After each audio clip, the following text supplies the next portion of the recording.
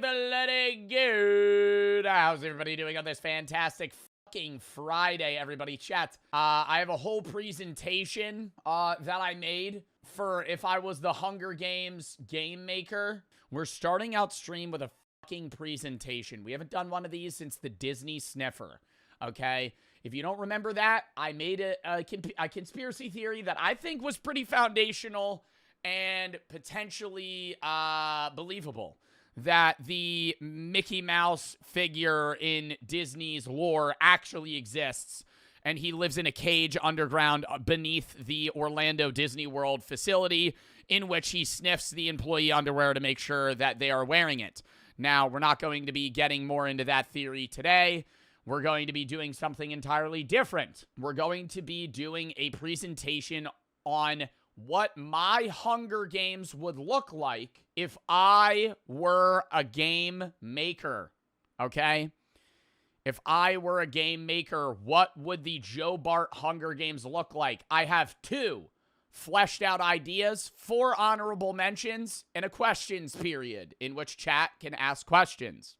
Prior to, fucking listen to my goddamn mentality, okay? I thought of these ideas.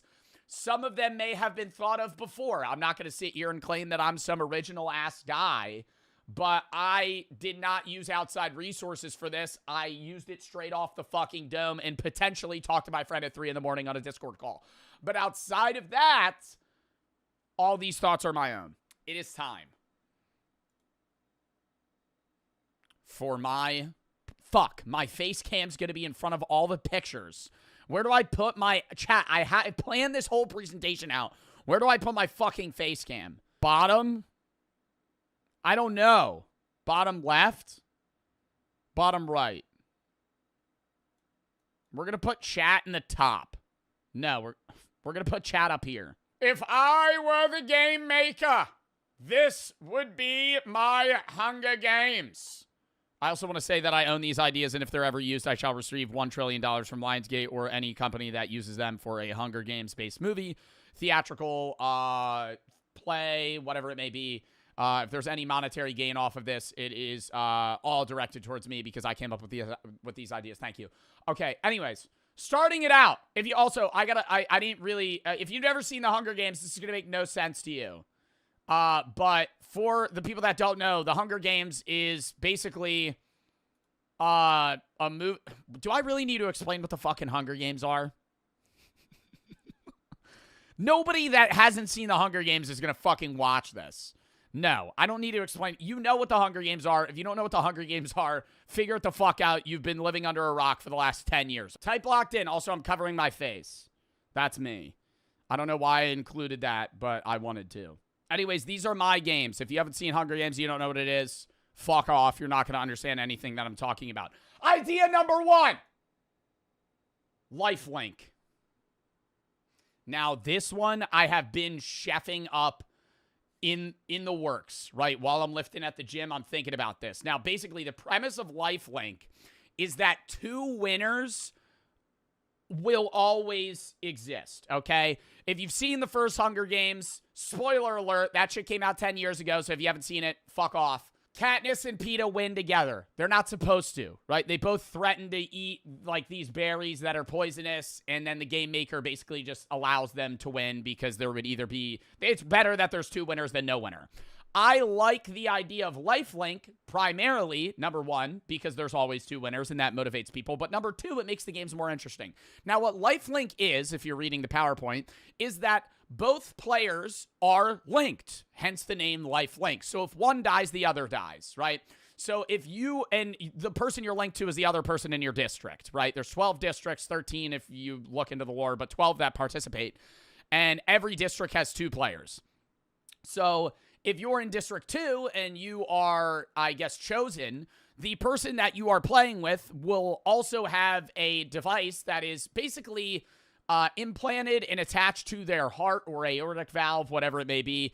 And if they die and it recognizes that they don't have a heartbeat anymore, then you instantly die, right? So it kind of forces you to have a teammate, but also gives you a teammate, right? It's a positive and a negative depending on how you're seeing it. There are a lot of downsides and a lot of upsides. We're going to get into that. This is just the first slide, right? I know some of you might be thinking, oh, what if I got Rue? What if I got Rue? Oh, shit, I would lose. Yeah, you're right? If you get partnered with a 10-year-old, you're probably going to get fucking murdered because that kid's going to get his head chopped off in the first 10 seconds, right? So maybe you need to rethink your strategy going into the games, because if you are teammates with somebody that sucks, you're going to have to play around that. Slide 2.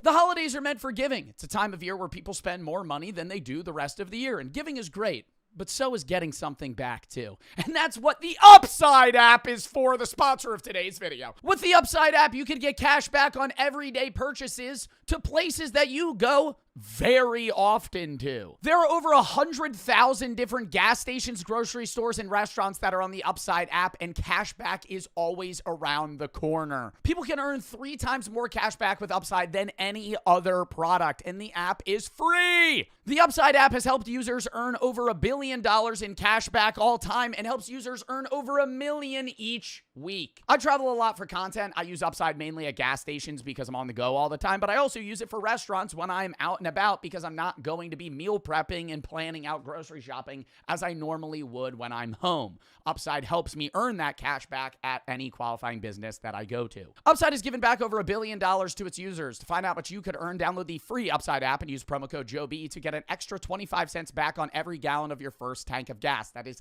an extra 25 cents back on every gallon on your first tank of gas using promo code JOEB. Thank you to Upside for sponsoring this video, and let's get back into it. I liked this image. I tried to find something where there were people that were combative with each other, and I couldn't really think anything outside of 21 Jump Street with Channing Tatum and Jonah Hill, so that's what we went with. Why this would be very cool, right? Higher motivation and morale, right? Similarly to the first games, right? It feels a lot better when you're not the only one making it out of it. You have a little more motivation to survive, not only for yourself, but for somebody else, right? And it breeds new attack and defense strategies, okay? And it also, this is another point that I wanted to make.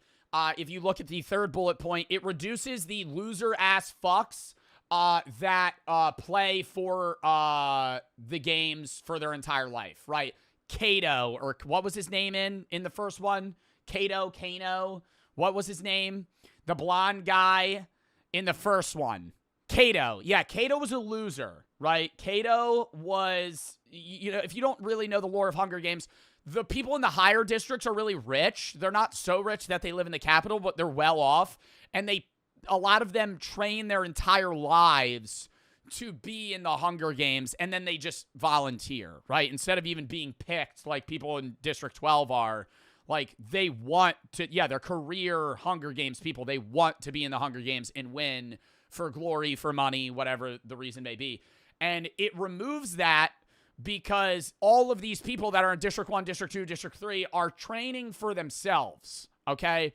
They're training on how can I survive. Yes, they're still going to carry over the capabilities they have as an individual to kill, right? Just like an MMA fighter would still be really good in hand-to-hand combat, but they're going to get the ball dropped on them 3 days before, right? They're not going to know that this is lifelink until, like, right when the event starts. Now, yes, the higher district people are probably still going to be at an advantage like they already would be. You can't really get rid of that because both players in each district are going to be probably pretty well trained.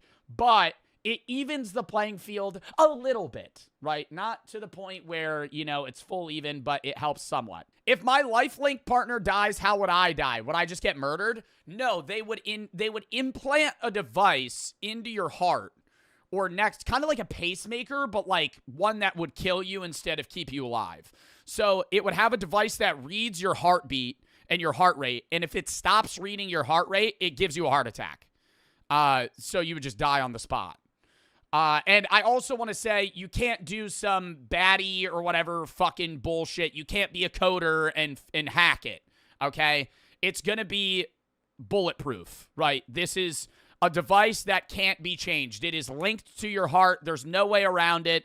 If you're really good at wiring, you can't fucking pull it out of your chest and fucking save yourself. All right? That's loser shit. I'm going to say that right now. I don't know how we would do that, but we'd figure it out. Moving on. New attack strategies. I think I found some good images here from For Honor and Assassin's Creed, I think is the bottom one. You basically need to reformat how you fight, right? You could have people that are, tanks, like your strongest person that would, maybe ideally have a shield and a sword, a shield and a spear, and then have somebody prior or behind them that's kind of a long-range individual. Kind of like a hero shooter where you have a healer and a tank. It changes how you fight, too, because now you're no longer going for the strongest member, right? In the Hunger Games, you want to get out the strong people because the weak people are easy to kill, right? You don't really have to worry about them, so you kind of mainly focus on the strong guy. Your eyes kind of dart from the good people that are, scary to the weakling in the back. Because if I'm fighting a guy that's 220 and his teammate's a 10-year-old that's 100 pounds, wham! I'm throwing the spear like I'm in 300 and I'm a part of the Spartans, right? And I'm clipping him because then the other guy instantly dies. So now the big guy has to think, how do I prevent this fuck from dying? Because if they die, I die. Right? If you have two strong people, maybe you could strategize with your teammate. You could have two people both be close range, both have shields. You could have two long range stealth people. Both of you could opt for, kind of camping in the trees and trying to just pick people off, getting 2-for-1 specials, head tap, bink, over, they're dead. Now you got a 2-for-1 and the game's become easier, I also want to say, if you split, you'll likely die. In this scenario, I'm not saying that there's gonna be people that disagree with each other, right? Especially in the higher districts or the lower ones where people don't see eye to eye. You're gonna have District 3s that refuse to fight together and they split on their own way. You better just hope that motherfucker doesn't die because randomly you might have a heart attack and, you're done. You're dead. And I also put weak teammates are either forced into hiding or useful in other ways. What I mean by that is like, you could have a scenario where, if you remember in the first games, PETA was kind of forced to live in a cave for a few days because his bitch ass got hurt and he couldn't do anything. So you would have to do that for some players. If you got partnered with Rue, you're probably going to put Rue in a cave and just be like, don't leave. Here's a spear. If somebody comes in, kill them. I'll bring you food once every 3 days because they're a liability. At that point, now you're solo fighting a duo, so there is RNG on who you get, but it's also hey, maybe you could strategize in different ways where that person forages and does a lot of survival things where you kind of focus on defense and attack, whatever, you kind of see fit. I think that's why I like it because there's variety. Weapon format for Lifelink would be semi-standard to a regular cornucopia. This is the one in the first game. This is the one in the second game here in Catching Fire. Also, Catching Fire, best Hunger Games by far. It's not even close. You would have an even split of range, melee, and shield. I feel like in the first one, they had a lot of melee and very few range weapons, right? You had some throwing knives. You had Katniss's bow and arrow. You maybe had a spear, as you could see. But a lot of the weapons were it was a lot of backpacks, a lot of axes, machetes, swords. We're kind of going to have a full even split of that, so you can kind of grab what you think you need. And then I also put fighting gladiator style is kind of ideal for the tank. You kind of want something that you're able to block ranged weapons and close range weapons with, but also have something that kind of gives you reach. And then range is more stealth. You don't really need one of each, but I would personally say it would make more sense to have both. That's what it would be, right? You would kind of have an even split, similar cornucopia. I don't think I wouldn't keep it looking like this. Honestly, I think I like the more open format. Kind of remove the cornucopia look. You could call it the cornucopia, just kind of have it be mid. Kind of like an MC Hunger Games where there's just kind of chests surrounding. I kind of want an equal grabability for everybody. The map I just kind of picked a bunch of imagery that I would ideally have the playing field to look like. Think of northern New York / less hilly Vermont. semi-cold, warm maybe in the 50s, 60s during the day. At night, it might be down to the 30s. You know, you kind of need a fire. There's a lot of forestry, a lot of trees that you could hide behind and fight behind, but also a lot of, like, open plains. An abundance of water. I'm not really having this games be something where it's like people are just constantly starving and dehydrated to death. You want good fights, you know? The people in the capital fiend for a good death.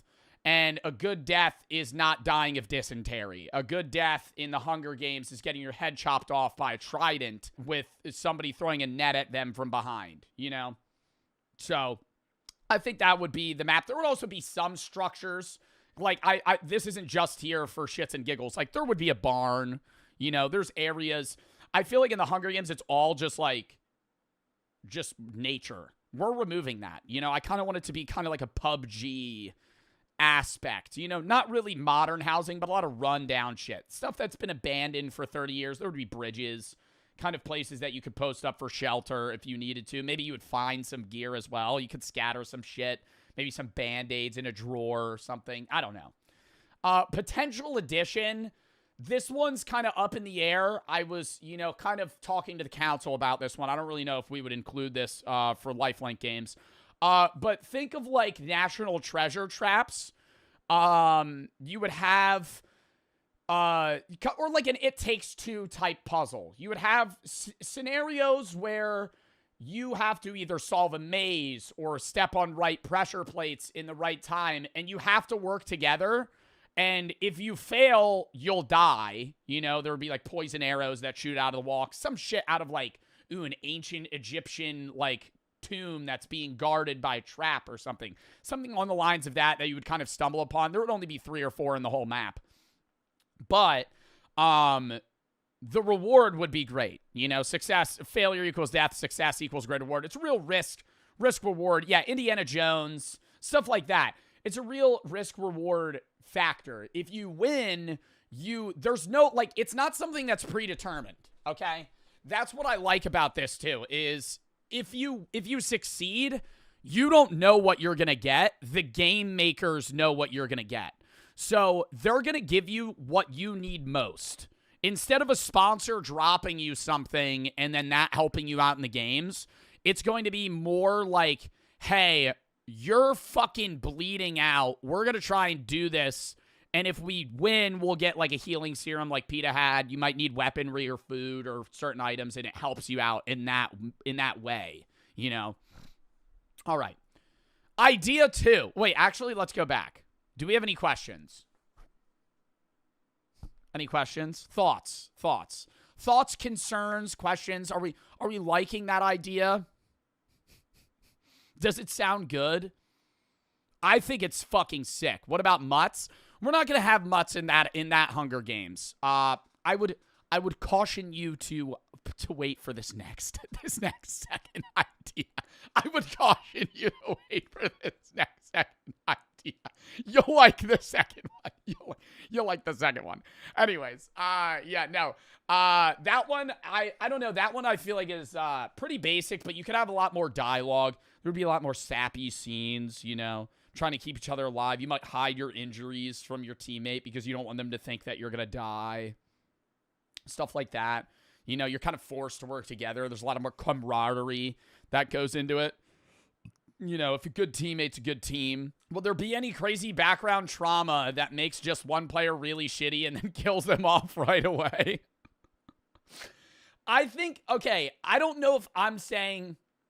This is kind of what I'm putting forth as a games maker for Hunger Games. I'm not going into, like, the cinematics of we're going to draft one guy that's really unlikable so one person fucking, you know, takes themselves out to kill the other guy.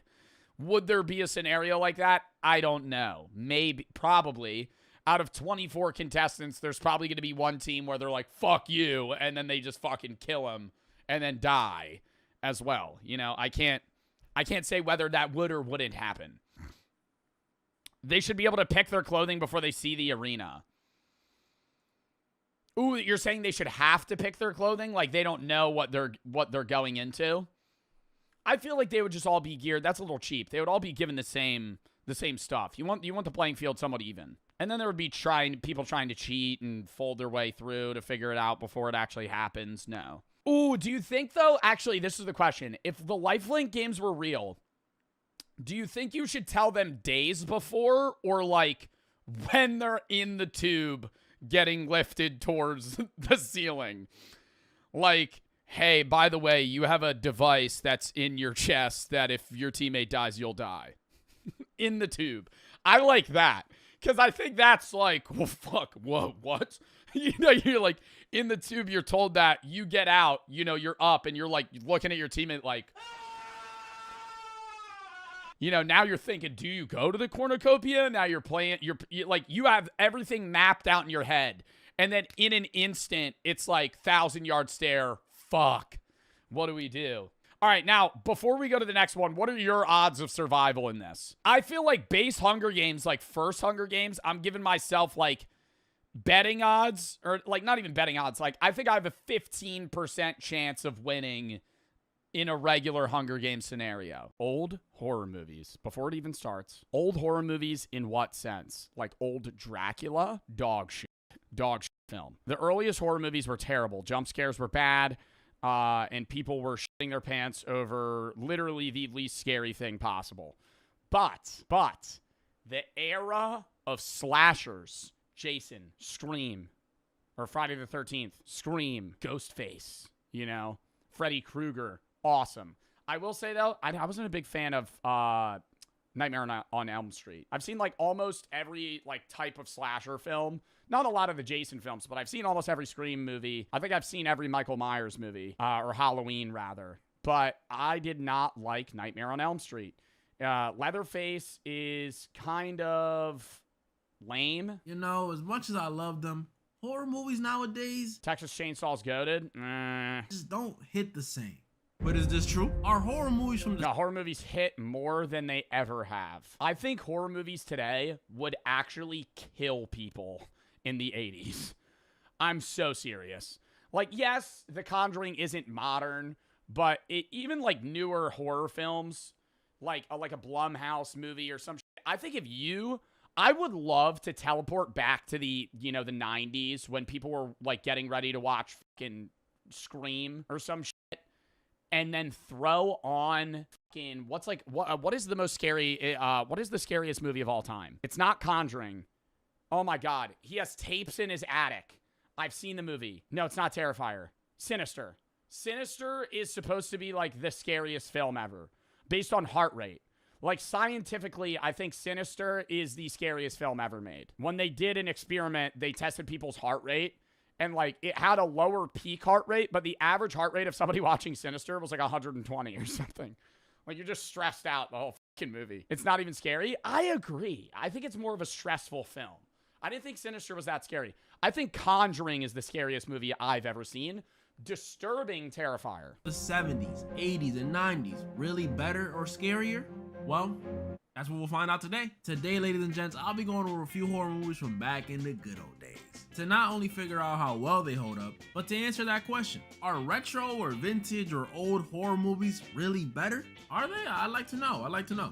Dude, they're very predictable. That's the only problem. So they're kind of like comfort films in a sense, even if you've never seen them, but they're so predictable. If you're watching a Jason film, there's going to be a naked woman. She's going to take her top off. She's going to be the first one to die, almost always. The virgin lives. The virgin lives almost always as well. And that's like, for some reason, a part of every horror movie. And, you know, every Jason film, it'll just be like, oh, wait. Oh, sorry, let's go skinny dipping. It's like, what? And then fucking Jason is watching from the distance, kills you. And in the end, I'll go over one of the oldest horror movies ever to see how it holds up over a century. Nosferatu. Century later. Yeah, a century. And the first one I got up is called... Nosferatu came out in fucking 1920. Slumber Party Massacre. Guarantee you there's probably like 8 topless women in this film. I've never seen it. Now, some of you may know this one, and some of you may just read the title and think, Slumber Party Massacre? That sounds a lot like Texas Chainsaw. I know what it sounds like. And I'm gonna get to that one too. I'm doing this one first though. Slumber Party Massacre is a 1982 movie where we follow a group of girls who, unbeknownst to them, are being stalked by a serial killer. And I gotta say this now, if it's something these old movies had, it was that nudity, bro. Like, my goodness, did I click the wrong movie? Either that or I just stumbled upon a lost episode of Euphoria, because dang, that's a lot of butt, bro. But yeah, we follow out of nowhere too. Like it'll just be like, oh, let's take our tops off. What? A group of girls who are being stalked by a serial killer. What? You ever watch a sex scene with your parents? Bottom 3 experiences. Who uses a drill as bottom 3 experiences. You feel the silence. You feel the silence. His weapon, a drill. So awkward. And since they don't realize they're being stalked, they set up a sleepover like it's a normal night. They ordered pizza, gossip. They even broke out the dub pack. Don't do drugs, y'all. But what they ain't know is that it only made it easier for the killers to catch them lacking. And so the girls have to try and survive the night before the killer could turn this slumber party into a massacre. And I'm gonna keep it a buck. I've only seen this movie once, but I think this movie holds up. I think it does. The characters are likable and realistic, which you... What's the horror movie where the guy controls bees? Oh my God, what is the name of that film? Somebody knows. He controls bees. Candyman. Yeah. Can't say about every single horror movie. I see clips of Candyman. Movie. Like, they're not just some... Never seen that movie. I always get so confused when I read the description. I'm like, what do you mean he controls bees? No personality dummies who are just there to die. The killer is actually scary. I mean, have y'all ever seen a dude whose main weapon is something you can only find at Home Depot? Like, what? And then they even had some funny moments. It's a good movie. I mean, this is 1982. This is the same year Thriller came out. Of course it's gonna be good. And I know it's not the massacre horror movie people usually think about, but I just wanted to show this one some love because I feel like nobody talks about it. And don't worry, I'm gonna get to the one you're thinking about. But first I gotta talk about... I have never heard of any of these films. Carrie? Wait, what's the one movie where there's that really... Is it Carrie? There's like a really creepy scene at the end. Oh my God. It's like the movie's not scary and then there's a scary twist. Is it Carrie? Somebody help. Somebody help. It's like a woman and she's facing... Is that Carrie? Carrie movie... A Carrie ending scene. No, it is not Carrie. Oh my God. No, it's like their sleepaway camp. It might be sleepaway camp. Ending scene. I want to show you guys the scene. It's so disturbing. Oh my God, it is this. So disturbing. Angela! Wait, where? I only could show like a small snippet. Oh, it's so fucking weird. Just the face she makes. Imagine watching this like 2 in the morning. How can it be? Terrifying. Terrifying. Oh my God. Scary as shit, dude. It's like a skinwalker or something. It just starts going for like 3 minutes. It's not scary, it's uncanny. I think uncanny shit's the scariest. Oh my God. There was one movie I watched in 8th grade as a part of class, and it was super fucking scary. Again, we're going to do another game where I describe the movie and you tell me what it is because I don't remember it. They suck your body, pause. They kill you, create a clone of you, and when they find you, they go like this. And then they kill you again. It's not Barbarian. What is that movie? Invasion of the Body Snatchers. Chat's so good at this. Super scary film. Super scary film. And they don't really use, like, that much. It's like a 1980 film, but it's like, dude, every monster, you don't know if somebody's like it.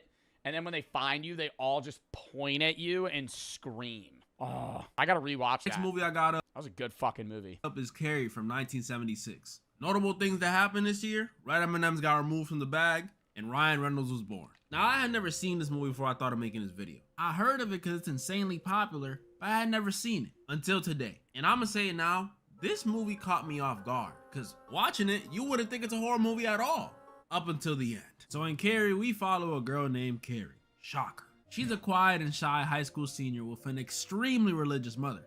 I'll get to that in a second. Who's sort of an outcast at school. She gets bullied, like, a lot. And we see how bad this bullying gets when one day while they're in the locker room, and I'm sorry, I know I'm still introducing this one and I said it with the last movie, but these old movies really had that nudity. Like, I can't even show a single clip of this locker room scene because it's just straight Tata's butt and bush, bro. You know that's how they rocked it back then. Y'all gonna have to start questioning y'all grandparents. Bro, I used to rewatch that one scene from Harold and Kumar. Oh my God, bro. I remember when I was a kid and I found that movie, that shit was crazy. I mentioned that there's a bottomless party in the Harold and Kumar go to Guantanamo Bay, and dude, it's just like straight bush. You're a gooner, bro. No, like chat. I remember my mom would be like going to work. I'd be like, can I rent this movie? She's like, you've seen it 3 times. I'm like, I just really love that movie. Just straight fast forward to that scene, just rewatch it over and over again, bro. Oh my God, I had to be 10 years old. I'd be 10 years old, maybe. Oh my God, I don't even think she knew what the movie was about. I was like, it's just a comedy film. It's Harold and Kumar. Why were they so freaked out? But yeah, as I was saying, we see exactly how bad the bullying gets when one day while she's in the locker room taking a shower, Carrie out of nowhere gets her first period. And since her mom never told her what a period is, again, I'll get to that in a second, she starts tweaking. And instead of helping her while she panics, all the other girls in the locker room just start throwing tampons and pads at her. Man, I know I've said it. How closeted of a person would you have to be to not know what a period is? To like full panic when you get it, and then like, that's crazy. This was before when I went over the black cock meat sandwich. Yeah, that's in Harold and Kumar. Somebody said a child, question mark? Well, I'm saying your parents would teach you about that. Like, she has to be like a religiously closeted family for them to not tell her, hey, you're probably gonna get a period at some point. Bullying is bad, but 70s bullying gotta be the dumbest shit I have ever seen. How you gonna bully a girl for something y'all all do? All of y'all. I don't care how crazy she reacted. I'd flip out too if I didn't know I started bleeding on my freaking wee-wee once a month. Thankfully, Carrie's gym teacher, Miss Collins, interferes, telling the other girls to leave Carrie alone. And then she slaps Carrie to calm her down. I'm telling y'all, the 70s was wildin'. But amidst all this chaos, we saw 2 very important things happen. One, while Carrie was panicking about her period, for some reason this light bulb completely shattered. Like, completely. Unless she was hitting some high notes or something, that's a little odd. And 2, we see one of the girls who was bullying Carrie, Sue, start to actually feel bad for her. In fact, she felt so bad that the next day when the gym teacher's punching the girls by making them do all these exercises, she doesn't complain at all. That wasn't the case for everyone though, because this girl Chris was pissed about it. She didn't think they deserved to be punished like this, much less over bullying Carrie. So she confronts the gym teacher, you know, give her a piece of my mind. Oh! 70s wildin'. But yeah, Sue felt very bad. So to make it up to Carrie, bro, ain't that crazy that teachers used to be able to hit students? Decides to ask her boyfriend Tommy to take Carrie to prom instead of her. Fucking smack the shit out of you. I'd be like, bro, what? Used to? Question mark? Yeah. Which is just insanely sweet. I mean, there's people that do it now, but it's not allowed. Truly, truly selfless. That's exactly why I'm not doing that. I'm sorry. I don't care if it's Jimmy from South Park. You think I'm gonna let you take my— Zod said I got beat in high— Oh, I was gonna say. Said I'm playing. I was gonna say, you got hit in high school? I was gonna say, bro, you didn't report that shit? I girl to prom just so you can feel better? This ain't like borrowing a pencil, bro. This is my girl. You're not gonna just, I'll give her back to you after prom. No. We're not doing that. I'm sorry. I hope you find a date though. I can do that. But that's what Sue wants to do. So Tommy agrees to ask Carrie, and after saying no the first time, thinking it was some sort of messed up joke, with some encouragement from Miss Collins, Carrie eventually does say yes. She will go to prom with Tommy. But let's not forget, guys, Carrie's mom is extremely religious, like extremely. Like, not only does she never— How does this turn into a horror film though? Does she like kill her kid? Never tell Carrie about her period because she believes getting it is a sin? What? But she also locks Carrie in the closet and makes her pray anytime she thinks she's misbehaving. So it's pretty much safe to say she's a bit strict. So when Carrie tells her about going to prom with a boy, it did not go well. They pretty much start arguing back and forth. Carrie saying that she wants to go and that not everything's a sin. Her mother saying she needs to go to the closet and repent. But just like the light bulb situation from earlier, while they're arguing and Carrie grows increasingly frustrated because her mom's not listening and she's walking away from her and— Oh, hell nah. This is when Carrie tells her mom, and us pretty much, that she has telekinesis. Yeah, on top of— What? What? I thought, what a weird plot twist. I thought this was gonna be like, oh, she goes to the prom and the guy kills her or something. Tells her mom, and us pretty much, that she has telekinesis. Yeah, on top of cramps, turns out her first period gave her access to some supernatural abilities. Anytime Carrie gets upset or concentrates, she can move stuff with her mind. Which is like, all right, my puberty gave me voice cracks and random boners, and she gets superpowers. Oh my god, See bro. what y'all doing. And Literally just talking, you'd be like, yeah, so I was going the other day. Carrie's mom was obviously terrified. I'm not gonna lie, I would be too. She tells her it's the devil. The same devil. Morning Wood, bro. No, that shit was the worst, bro. You're in middle school. You got to give a speech. Not right now. Not right now. That took your father I can't. No. away. But Carrie tells her, oh, mama, it wasn't the devil. He just ran off with a woman, mama. I know that low-key hurt. Then she also tells her mama, I'm going to the Libby, you cannot relate to that. prom, and you can't stop me. Who is she feeling like? Who? Think you cold, Carrie? You know you cold, Carrie. And so Carrie was going to the prom. We even get a cute montage of her and Tommy getting ready for the prom in their own ways. Carrie makes a dress and learns how to do her makeup. Tommy goes with his I had to get up once, though. It was so embarrassing. Just pitching a tent. You just... you just stood up and walked into the front of the class. friends to get a suit. I'm telling you, you nearly forget this is a horror movie. You see Carrie all excited to go. Her mom is obviously still being a negative Nancy the night of, saying everyone's gonna laugh at her and freaking hitting herself. All right, calm down, lady. But Carrie just sits her down using her mind powers and leaves. And then Carrie and Tommy arrive at the prom.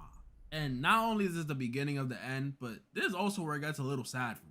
Not because of anything Tommy did. No, him and Carrie actually had a blast. Carrie talked with Miss Collins, who was very happy for her. Aww. Tommy and Carrie laughed it up and talked about going to an after party. Okay, I was trying to refrain from saying this, but can this dude not be Joe's cousin or something? Joe, if you watching this, am I tripping or can you not be That cousins? does look like me. That does look like me. I don't know who that is, though. Bruh. But yeah, he flirted and danced with her. And he even kissed her. Hey, Tommy, don't you got a girl? Scandalous. But knowing everything Carrie has been put through, I couldn't help but just be happy for her. No joke, I was smiling ear to ear watching this. Grow that hair? Dude, hell no. Chat, I would look like such a dork if I had long curly blonde hair and I'm wearing my gaming headset, bro. I would be, on my face, it would not work. Man, too. I don't care. But then came the prom king and queen voting. And you see, I mentioned this earlier. Chat, would I rock a man bun? What if I really grew out my hair? Really grew out my hair and I got like a pullback man bun? Like Rhett from Good Mythical Morning. But while Carrie was over here all excited and getting ready for the prom, there were people who were still upset at her. People who were planning on getting revenge for getting When does this become a horror movie? them in trouble. Yeah, that girl Chris from earlier, she was still mad. So she concocted a plan to get some payback. After finding out Carrie was gonna go to the prom with Tommy, she enlisted her boyfriend and some friends to swap out John Travolta? the prom votes to make sure Carrie and Huh? Tommy win. So while Carrie and Tommy are on stage being crowned, they had no idea this was all Chris is doing. She had them right where she wanted them. And what makes this worse is that not only did Sue arrive to the prom and see what was about to happen and fail to stop it, but if you thought Carrie was happy before, she was happier than ever now. All that bullying, all that time being an outcast, it was over. She was finally being accepted by her peers. This was probably the happiest moment of her life. But then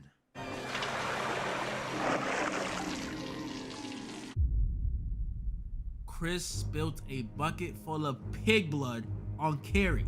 And as Tommy's outraged and confused about who could have done that to Carrie, that very same bucket drops down and kills Tommy?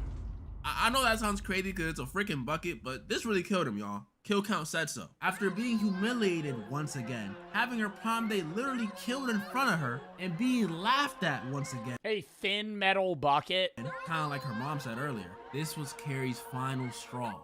And this is when the horror starts. Carrie She just starts popping their heads with her eyes. Doof.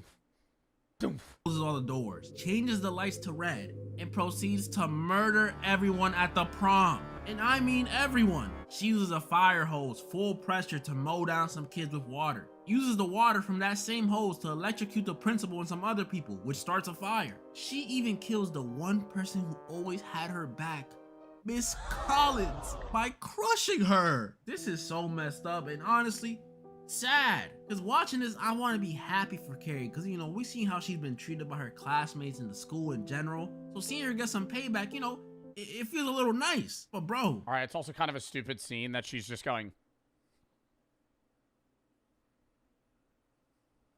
as like her focusing. This is overkill. Everyone deserves to die. Everyone? What if like the janitor just walked in for a second? What does he have to do with this? And y'all wanna know what makes this worse? All that laughing we saw everybody doing wasn't even real. Like, yeah, some people were laughing, like the bullies and stuff, but majority of the people, and especially the teacher, were not laughing. It was just in Carrie's head because she was done. That means Carrie left a bunch of innocent people, including Miss Collins and Tom. Yeah, she murdered like 100 people. Tommy's body to be burned. That shot of her walking through the fire was cold though, I'm not gonna lie. But it wasn't even over there. Because after Carrie leaves the prom, you know, leaving it on fire, not only do we see School shooter shit? Actually.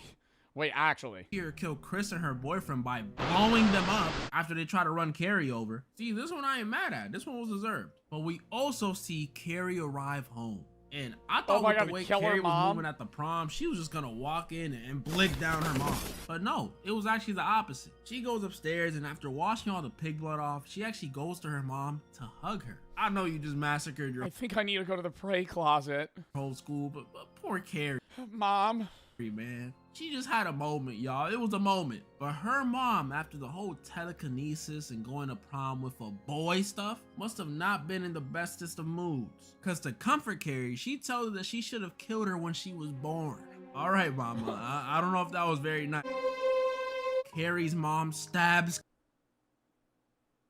Carrie. So you think a period is a sin, but not this? Mind you guys, she was gonna do this regardless. Don't think she's doing this because of what happened at the school. No, she doesn't even know that. She was hiding behind that door like a weirdo before Carrie went up the steps. Carrie, with no other choice but to defend herself, starts using her powers to throw knives at her mom.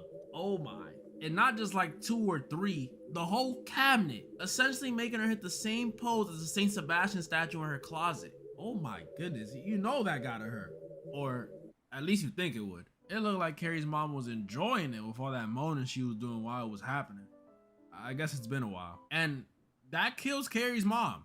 Like, she's dead. Kill count said so. This one ends with Carrie and her mama dying after the house starts sinking into the ground because of Carrie's psychic abilities, because she sort of freaked out after she realized she killed her mom. R.I.P. Carrie, man. You did a little too much at the prom, just a little too much. But dang, you went through a lot. And we see Sue, the only survivor of the prom night, visiting Carrie's grave to pay respects. Oh man, that's kind of sad. Oh Jesus Christ. Oh my God. Why am I getting scared? Yo, that actually scared me. Yo, that actually scared me. And I know I just talked about this movie crazy. As you can tell, I think it holds up. But that's not even the I was gonna say, bro, why is she paying respects, bro? She killed everyone. oldest movie I really wanted to go over this video. But before I get to that one, now this Dude, Texas Chainsaw Massacre, the movies aren't bad themselves, but it's like so easy to outrun this motherfucker. Like, he's an out of shape guy wearing somebody else's skin holding a chainsaw. Like, you could just run away from him and he cannot catch you. this is the real man. Like, every Texas Chainsaw Massacre movie I've seen, I go, why are they not just running away?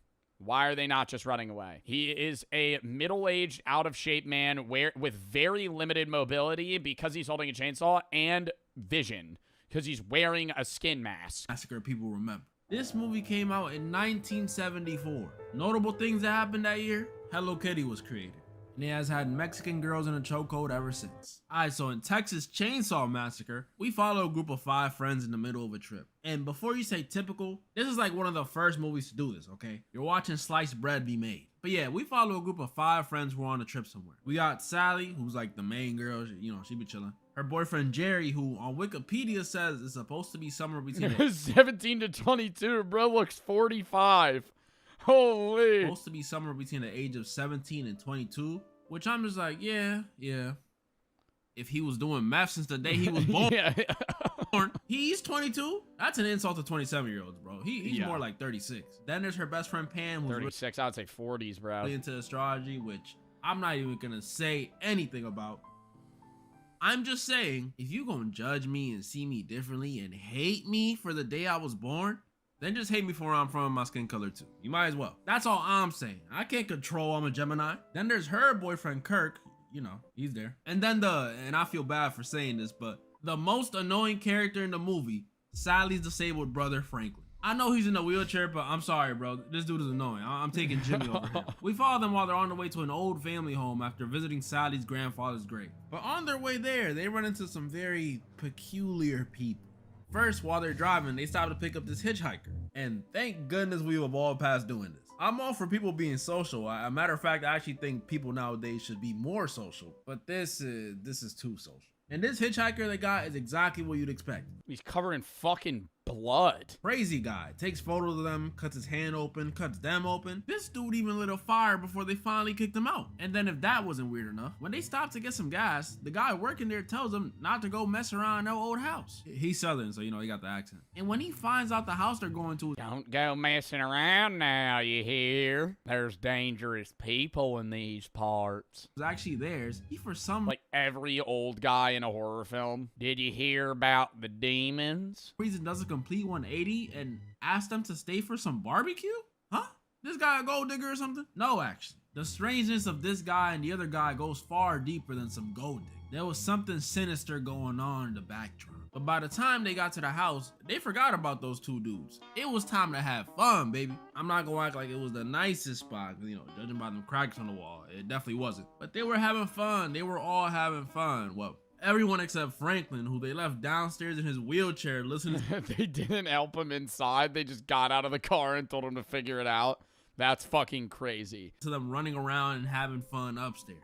He's annoying, but even this is messed up. Everyone else was having fun though. They was having fun. That is until Pam and Kirk decide they want to take the fun outside to this watering hole. But when they go out there, they don't find a watering hole at all. They find a house. And this must have been where that white guy in horror movie stereotype started, because instead of, you know, turning around, Kirk says, we better Let's go in there. Let's go in there. Oh, a weird basement with a guy outside. Oh, let's go inside. go check that out. And that's exactly what they did. They get to the house and things were off.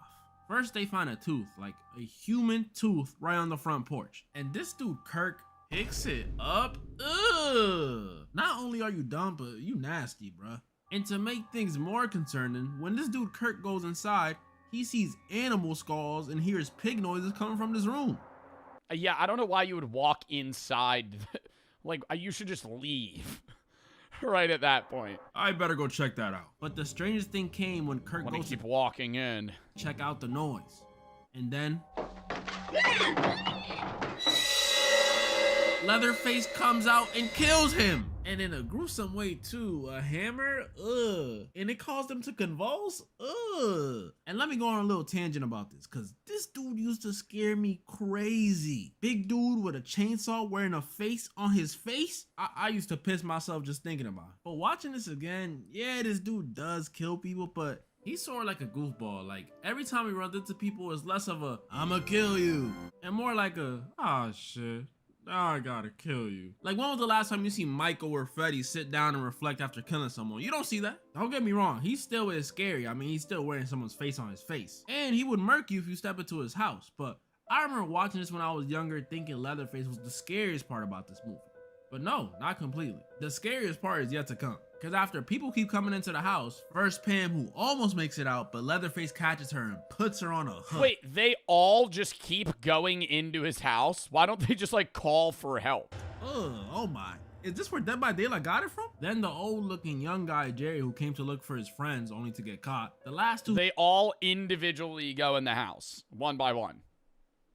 That's crazy. who remain are Sally and her brother Franklin. Hey, no, since they kind of gotta go make sure their friends are alive or whatever, they go out to look for them. But then they hear something. Leatherface comes out and kills Franklin too. I'm not that mad at that one. But again, like I said, he's still not the scariest part. When it gets scary is after Sally runs away all the way back to the gas station to see if she can find some help, she encounters the worker from earlier. And after asking him to help her and seeing him come back with a rope and a bag, she realizes they're in cahoots. Yeah, the gas station guy, Leatherface, and not just them two, but the hitchhiker from the start are actually a family of cannibals. Yeah, I know. What? I have not seen this original one. Cannibals. Yeah, I know. The hitchhiker, really? Who would have thought? And to me, this dinner scene after they kidnap Sally is the horror of Texas Chainsaw Massacre. tied up in a chair made of people on some Ed Gein stuff. Then across from you is a table of dudes who are doing a try not to laugh with your suffering. That's some scary shit. And what scares me even more about this is, you know you can't reason with them.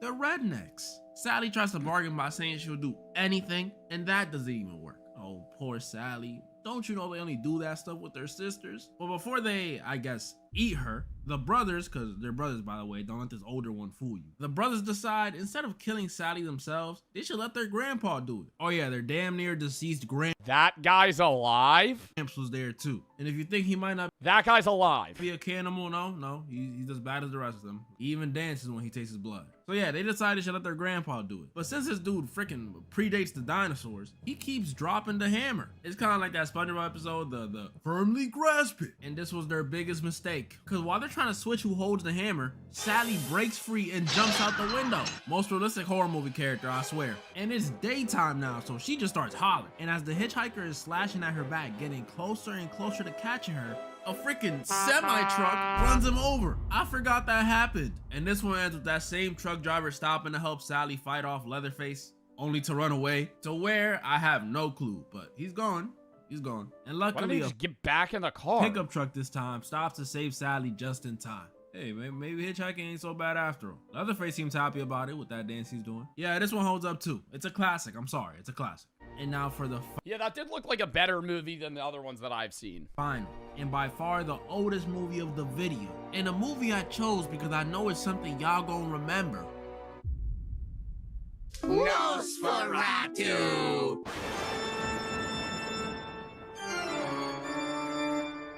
I know y'all recognize this guy. Nosferatu. First time I ever seen this. Bro, I wonder how scary Nosferatu was for people in the 1920s. Like, that must have been nightmares for days, dude. Probably made people actually believe in, like, vampires. It was the same place most of y'all seen. On SpongeBob, the hash-slinging slasher episode. And I remember covering my eyes when he would pop up at the end. This guy scared me, genuinely. So when I found out he was in fact real, like he had his own movie and SpongeBob ain't make him up, I put off watching it for years. Until like 2 weeks ago when I remembered it. I don't know, man. I don't think I could sit through a movie from the 20s. Like, anything before, fucking, what is the one with the Yellow Brick Road? Is that Alice in Wonderland? No, that's not Alice in Wonderland. What the fuck is that? Yellow Brick Road, the old Tin Man dude. Wizard of Oz. Anything before the Wizard of Oz? Ugh. And I've watched, I was in a cinema class in college, and we had to watch, like, Casablanca and, like, other films. When was Casablanca? Like, 1940? Yeah, 1940. It's just bad. I think movies from that era are just, like, shitty most of the time. Like, I didn't dislike the film, but I'm like, hey, this would be a lot better if this movie wasn't, like, 80 years old. Googled it and found out, bro, this movie's over 100 years old. 1922. To put that into perspective, when this movie came out, The Roaring 20s, bruh. Queen Elizabeth was in her 40s. Okay, I'm joking, but she was almost born. That's crazy. And even explaining it like that, I don't think y'all really understand how old this movie is. Guys, this movie is so old, it's a silent film. Like, no dialogue. Oh, that's even worse, dude. I've watched, like, 10-minute silent films before, like, comedy ones. Oh, my God, the humor was terrible. It was literally like slip on a banana peel humor. Dude, if you watch like an old 10-minute silent film that's funny, I'm sitting in a quiet room just watching a guy like mime jokes. This is fucking awful. Like Charlie Chaplin, yeah. Slapstick comedy. I understand older like, you know, a while back, like humor's been subjective and humor evolves over time, but I really think people like before 1940 were the unfunniest motherfuckers of all time. Like, the funniest guy you knew would be like the cringiest guy in your friend group today. Like, no good jokes, no good humor, and it was all like surface level shit, and none of it was like raunchy or funny or like, you know, breaking any barriers. It was always like just like a knock joke would be the vibe of humor. On some Charlie Chaplin stuff. But 100 years old and no speech. Does this movie hold up?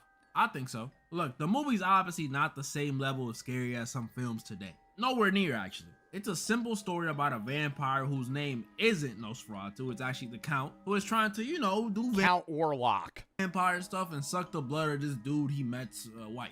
But y'all gotta understand how insane that must have been back then. This was before vampire movies were everywhere. Like, there was no romance ones like Twilight or any good ones like Abraham Lincoln Vampire Hunter. None of that. So for a little sheltered European boy to see this in theaters back then must have been traumatizing, even more than it scared me. But you're right. This is about how it holds up today. And y'all be happy to know that even 100 years old, it seems like horror movies don't change that much. Because the main character in this movie is a idiot, just like in the newer ones. I'm serious, there's a scene, right? Well, I'll word it like this. If y'all woke up in the morning with bite marks on your neck and you have a roommate that only sleeps during the day, are you not gonna find that even a little suspicious? Just a little. Even if you don't know about vampires, you know this dude was awake at night when you got bit, so you could at least ask him what bit you. But yeah, point is, even though I may not watch it anytime soon or ever again, I think it holds up. In fact, I think there's modern horror movies that are much worse than this, much worse. Have y'all seen Imaginary? Talk about disappointment. Or maybe I'm just biased because he was in SpongeBob.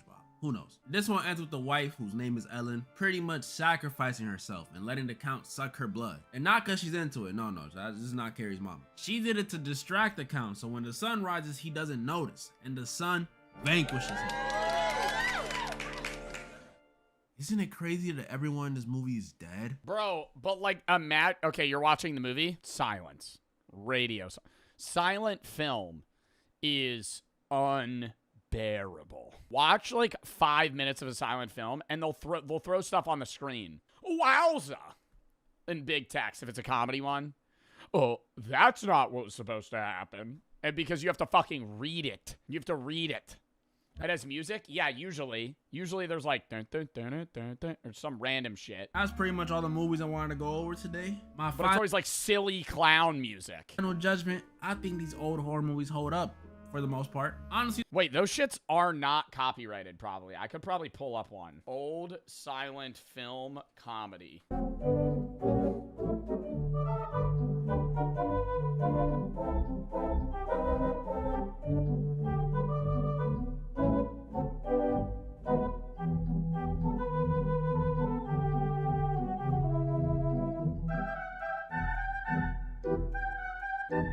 Like, this shit had people dying, bro.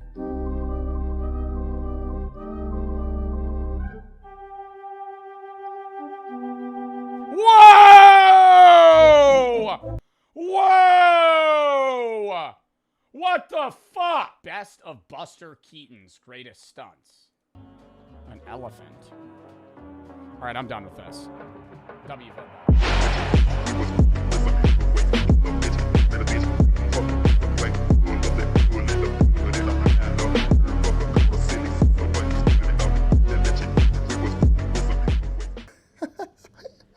And for our third and final hack, I went ahead and printed out this. It's a simple, just married photo. But just underneath, you can see it says, gifts are very appreciated. No, I'm not married, and I have Was he gonna leave a bucket outside of the room? no idea if this even works, but we're gonna give it a shot. We're all set up. Here is our little poster. All right, so checking in on the bucket, day number 2. We have 3 pennies, a used condom, and a half-eaten Jolly Rancher. That's nice. Oh, there's also a little pee and throw up in the bucket. And that's where hopefully the gifts will spawn. By the way, this cruise is taking us to 2 stops in the Bahamas, 1 at Coco Cay and 1 in Nassau. Tomorrow we're gonna have to pick things up a lot more because in terms of profiting, we've barely made a Oh, you're not even touching the surface, man. dent. I'll be honest, I'm absolutely exhausted, so I'm gonna hit the hay and I'll see you guys in the morning. What is the most expensive drink at a cruise? What is the most expensive drink on an all-inclusive? Grey Goose? That's if they allow that. Grey Goose and high/mid-end wine. Maybe that's why he's drinking like Prosecco. Let's get profiting. Nothing yet. I made my way up to the top deck where I noticed we have arrived in All right, it'd be a little fucked up, but you know how funny that would be if like there was pee in the bucket? Like that's it, just like pee in a bunch of quarters. We have arrived in Coco Cay. This is where most people would get off the cruise ship and go check out where we docked. But me? No. I'm staying on this ship. The cruise is the most empty I've seen it so Purple cow! far, which means it's a perfect time to take full advantage of all the things on this ship. Let's get profiting. And what a better way to start the day than carbs and sugar. We got pancakes, we got eggs. All right, that actually looks like a pretty good breakfast. We got hash browns, we got bacon, we got apple juice, and we got coffee. This is a lot of food, bro. After deleting my breakfast, there was only one logical thing to do next. All right, guys, we got some more food. I have a piece of coconut cake, a chocolate chip cookie, and this kind of... How are you functioning? This is so much sugar to start the day. Just, dude, a glass of apple juice, fucking chocolate chip pancakes, then just straight up desserts. freaky looking piece of pound cake. Also got a sugar-free Red Bull. And Oh, okay. Watching the calories here. There we go. make it healthy, an apple. An apple with the apple juice. An apple a day makes the profiting sleigh. Wow, that was cringe. Best sound in the world. That hits crazy in the Wow. morning. I love Red Bull, but I feel like if I chugged a Red Bull, I would get caffeine shakes. Like, I have to slowly consume that. Thank you. Cheers. Another We Red gotta Bull. keep profiting. So I hit the gym to burn Double Red Bull in? Yeah, having a heart attack at the gym. off some of that disgusting pound cake. Just some fruity pens. Just hit a lick on the gin. What's the most like scrumdiddlyumptious thing you guys have? Sorry? Like scrumdiddlyumptious? Like yummy? Sorry, smoothies and fresh. Yo, excuse me, sorry, I don't really want a smoothie. Could I just have a whole zucchini? Thank you. I see you have a few back there. Are they washed? Do you know where they're from? Like what season? This is an apple, lemon, ginger, and mint juice. You just get a bunch of phallic objects. That'd be really weird. Looks like it would cost me $20 at a Shreddy's spot in LA. Really refreshing. Wow. Now that I was feeling warmed up, it was time to get a little You know where I could get some like hand sanitizer? bit more serious about this challenge. Let's see how many of these things I can get down to add it to the total. 1, 2, 3. Can you take a video of me by any chance? No problem. Hey, Mom and Dad. I know you guys said not to come home until I fix my addiction. But look, you can have fun and still have a drink. Love you guys. Hey guys, little update from in the bathroom. Might have bit off more than I can chew. Also, check out the posters they have above the urinals. What is that? That is creepy. But instead of crying like a little baby, let's get surfing. At first, Shits himself. Shit, you just see a shit streak wave. Stomach's still not feeling great. Gotta get on the wave pool though. Or not the wave pool, whatever the fuck this I is. felt not The one, flow rider. but twice, and might have exposed my butt crack quite a bit here. But eventually, I got the hang of it.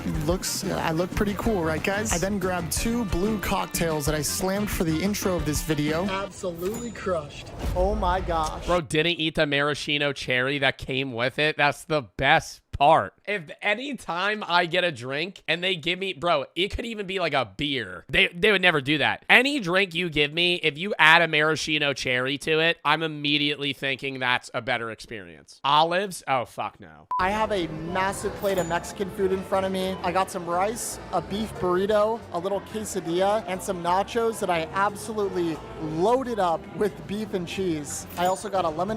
Another take. Nachos stress me out. Whenever I'm at a restaurant and somebody's like, ooh, they got nachos. They got the loaded nachos. And they order it and I see the plate come out and it's an actual mountain of fucking queso chips, guac, meat, salsa. I'm like, how do you, it's stressful. It's like looking and understanding a paradox. It's like solving a puzzle. And I told my friend that like 4 days ago when we were at a restaurant and he got fucking nachos and he was like, dude, I love this. it's too much. You don't know where do you start? Where does it end? Wherever you want. That's the freedom of it, I guess. I don't know. I just don't want to look at it. And the best drink to I'm sick. pair with Mexican food, a Corona with a lime. I am gonna eat. I'm so full. You didn't put the lime in the Rona. I got myself a milkshake from the onboard Johnny Rockets and walked my way over to the hot dog stand. This is gonna sound crazy, but recently I ruined the taste of hot dogs for myself. I did a little something called the 999 challenge. Basically, you try to drink 9 beers and eat 9 hot dogs within 9 innings of a baseball game. And I'm proud to announce that this is gonna go on my second channel. That's right, guys. I'm starting a second one. It's gonna be called Pack Gembrook. It's just the reverse of his name. Pretty funny, right? It'll be the first link in the description. Please go subscribe and watch the video. It'll be live at the time you're watching. I've never tried the 999 challenge, but I think the only thing that's hard is the hot dogs. I think 9 beers in 9 innings, you're going to be drunk, but that's like a very doable amount of alcohol for an average person in like 4 hours. Anyways, I'm gonna eat this hot dog. Definitely brings me back to the challenge, but hey, the everything bun is a nice touch. Here's my unicorn right here. Don't mind me, just profiting. Nothing more. Definitely not having fun. All right, I got a big fancy dinner reservation. That grown guy behind him looks like he had no fun on that fucking carnival ride. In a couple of hours at 8 o'clock. I was trying to decide what I should do for the time being, and when in doubt, there's always one option. Day All right, guys, drinking. I'm here with my bartender. Oh, yeah, sure. Let's go. What's your name? My name is Glass. I'm gonna take this cruise ship down. I mean, no. Thank you. Vodka Red Bull.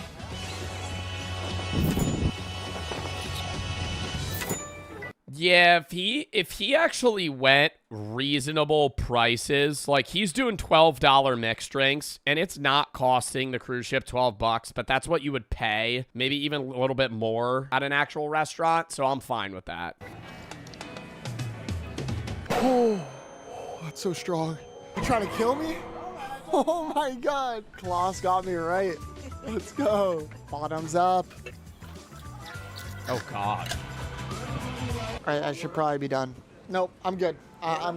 Nope, I'm good. Can I get one more drink? Yes, thank you. Drinking this glass of champagne and watching the beautiful sunset made me think to myself, this is the coolest job in the world. This is the coolest job in the world. Oh, the voiceover already said that? I decided to head back to my room to prepare myself for a big night. The tip bucket! Oh, there's gum in it! Still There's gum in it! nothing. Oh, no, something. We Awesome! added a chewed A free piece of gum! Score! piece of gum. That's a hate crime. Yeah? If I get something, I will put on your room. All right, thank you. Hey, I appreciate that so much. Finish your dinner? I have a reservation tonight. Oh, great. A fancy one. Let's go. Enjoy. Hey, yo, fit check. This is one of the best restaurants on board, and it's very important because this is gonna be, hopefully, a massive way for us to profit. I trekked my way to the most expensive restaurant on the ship, and the Oh, hibachi alone, though. You gotta sit with a fucking group of randos. I hate that about hibachi. That's the one thing that I despise. I would love to book a private hibachi table. If honestly, you don't even need to book a private one. You need to if you're doing hibachi, go with the amount of people the hibachi fills. Because if you go with if you go with like 2 to 5 people, you're gonna have like a couple sitting at the same table as you, and it's just so fucking weird. So now he's gonna be with a group of randos, and then you get picked for the egg toss, and he's like, open your mouth. only way I could explain this was, this is so fancy. Wow. Let's go, baby. Thank you so much. And now it was time to profit big. Can I do a glass of sugar-free Red Bull? Crispy uzimi, snow spicy, and a Oh, he's not doing hibachi. He's just sitting at a table. Makes way more sense. champagne lobster roll. I honestly feel bad for the chefs that they have to cook all of that food. Now, while I see how many plates of food I can consume, I'm gonna do a little bit of multitasking and let you guys in on one of the most OP products. I'm sorry, Jack. I'm skipping that. I'm done. Good night. And it was gonna be a good night indeed because we were just getting started. In order to not let this night go to waste, I decided to get a couple more champagnes and then Oh, that guy's fucking hammered, dude. You can see it in his fucking eyes. Looking right through in him. order to not let this night go to waste, I decided to get a That's how you know, bro. If say I'm having a conversation with you. We're just talking, I'm like this. Now, if I'm drunk, do you notice the difference? Looking at you. Looking through you. Looking at you. Looking through you. couple more champagnes and then decided to go even You're just crossing your eyes? I'm not. I'm harder. looking past the camera. And got not one, not two, not three, but 4 more glasses of champagne. On the way back to my room, I grabbed a couple water bottles and somehow got myself to take down 2 more glasses of champagne. Guys, there's still nothing in our Well, I mean, he has it in a bad spot. It's just a random hallway. People are going to foot traffic. gift bucket. That's the end of day 2. I am exhausted. I just pounded 8 champagnes. If my calculations are correct, so far we've profited $856. That means tomorrow we have to go even harder. So I gotta Is get tomorrow the last day? some sleep. Good night. Tomorrow the last day he's got to double it? Good morning. Today's a big day. Let's do this. Oh my god, there's No money. way. Oh my god. Guys, something happened in our gift basket. Okay, I would kind of feel bad, though, if they gave me any amount of substantial money. You know what I mean? If there's a $5 in there, you know, that's whatever. I'd take that shit. If somebody leaves you like $100, I'd be like, oh, Here. Oh you just conned that person. my god. $4. Let's go. Oh my gosh. Add that to the profit, baby. With an Go gamble with it! Now put it on the casino! absolutely beautiful start to what would be our most intense day yet, I went to the most fancy buffet on board for breakfast. I decided it would be a good idea to go kind of late on breakfast this morning so I can pace myself because today's gonna be next to impossible. I got some assorted fruit. Yeah, salami at breakfast, isn't it, Jack? I'm sorry. Getting a little charcuterie board here is not the vibe. An untoasted bagel, plain. Some meat and some cheese, a plain bagel, a beautiful looking yogurt parfait, an orange juice, and a coffee. I just heard they canceled our second stop in the Bahamas due to Oh my god, that is like a metric shitload of cream cheese in that bagel. Never mind. What the fuck? Y'all would want that much? How much? Is that too much or too little cream cheese? That is way too much. I know people like the schmear on that shit. I think that is like eating a fucking hockey puck of cream cheese. That's disgusting. some cheese, That's just right. No. a plain bagel, Yeah. a beautiful looking yogurt parfait, an orange juice, and a coffee. I just heard they canceled our second stop in the Bahamas due to weather conditions, but that's okay with me because I'm here to stay on this cruise and profit. I'm hoping this food will revitalize me. Let's eat. After picking up a smoothie, I needed something that was really gonna wake me up. The Abyss. Apparently, this is the tallest dry slide in the world. Let's take Dry slide. this puppy for a ride. Oh, you sit on a fucking carpet. Never mind. I was gonna say, imagine sliding that down. Just fucking rug burn. Just slide burn right all over your legs. Your skin just peels off. Yeah, imagine falling off this thing, though, or like your knee clips the side. I feel like that would instantly tear your skin off. Oh my god, holy shit. Like sliding on asphalt. That was way crazier than I thought it was gonna be. Let's go. I think I need a drink after that one. And to pair with this drink, there was nothing better than an entire plate of food. All right, guys, we got a big old plate of food here, a fruit punch, and a mimosa. Somehow, some way, I have regained my appetite and low-key my will to live. I'm gonna slam this meal, drink these beverages, and then we're gonna get on our way because we have a lot of profiting to do.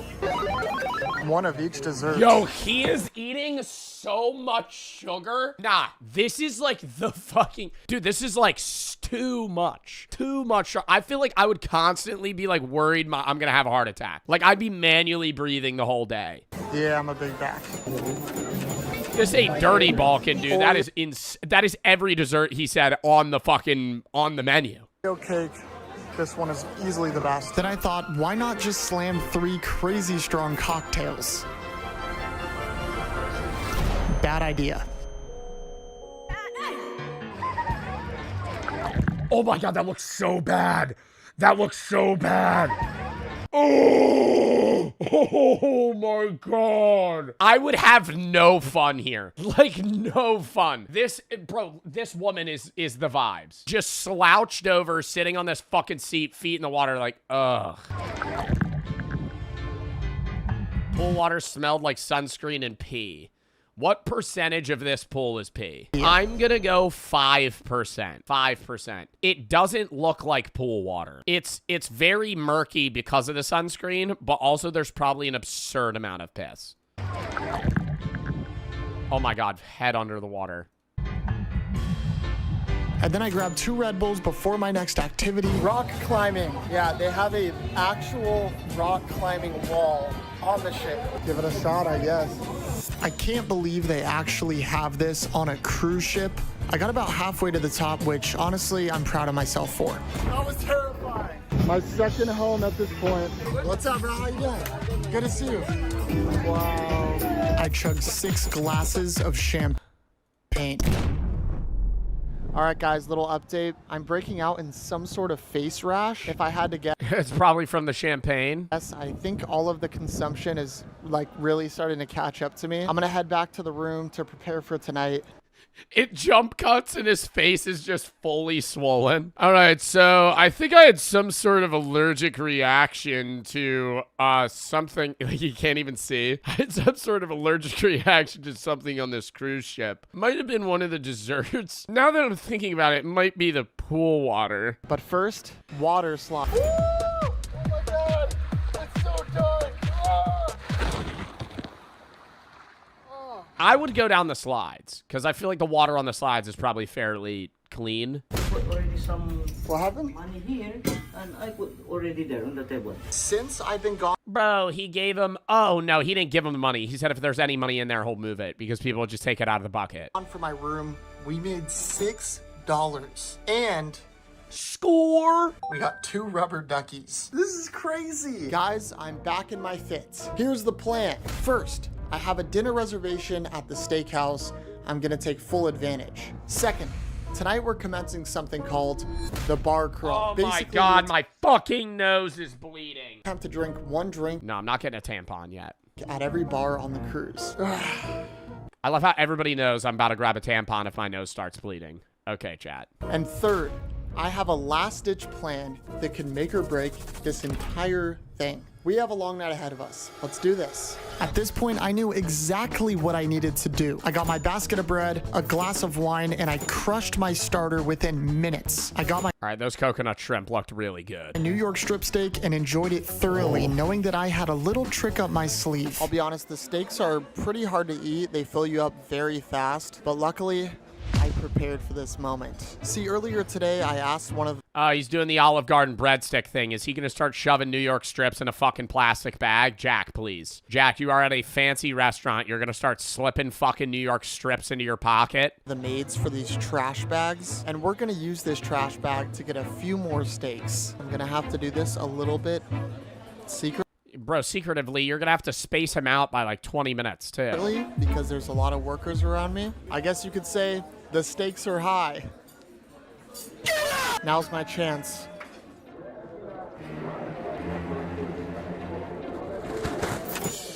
Okay, seeing this as another person at the restaurant, though, would be actually fucking hilarious. Like, imagine you're eating food like 3 or 4 tables by, and you're like, I think that guy's slipping his meals into a trash bag.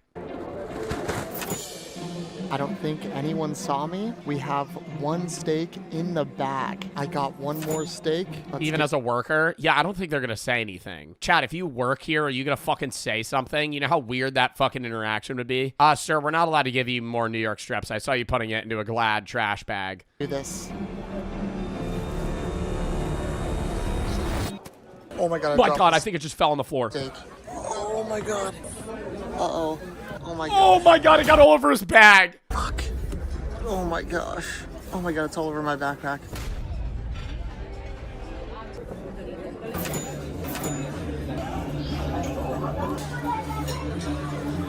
No one here knows I have steaks in my backpack. All right, guys. Oh my God. You hungry? Huh? You want some steak, bro? This could be a once This kid's about to run in a away. lifetime opportunity right here. That's in the nasty. Oh, I was like yesterday. I was just watching.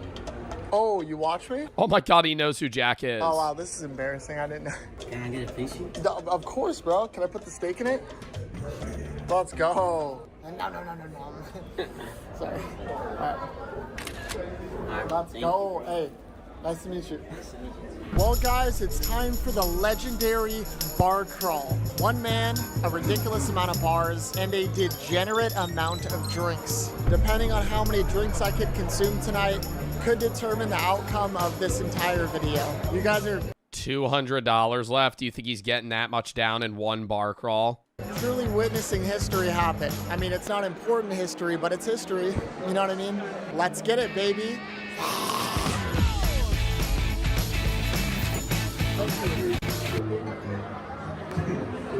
Record that. Wow, you just knocked my phone out of my hand. Wow. Why? You're a little stronger. Hold your phone. Oh, Oh my God, you're so funny. Oh my God, is that a vodka Red Bull? Just a gal's night out? What are you guys doing later? Nothing? Oh, oh, that's nice. nice. Wow, you can't even. Oh, she's pissed drunk. All right, guys. Really good energy here at bar number one. It's going great. Cheers. I don't know.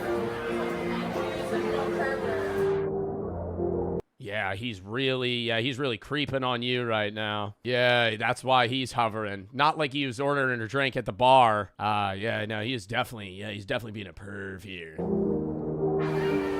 Apparently, I'm a pervert. Have a good night. Oh my God.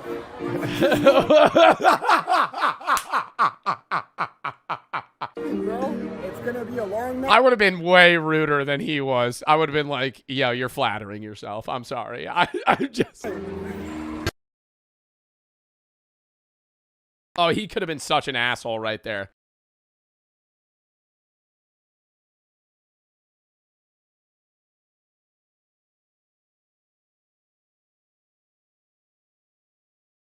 Yo, this is so copyrighted. Editor. Oh, yeah. Fucking cut this shit out. Play on mute, bro. It's just him gulping down drinks.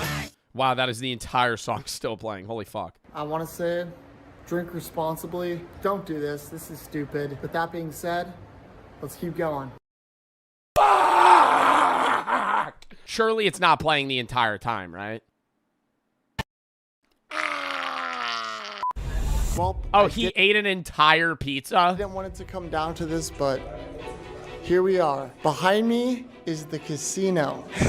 Ooh. Minus $200. Goes, God, okay. Oh, he's fucking hammered. There's no shot he's gonna make right decisions in this casino. I'm gonna put the He has to, yeah, he has to go on roulette. He's not gonna be able to play like a card game. remaining $224 on this cruise card. The way I do this is I always put it in the hands of a stranger. Oh my gosh, bro. I am so nervous right now. I'm putting all my money on black or red. What do you think I should do? Always go black. The last I like that. I like that. I like that. time I trusted a stranger, I lost. You're gonna win.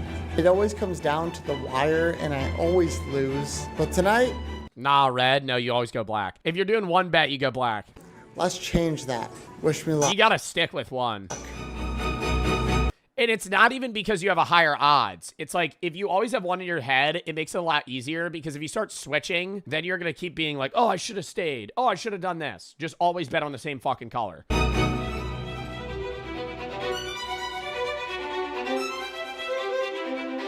Black or red? What should I do?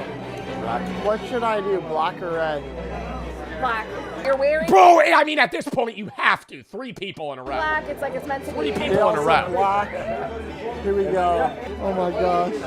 Could I put $224 on black? Okay, you're probably gonna have to do 225. I don't think they're gonna allow you to put $4 on black. Oh my gosh. Let's go. Let's do it. No, black. Yep, black. Come on. Come on. Come on. Come on. Please. Please. Please. Oh my god. It's so slow. Oh! Oh my god. Oh my god. Let it ride! Let it ride! Just full fucking change of emotions. Lets it ride, doubles it down, bro. That'd be $1,000. Misses. Oh no! I won.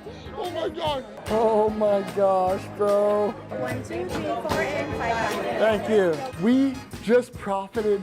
I would not leave. That's what my problem is. If I had won that, oh my god, I'm letting it ride. There's no shot, because the thought in my brain is I'm up right now, but if I let it hit again, I have $1,000 versus me walking out like up 224, up 225. From an all-inclusive I think he actually ended up doing 250 cruise. because he has 500 there. I can't believe it. Thank you guys for watching. I freaking love you. I love that video.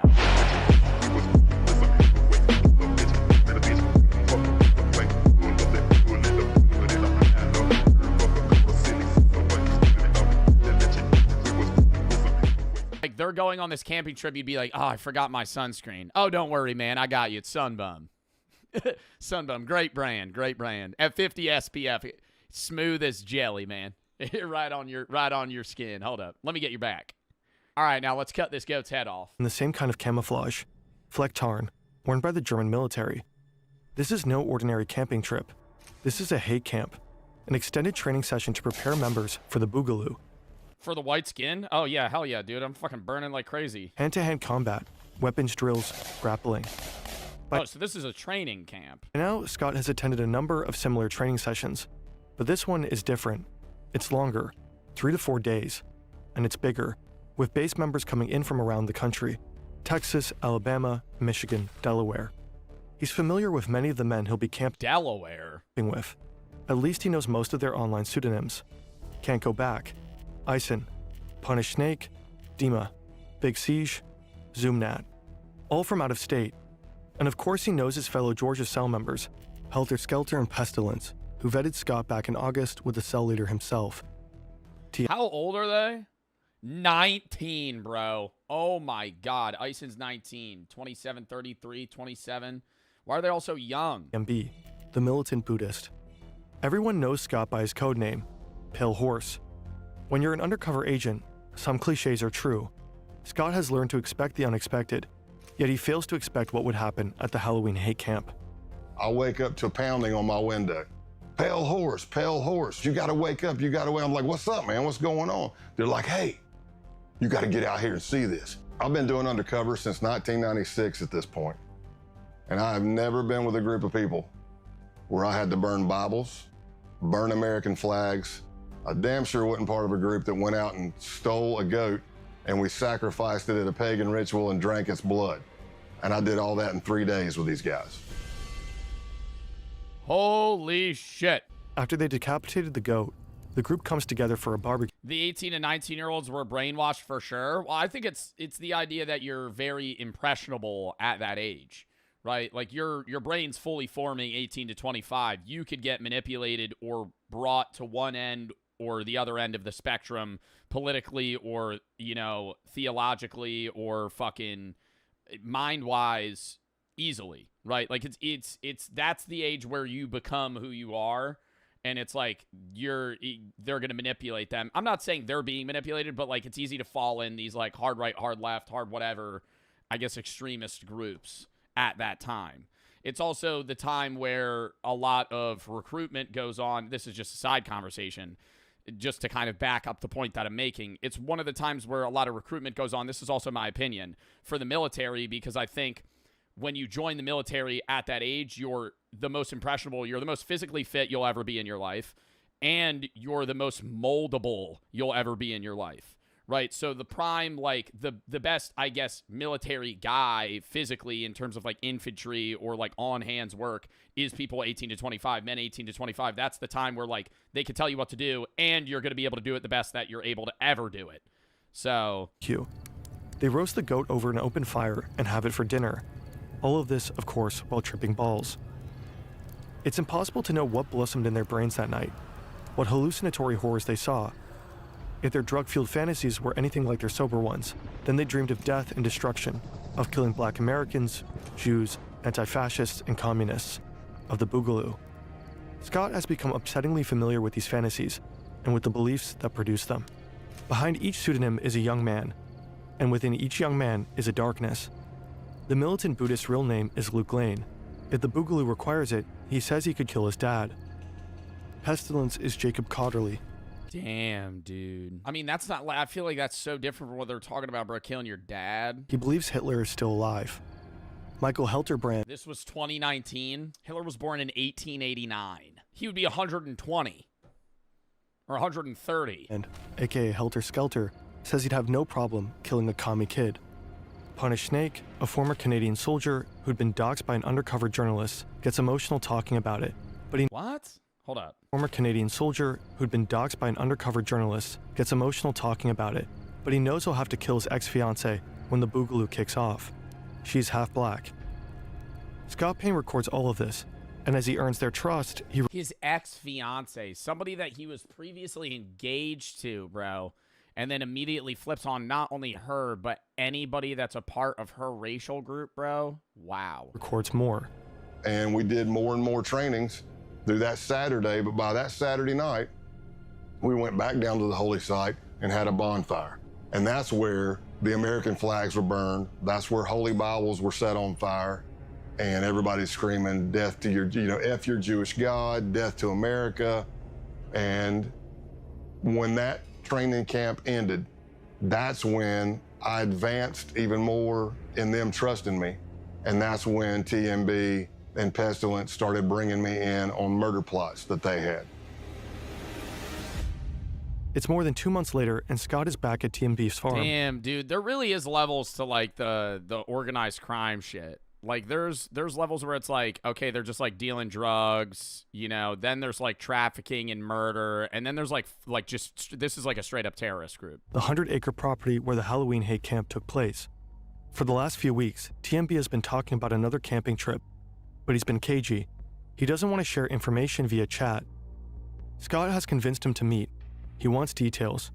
It turns out the camping trip isn't a camping trip. It's a hit job. TMB creates a separate chat room called the camping trip. And when he was saying we're going on a camping trip, what he was saying is we're going to kill somebody. Their target is an active Antifa couple in the Georgia area. It was going to be me, TMB, Pestilence, and Helter Skelter. And we were all going to make entry into the house.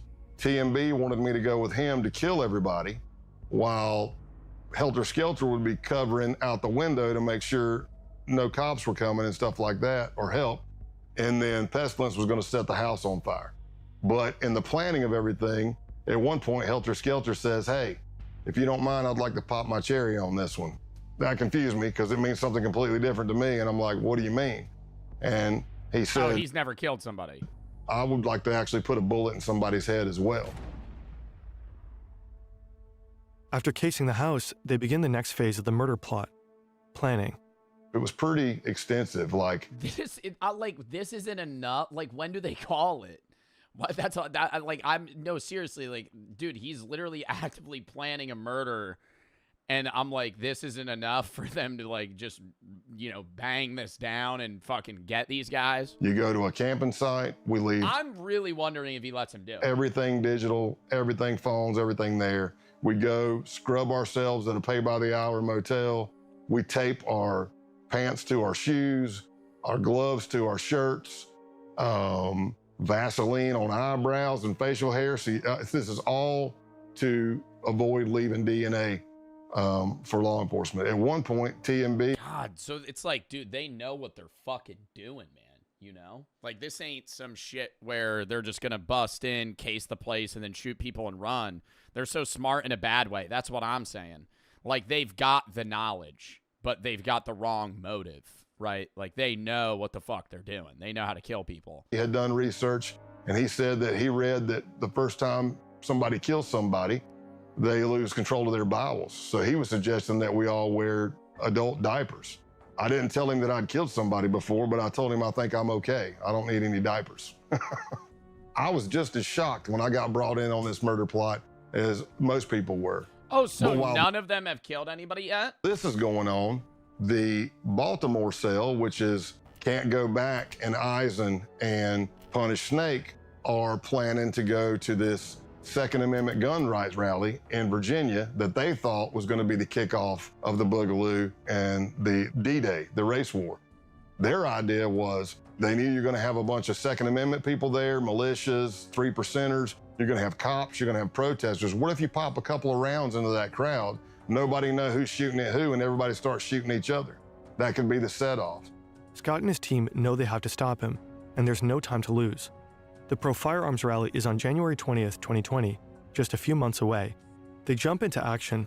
The next weeks are a flurry of activity, meeting, coordinating, and planning. Finally, the day of the bust arrives. It's a Wednesday, and I'm in Rome, Georgia. I pick up Luke, who's TMB, to go to lunch. And we pull out, and as I'm driving down the road, I knew what my ruse was going to be. I was going to say something was wrong with the truck, but sure as you know what, the truck made some loud sound I've never heard. I didn't hit anything. Something just No way he just got lucky again. That's so fucking weird. went, "Ta-da," and I was like, did you hear that? He's like, yeah, and I go, man, if my brake calipers are frozen again, I'm going to be, because that did happen. So I took a left out of his neighborhood, pre-planned by the SWAT team, and I pull up tight to a fence.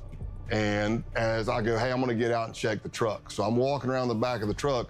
Another vehicle pulls up. He doesn't know who they are. I know who they are. They're part of the case team. And the guy says, hey, man, you need any help with that? And I look up and I'm like, oh my gosh, I can't believe it's you. What are you doing in Rome, Georgia? He goes, what are you doing here? I'm like, man, I haven't seen you. And as I'm doing that, there's the distraction. Here comes a Bearcat with a SWAT team over the hill, barreling down the hill. But Luke's looking at me, not at the car coming. And when that thing's coming, I jump in the back of the agent's truck and I'm like, go, go, go. And you could hear the SWAT team giving commands. And luckily, the arrest went down without an incident. The next morning, SWAT teams arrested Eisen, Can't Go Back, and Punish Snake. Essentially, we kind of tore down the base. Luke Lane, aka TMB, was sentenced to 6 years in prison. Jacob Cotterly, Pestilence, got 13. William Bilbrough, Eisen, 5. Patrick Matthews, Punish Snake, and Brian Lemley, Can't. They were planning the societal collapse of the United States. 5? Maybe with rehabilitation of sorts. Bro, what? They're out now. Because this was 2019. Go Back, 9 years. According to a recent Oh my God, dude. I hope they got help. Fucking, for the love of God, I hope they got fucking help, dude. Holy shit. Guardian article, the base is enjoying a resurgence. Its founder, Ronaldo Nazzaro, continues to live in St. Petersburg. Scott retired in June 2021. At his retirement ceremony, attended by friends, family, colleagues, and top FBI brass, June 30th was named Scott Payne Day. Dude, that was top 10 YouTube videos, bro. That's a top 3 Fern video for sure. Dadlor's gonna go crazy. Bro, Dadlor's gonna go crazy. Dadlor's gonna be unheard of, bro. Kid's gonna think he's fucking lying. Imagine that, bro. You hang out with your friends. Yo, your friends don't even care about you, bro. They just want to talk to your dad. So you infiltrated the Ku Klux Klan? Yeah, let me tell you about it. Fucking 9 hours later. So then, yeah, you know, I ended up getting them. They were going to blow up the government and shit. We put a stop to them, though. It was like right before. It was like a minute before. I got really lucky again. They thought it was the power lines instead of... What the fuck? I would listen to this guy talk about any story for fucking days, man. Holy shit.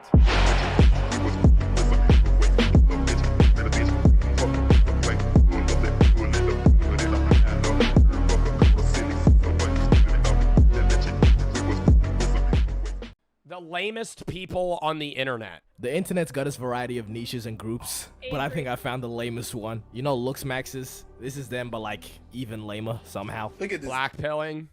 Bro, I keep getting on like black pill content. Like people use this one clip of me where I say the first thing that somebody recognizes about you is your looks, and that's how they determine whether or not they're attracted to you. But then after that, I talk about how the majority of building a relationship and actually getting somebody to like you is your personality, and they just cut that off.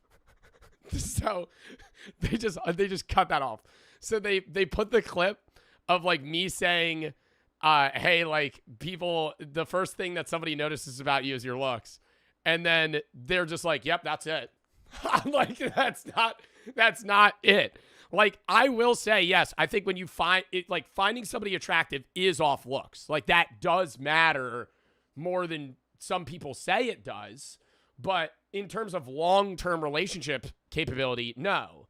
But I'm saying, yes, the first thing that somebody recognizes about you is your looks, because that's their subconscious opinion is going to be how you look. But that's not the only thing that matters. And like the way that I understand black pill is that the only thing that matters is your looks.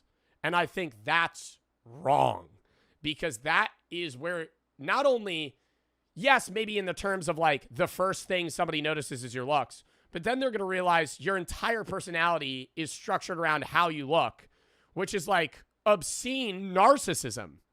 Like it's just building a fucking rapport within yourself of like, I look great. I look great. I look awesome. This is how I need to look. I need to change my haircut. I need to start mewing. Maybe I should get facial surgery. Bro, you're 20. Bro, your brain's not even done developing yet. You're going to get fucking plastic surgery at 20 years old because you think that you don't look good? Like, it's your life, fine. But I'm saying, like, don't think that, like, that's the end-all, be-all on whether or not people are going to like you is how you look. It's because they take, like, the idea of black pill is they take something that isn't absurd to say and then make that the only thing that matters. Like, good-looking people get better connections in life. Is that true to a degree? Potentially. But I think that's the idea that looking good gets your foot in the door. But when you only care about looking good, and then you get your foot in the door, and they're like, okay, hey, and they start asking for your qualifications, or they want to learn about you, and you're the most dull person ever, because all you care about is whether or not you look appealing. It's like, man, that's like, I don't know. It also causes so much stress within yourself, you know? The idea of having to constantly be like, I need to look this way. I need to be this attractive. It's now you're like, you're hindering your own mood, you know? The pivot of how you feel in life is going to be how you look that day. Like, I don't know, man. And it's just like living for other people. Black pill content. This is a group of people that believe looks and genetics are the most important thing in life, and they decide how every interaction is gonna go, which is, you know, sort of. Well, what is it? It's like it's like subhuman, sub 5, sub 3, low tier normie, high tier normie, Chad.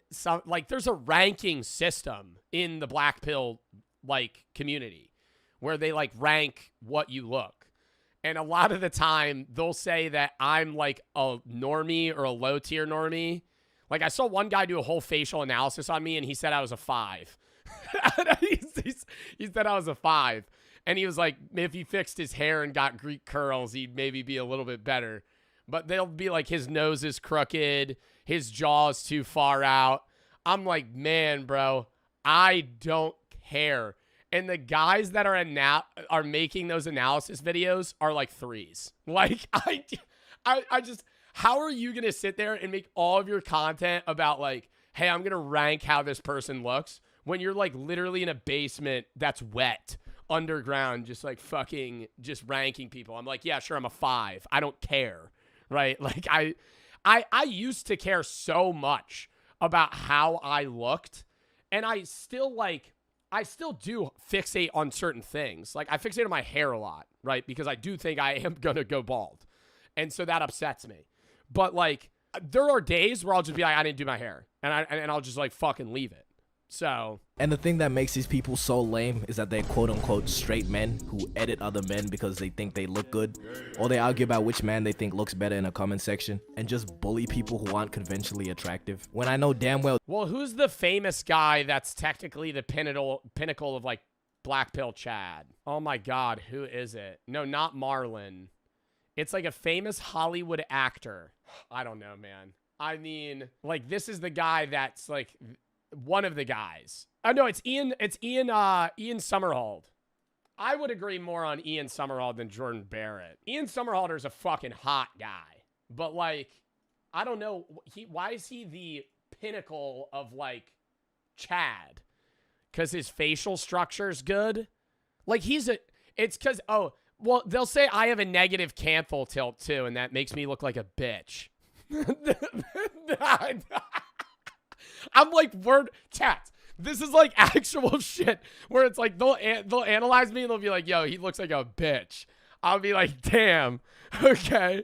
It's like if you ever want to feel the worst you've ever felt in your life, ask somebody from the Black Pill community to rate how attractive you are. And they will be like, yeah, man, I think it's cooked. You're so ugly. They'll be, and I'm like, God damn, man. Like the fucking standards we have. Oh, these people are behind their desk looking like this and telling me this guy's right eyebrow is bigger than his left, so he's cooked. And then proceed to tell me this is the peak of male beauty. Yeah, man. Bro, actually, some shit that looks like you got plastic surgery. Alright, bro. As a part of this video, I've looked into the species I'm a cold. Honestly, bro, I think the biggest thing about attractiveness is how you carry yourself. I've seen, and you could say this is like some glaze shit. I've seen a lot of guys that own how they dress. I think that's a big thing. What you wear changes how like that's more important than like I need a Mog in fucking Muse so I could fix my facial structure. Bro, if you got like good drip, and not like good drip where it's like I need to wear what people want me to wear, you wear drip that you fuck with and you like and you own it, people find that attractive. I'm not trying to say like Adam Sandler, right? That guy's old, but like Adam Sandler owns his shit. Like, that's an attractive trait for him to own the fucking baggy-ass basketball shorts. He looks like a cornball. Like, he wears cornball fucking clothes, but he owns it. And so nobody cares. It's not cringe. Like, if you own your shit, people are like, fuck with that. Because it's like a level of authenticity rather than trying to be somebody that you're not. People recognize fakeness, and they don't fuck with people that are fake. And a lot of the time, like, BP community people are trying to be somebody that they feel like they need to be rather than somebody that they are. People, or Black Pill people, I've studied their behavior and learned their lingo, and really, I don't like what I found. And just to be clear, Black Pill is more like an extreme version of looks maxing, not necessarily all looks maxes, but you know, drag making that distinction. The first place I looked to study these creatures was TikTok. There's a good chance that you've come across a Black Pill editor too. Normally what these consist of is a stitch of somebody saying... No. The fucking music they use though is peak. I gotta say, if you see a BP edit, the video is fucking awful. But they edit it to where it's like, damn, this is like not convincing, but mildly interesting. Something like, oh, looks don't matter. Or someone that's not seen as conventionally attractive, literally doing anything. Yeah, but I'm kind, smart.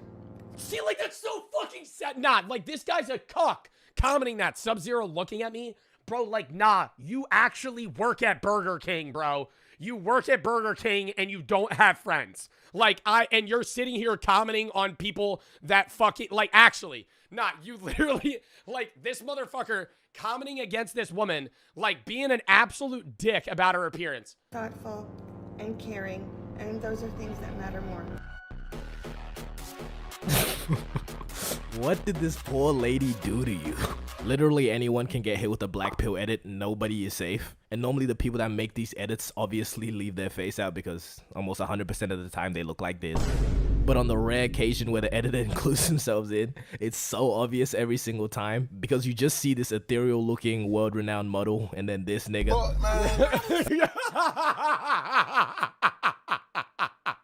Okay, just try and figure it out yourself. Let me show you an edit and I want you to figure out which one is the person that made it. Okay, no, that's... Did you? I feel like that one's a joke though. That one's a joke though. Did you find them? Let's try another one.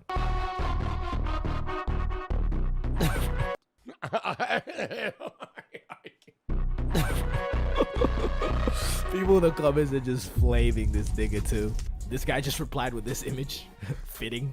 I don't know where this nigga thought he was going with this. That's not a sneak-in, that's trespassing. Twin, being nice does not cost anything. Okay, but on TikTok, you also find the higher ranking BP people having mug-offs. Bro, like, what the fuck? This is an actual thing? A mog off? And they're getting donations to see who looks better? This guy's making like a weird rock smolder right now. This guy, I feel like this guy got the mog off probably. I'd vote him winning. But can we address the elephant in the room though? This BP business is kind of zesty. Really look at the facts here, alright? We have men editing other men. Yeah, it's like full focusing on other guys' attributes and being like obsessive over how they look. Because they think they look good. And I've looked at how these people act and speak too. They worship Marlon like a deity because they like the way that he looks. I don't know about you, but that sounds a little sus to me. You know, if they're taking back shots or not, that's not really my concern. I just had to... I really do feel like Marlon has a very big BP community. Like, not even like he's trying to have it. It's just like, I bet Marlon has a lot of people that just like him because they find him attractive, but it's also like a lot of people that like want to look like Marlon. I saw gay, so I said gay. But these BP people like to throw around the term female gaze. The whole goal of BP, I guess, is to capture the female gaze. And they actually do have a calculated way that they measure attractiveness. It's not just, oh, I think this guy looks better. And this is known as PSL. And bro, I don't know, man. I really feel like it's personality, bro. I have seen so many guys pull girls way out of their league at bars because they're just really good at talking. And I'm not even saying flirting, just holding a conversation. Like the amount of my friend, like I would say Brooke's out of my league, right? I would say that she's much more attractive than me. I don't think when we started dating, I don't think I was like some savant at talking, right? But like I think I got lucky, right? But I do have a lot of friends that I think are very interesting people. And I wouldn't say they're ugly, but they outwardly say their girlfriends are like 4 tiers higher than them attractiveness wise. And it's like, it's not because they went on the BP route and they pulled her. It's like, no, they went up, had a conversation, found common interests, right? Liked each other. And it's like, then that's how they find you attractive. Like, alongside PSL, they also use the term appeal. Appeal is more just people finding you attractive regardless of your PSL. Now with PSL, this is where we get shit like this. This is what you would call a PSL god. Oh my gosh. But a PSL god wouldn't necessarily have appeal. Because again, look at this shit. So I guess PSL is purely for the male gaze then. My zesty theory. Is that a real photo? That's not a real photo. Chat, that's a real image? No. That is. That jaw structure is unreal though. But that's what I'm saying, like, I'm not judging this guy by any means either. I feel like why is like, I think it's just like the more like you look like a stone sculpture, the more attractive you are on a PSL scale. This is where we get shit like this. This is what you would call a PSL god. But a PSL god wouldn't necessarily have appeal. Because again, look at this shit. So I guess PSL is purely for the male gaze then. My zesty theory is being proven again. And I find this is no better time than any to really dive into the BP terminology. First word you probably already know, it's Chad. These are people that the BP community can collectively agree, you know, look good. So mainly like these 3 models. And then we have Chad Light. What am I talking about, cunt? But anyways, this is just a little lower. You wouldn't really be considered a Chad, but I don't know if you have to apply for Chad status. Is that something that they do? No, I always thought that you can't move up like far, right? In the BP community, well, you could like make yourself more attractive and move up, but like if you're sub 5, you're never going to be a Chad in the BP community. But if you're like a Chad Light, if you got like a different haircut, maybe like they'll fucking up you. I don't know. I don't know. But if you're an unidentified attractive person, you're what's known as an unknown slayer. Like this random ass kid in the back of this video, he went viral on TikTok for a little bit. People calling him unknown slayer. Another example is this one guy. I just wanted to point it out because of this comment. Nigga said bro is real life Marlon. Bro, what the fuck is you even Real life Marlon, like Marlon's an anime character that doesn't exist. talking about, bro? Like, what the fuck does that mean, bro? I'm telling you, they worship this nigga Marlon like a deity. They don't even consider him real. And if you're the very pinnacle of male attractiveness, you're what's known as a true Adam. And this one guy they call a true Aladdin because he's Middle Eastern. There's not really a pattern there because that's the only example I could find. So maybe there's a different true so-and-so depending on Who's like a true Adam though? the race. I don't know. And then we have the term high tier normie or HTN for short, which means you're a really good looking person for somebody that's not an actor or model, just missing out on Chad Light status. There's also mid tier normie, which is somebody who out of 10 is like a 6 to a 7. I know what I just said. Just be cool. I think people normally rate me like mid-low tier normie. Please. Then there's a low tier normie, which is pretty much just an average looking person. And then, you know, sub 5, which you know what that means. That's pretty much all the dumbass terminology these niggas use. But we also have the president of Black Pill, Clav. You know, interesting guy. People call him the insecure final boss. Marlon Moggs. Didn't he say, oh my god, wait. I know this clip. Marlon Moggs, all of you? Yeah, but he's black. Yeah, what a fucking comeback. What a fucking comeback. Isn't Marlon also not black? Like, it's just, Marlon Moggs, all of you. Yeah, but he's black, so. No, he's not. Reasonable take. But overall, the whole belief with Black Pill is lookism, which means if you're chopped, people are just gonna treat you well. Like, what that means. Like, what an outwardly racist thing to say. Like, it's just like, yeah, but you know.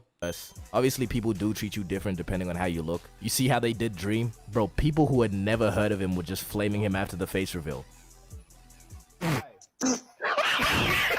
What do you think the BP community rates Dream?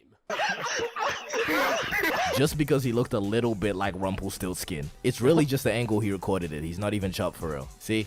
But you know, Sub 5? the idea of people... I feel like they do like low tier normally sub 5. I don't know. It's just like anybody, dude, when you go on like BP TikTok, you realize anybody you like, dude, like Brad Pitt, for example, they probably rate him pretty high. I would say Brad Pitt is a 10. I would say Brad Pitt in Fight Club is a 10. Like, he is like a very attractive guy. But I feel like I could say that. I don't know what they rate him, but I wouldn't be surprised if like I would say, hey, this guy looks like a 10, 4. And here's why. And then they'll give you a 4-paragraph statement on like every small thing that's wrong with their face and why they should be rated lower. Treating you differently just because of how you look. Black pillars just do too much with it. Would Charlie Kirk have gotten assassinated if he were Chad? Well, probably not. What? What? What? Would Charlie Kirk have gotten assassinated if he was a Chad? Probably not. Is this a fucking meme video? Clav is trying to say that if Charlie Kirk was more attractive, he wouldn't have gotten fucking killed. Would Charlie Kirk have gotten assassinated if he were Chad? Well, probably not, and here's why. Good-looking people experience something called the halo effect, so it's quite possible that if Charlie were to be better looking, someone wouldn't have hated him enough to assassinate him. The whole mess. What? What? What? What the fuck? What are you talking about, bro?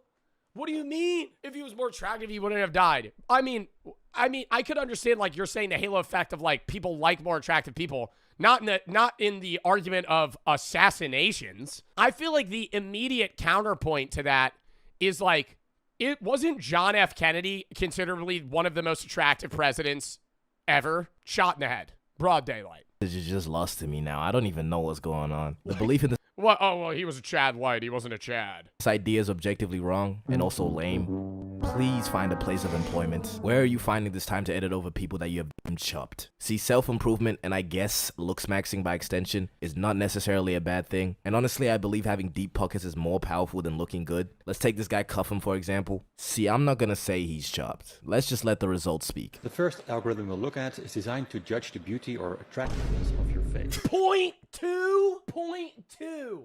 No fucking way.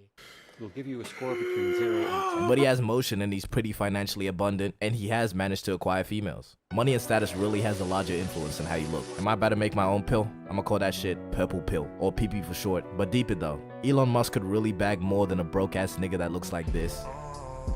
And Elon really built like a Tesla for real. But it doesn't really matter because that 0.7 in his net worth could retire several generations, alright? Yet black pillars still believe looks are everything. Damn, I didn't even think about that, bro. The 0.7. The 0.7, $700 million. Generations, alright? Yet black pillars still believe looks are everything, you slow ass niggas. So you know, instead of smashing your skull, how about you get some motion? Looks maxes, black pillars, they're a community and they like to share their knowledge. And the best place to see this in action is Reddit/looks maxing advice. Whatever you do, if you want actual advice, do not look on here. Let's take a look, shall we? 15, male, is it over for me? Nigga in the comments said, you could just be famous. Alright. Bro must have taken PP. That stands for purple pill, by the way. Okay, next. What can I do? Please be honest. Okay, so niggas are trolling. Okay, so the 1 in a billion chance that, okay, the 1 in 0 chance that this is real. It's time to let it go, Unk. Let me try to find some actual serious ones then. Alright, this guy, 28, chronically single, and I know my forehead is huge. Okay, sounds reasonable. His forehead cannot be that bad. Interesting. The comments have some helpful suggestions. Shaved head might be the move. Maybe balance it out with a light goatee. You evil ass nigga, okay? You know what you're doing, bro. Gain about 30 pounds and you grow into that head. Is that something? Gain about 30 pounds and you grow. Stop. I'm trying to.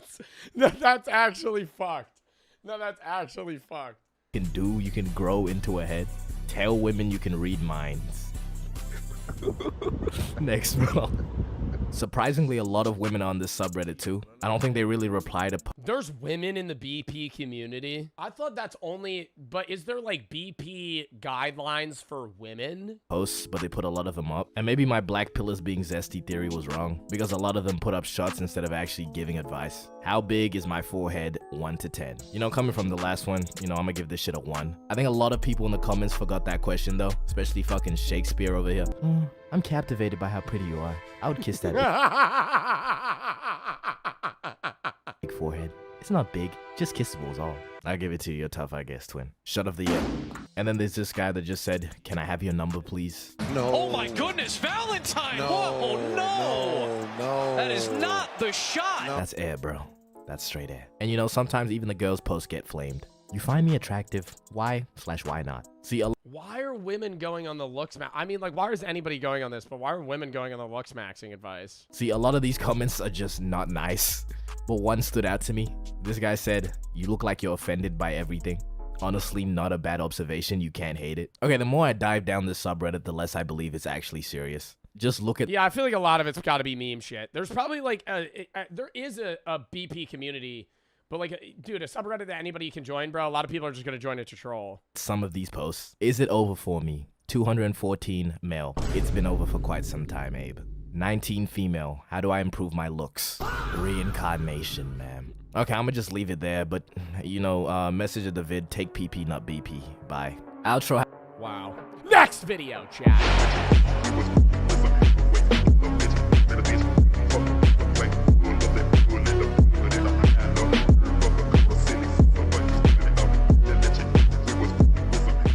How the Super Bowl really works. I'm excited for this video. I know the Super Bowl just happened, but I went, so I feel like I could give my own personal insight on it too, so it'd be really cool to, like, you know, converse about it. The Super Bowl isn't just a football game.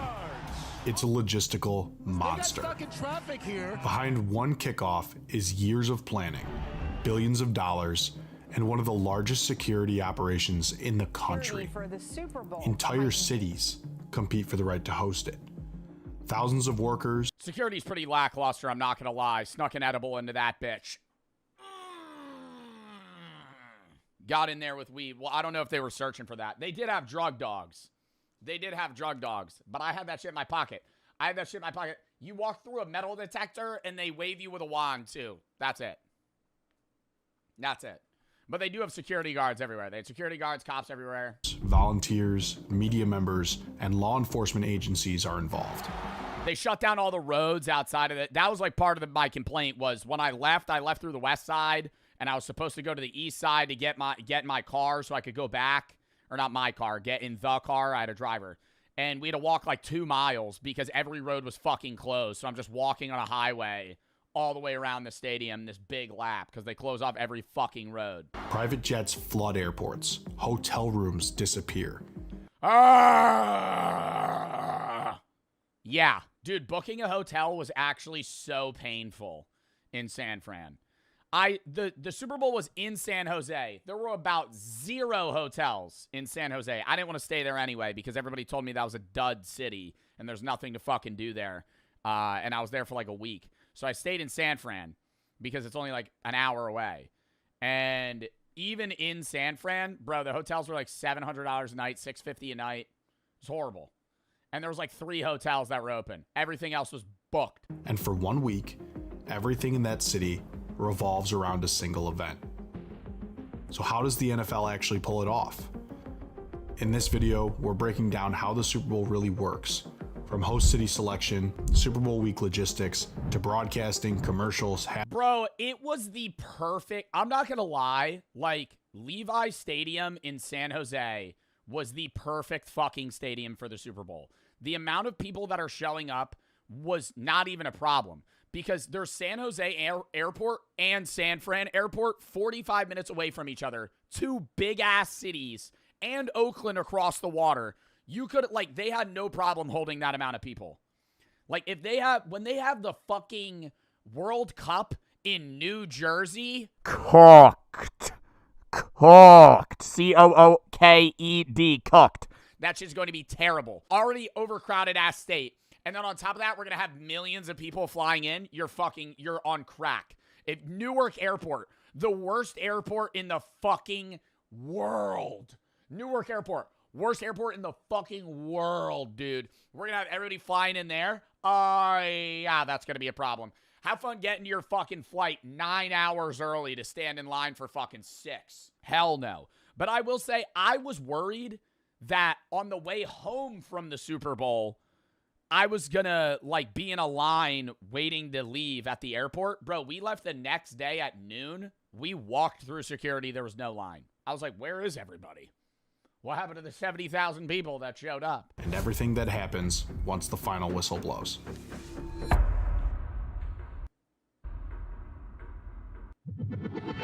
At SFO? Yeah, there's nobody there.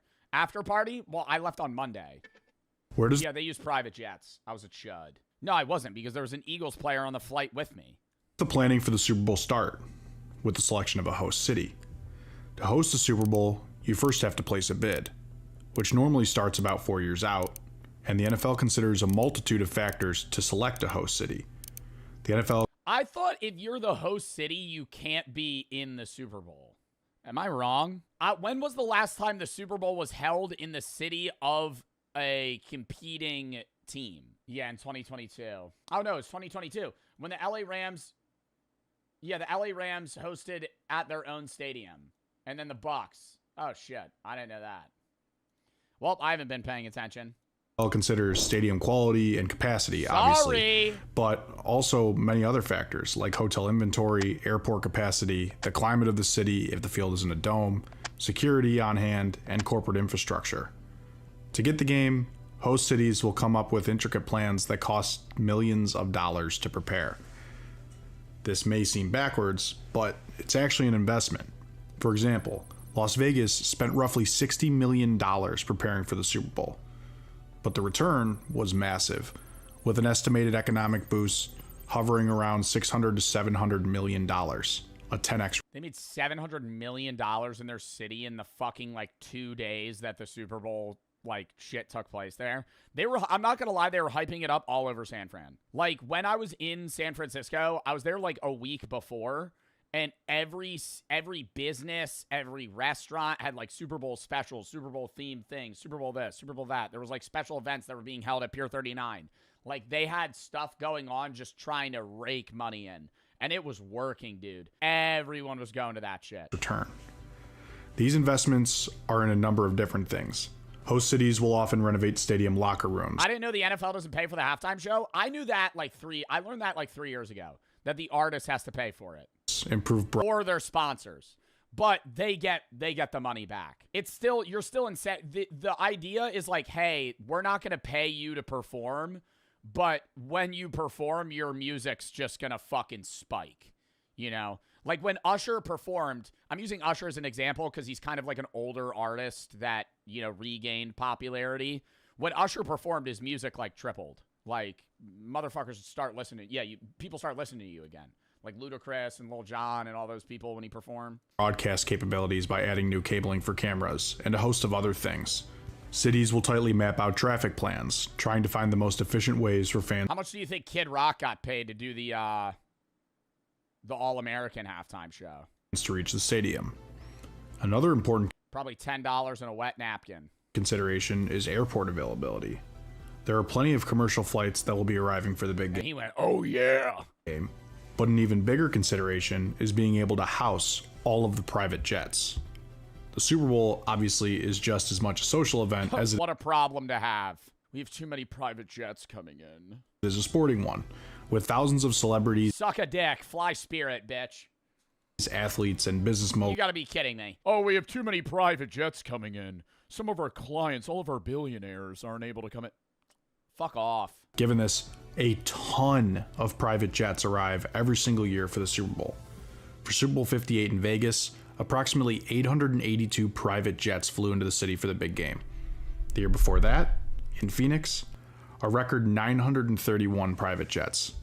Insane. The Super Bowl is labeled as an NSSE, short for a National Security Special Event. This means that a multitude of different security groups need to work together to ensure a smooth, safe event for everyone. That means a group effort and collaboration between the Secret Service, FBI, Department of Homeland Security. Yo, I don't know if they had to do with it. There were so many homeless people in San Fran the day before and the day of the Super Bowl. None.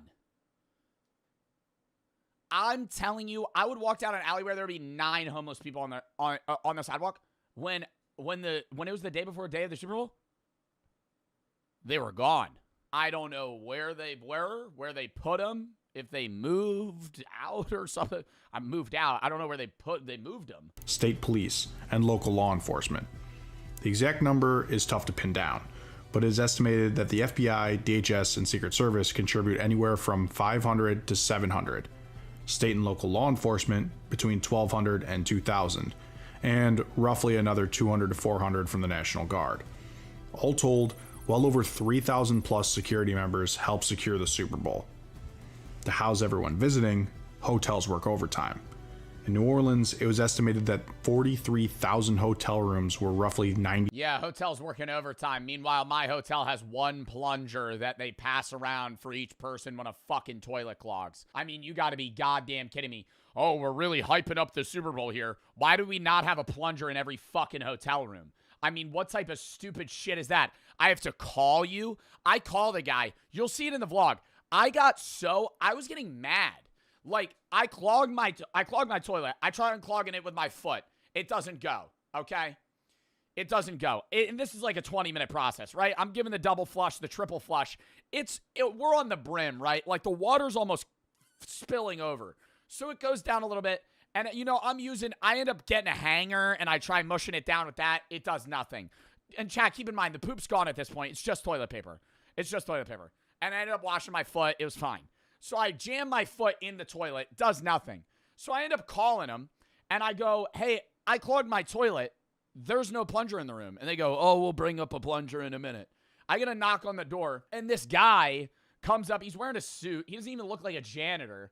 And he's holding the plunger in a trash bag, and he's like, can I come in? And I go, no. I don't say that. I go, I could do it. And he goes, are you sure? I'm like, what do you think? What do you think? There's something alive in the fucking bathroom, dude? No, I'm a grown-ass man. I don't want you to fucking unclog my toilet. What the hell is this? So I go, give me the plunger. So I take the plunger, and I fucking shut the door in his face. I go unclog the toilet, and then I bring it back. I go, here you go. And he goes, thanks. I go, thanks. And then he walks away. I go, hey, this is an interaction we could avoid. All you got to do is put a plunger in the room. How much is a plunger? $5? $10? $12? And I tell Brooke this, and Brooke's standing there. She's listening to me talk to this guy. I go, who the fuck would want him to plunge their toilet. And she was like, you'd be surprised. And, you know, I ended up thinking about it, and I was like, yeah, there probably are some, like, really, like, richy people that are like, could you unclog my toilet for me? Fuck out of here. I want to unclog. I don't want somebody, like, you know how weird that would feel if I let this guy in my hotel room, and then he's just sitting there just fucking, just mushing. I know that looked weird. 3% occupied. Gross. In Vegas, that number was tenfold. 413,000 hotel rooms were booked between Friday and Sunday, the week of the Super Bowl. Although, this is expected for a city like Las Vegas, where many people probably visited to enjoy everything Vegas has to offer during America's biggest sporting event. Who makes up many of the people attending the Super Bowl? Volunteers, of course. 10,000 plus volunteers help every single year with the Super Bowl. This includes everyone from airport greeters to fan experience staff and traffic coordinators. Concessions. I don't think I saw a single person he just mentioned. And traffic coordinators. Nope. Traffic coordinators, yes. None of the airport greeters. Concessions are also incredibly important for the Super Bowl experience. People need food to eat while enjoying the game. There are roughly between 2 chicken nuggets and French fries. That's what they had. And 3,000 core food and beverage staff working the game. But given this is the Super Bowl, they need a little extra help. To handle this, an additional 1,000 to 2,000 workers are brought in to help serve people food and drink. Most interestingly, the revenue gained from concessions alone is astronomical. It is estimated that anywhere between $6 and $8 million is grossed on concessions alone. That is I feel like that's majorly from alcohol too, bro. They were charging fucking 19. Dude, no, it was $20 for a 19-ounce beer. I was like, wow, I'm paying $1 an ounce. $1 an ounce for fucking piss. For piss water. a lot of food and drinks. Lastly, the most important attendees of the big game are, of course, the coaches and players. This includes the 53-man roster, plus 2 to 4 additional reserves, 20 to 25 coaches, 15 to 20 medical/training staff, and another 25 to 30 operations personnel, totaling 115 to 130 people per team. And believe me when I tell you this, their schedules the week of the Super Bowl are crazy. Super Bowl week is hectic, to say the least. Teams normally arrive Sunday before the Super Bowl to get settled and have a lengthy week of activities ahead of them. On Monday, the festivities begin, most notably opening night. On opening night, individual players and coaches from both teams are at podiums. Thousands of media members gather around them to ask questions and record viral moments, like this interview between Deion Sanders and Marshawn Lynch several years back. You look good. Shit, you do too. The event is also commonly open to fans as a ticketed event. The host stadium. Do that many people watch opening night? I think I've only seen clips of opening night like once or twice ever. Will often play hype videos for each team. Yeah, clip farming night. That's what I'm thinking, bro. I'm like, I don't think anybody taps into opening night the week before. Music and entertain with team mascots. In total, it is about Joe screening out. I'm just sitting here. I'm like, you just see me pass out. 90 minutes and gets most of the media obligations out of the way early, allowing teams to focus on football later in the week. Tuesday through Friday are much more football focused. Teams hold full practices and media events are limited. While coaches and players will still conduct individual interviews on these days are way more tame than opening night and allow players to focus on what's important. Saturday is when things really tighten up and calm down. The teams normally hold light walkthroughs and media sessions are at a minimum, with only key players and coaches holding brief interviews. Most of the players' time is spent in hotels, reviewing film and mental. Bro, Joe Burrow be getting injured so often. I could so see Joe Burrow making it to the Super Bowl one day, and then the day before, they're like, he has the stomach virus. Joe Burrow has contracted the Black Plague. And then every Cincinnati fan goes, you gotta be fucking kidding me. Prepping for the But Joe Burrow somehow got a new case of Ebola. next day. He's gonna be out for the rest of the season. On Super Bowl Sunday, everything is tightly scheduled and feels like it is timed down to the minute. Players are required to be up and at breakfast around 7 hours before kickoff. Teams will often hold a few additional meetings for position groups and then head to the stadium 3 to 4 hours before kickoff. For travel to the game, teams obviously have police escorts and NFL security to ensure a safe arrival, and teams have a fixed window of arrival set by the league. Upon entering the stadium, players will get additional treatment needed and then begin warm-ups 90 minutes before kickoff. After warm-ups, players will head back to the locker room for some last-minute speeches by captains and coaches before being introduced for the big game. I feel like that's not that different from a regular game, though, no? Like, he's talking about how the Super Bowl really works. I feel like how teams, obviously it's a lot more serious because it's the Super Bowl, but how teams are treating their Super Bowl game is like a playoff, like any playoff game. Like, I think there is a little bit more rest probably in between because you don't want to be, like, at all lethargic and then you're going to put it out all out on the field, you know, because it's the last game of the fucking season or the postseason, but still. And then the show really starts. To showcase the spectacle for those not in attendance, a broadcast is needed, of course. I will say, I think that they are getting more and more geared towards TV viewers than stadium viewers. And I think they have to kind of get a mix in between there. Like, Bad Bunny's halftime show, I really liked, but it was clearly made for TV, right? Similar to, you know, last year's or any of the years before. Like, most people say, like, Rihanna, I think, had one that was, like, really good for, like, the in-audience and TV people. But it's, like, all of it's around TV-focused TV stuff. So it's like they do like fan shit, but like if I'm being honest, outside of the halftime show, the Super Bowl felt like any regular season game. Obviously, there's more shit on the line, so it's more hype, but there's no different feeling. You're in a regular stadium. It's the Levi's Stadium. Maybe they decorate it a little bit more. But it's just it's just a football. It's a football game. Like, you're going to a big football game. That's what it is. 4 major broadcast channels that retain rights to host the Super Bowl, rotating every year. They are CBS, Fox, NBC, and ABC. That game was ass. I will say the game was very lackluster the first half. The second half, I thought it got good, especially in person. It was pretty hype watching like an interception and shit. But yeah, no, it was just straight 4 field goals. Under the most recent deal signed in 2021, the first 3 channels have the rights to 3 Super Bowls. Worst offensive line I've ever seen from the Patriots. Yeah, Drake May was throwing the ball like he was pooping his pants. I really thought he was locked into when they were showing him at the start. I really thought I was kind of getting nervous, man. I had my bet placed. I was like, wow, the Patriots look pretty good. And then I saw them hike that first ball, and I went, never mind. Yeah, O-line. I mean, their whole offensive team did bad. They had no yards, no ball possession.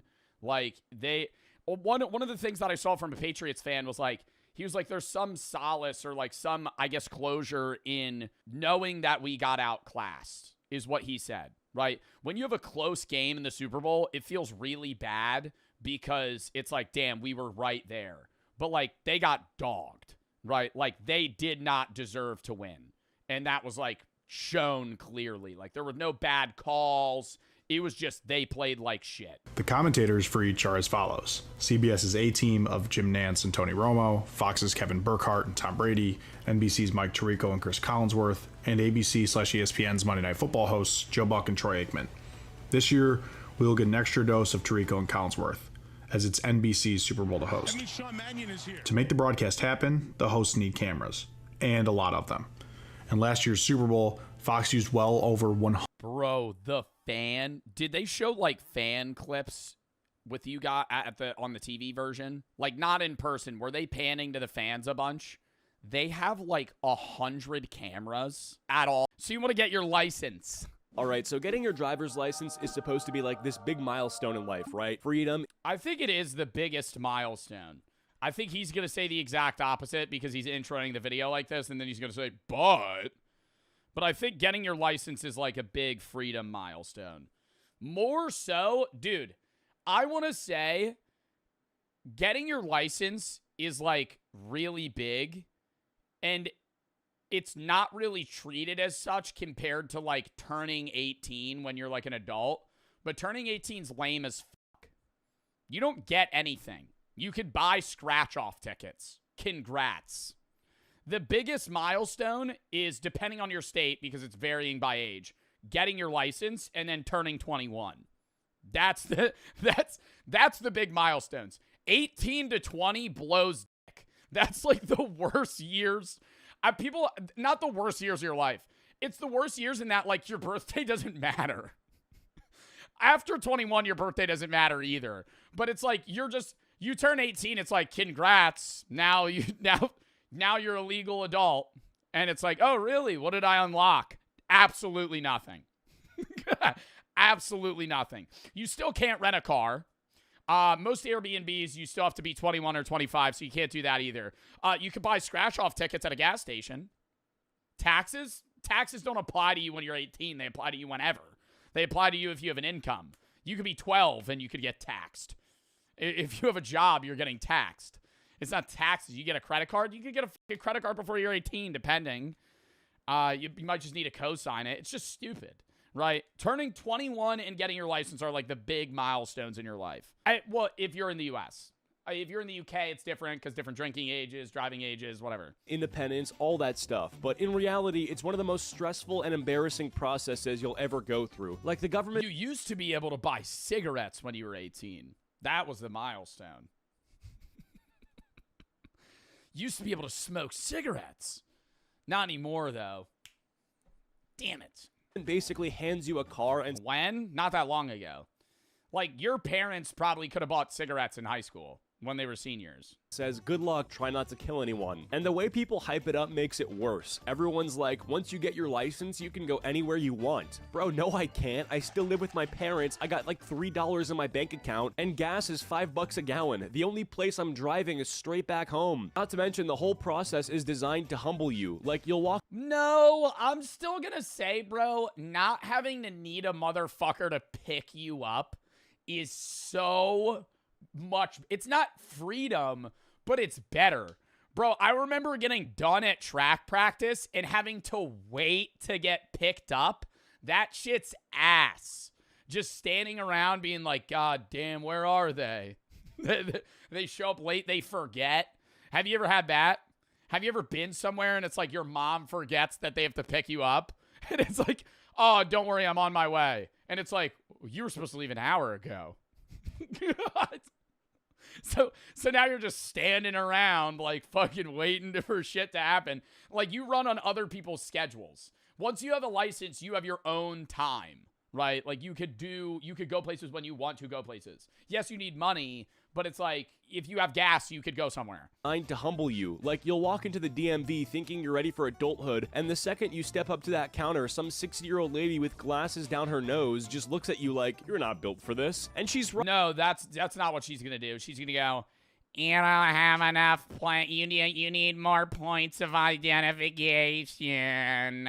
You only have your passport and a local water bill. You're gonna need to go home. And now you have to go you have to prove that you're you in every way in the fucking world.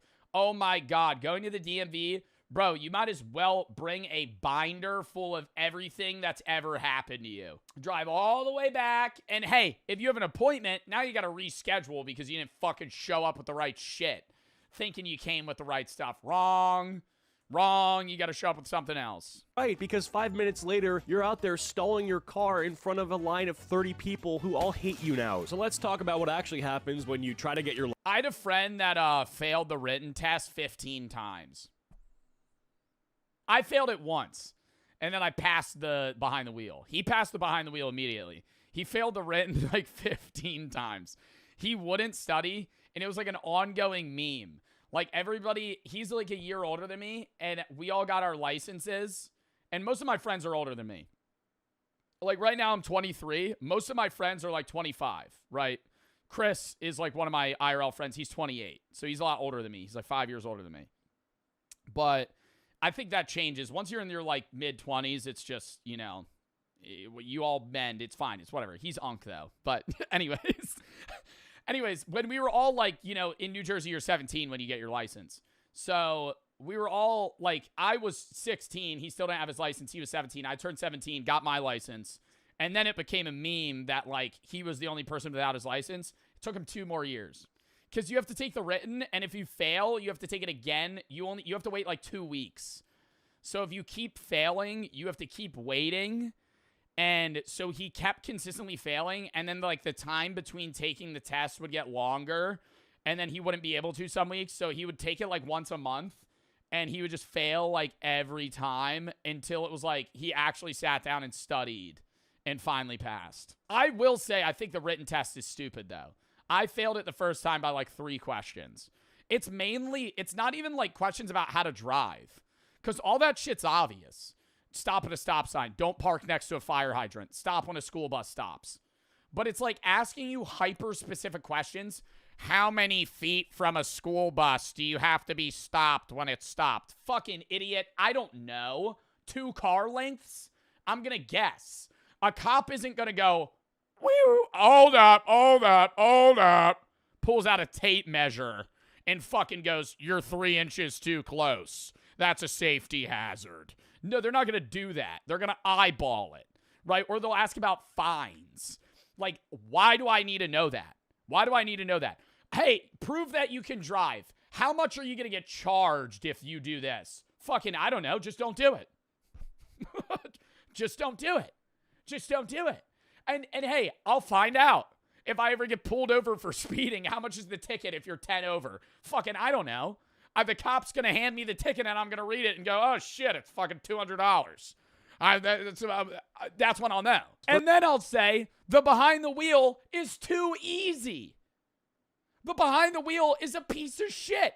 What? It depends on the state. The behind the wheel is literally stop, turn your signal on, go on a roundabout, turn around, parallel park. That's the hardest shit. Hey, buddy, why don't we make the test merging onto a 6-lane highway and going over a bridge when the median is fucking 6 inches away from the fucking edge line of the road and there's no fucking shoulder? That's how you know how to fucking drive. That's how you know how to fucking drive. You pass the fuck ass behind the wheel test. Congrats, you can parallel park. Oh, wow. Yeah, now actually get on a highway where people are going 95 and they won't let you in. And then you gotta fucking, and hey, there's gonna be moments where you just gotta fucking be ballsy. And that's what sucks. They don't teach you that. They don't teach you that shit. When you gotta merge onto a highway and it's like, hey, nobody's getting over, they'll move. They'll move. Because if they don't move, you're both gonna die. So they'll fucking get out of the goddamn way. And that's how it is sometimes. If you're driving in fucking Philly, you're driving in New York, you're driving somewhere in a packed city, they're not gonna move.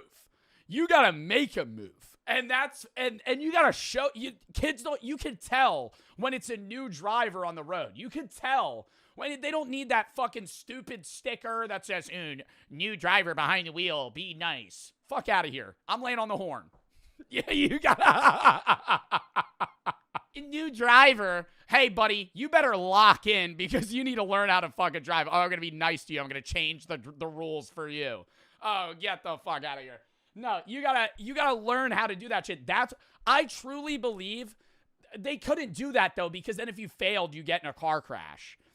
So they have to like simulate it somehow. But I remember I got behind the wheel and the driver's test was 4 minutes.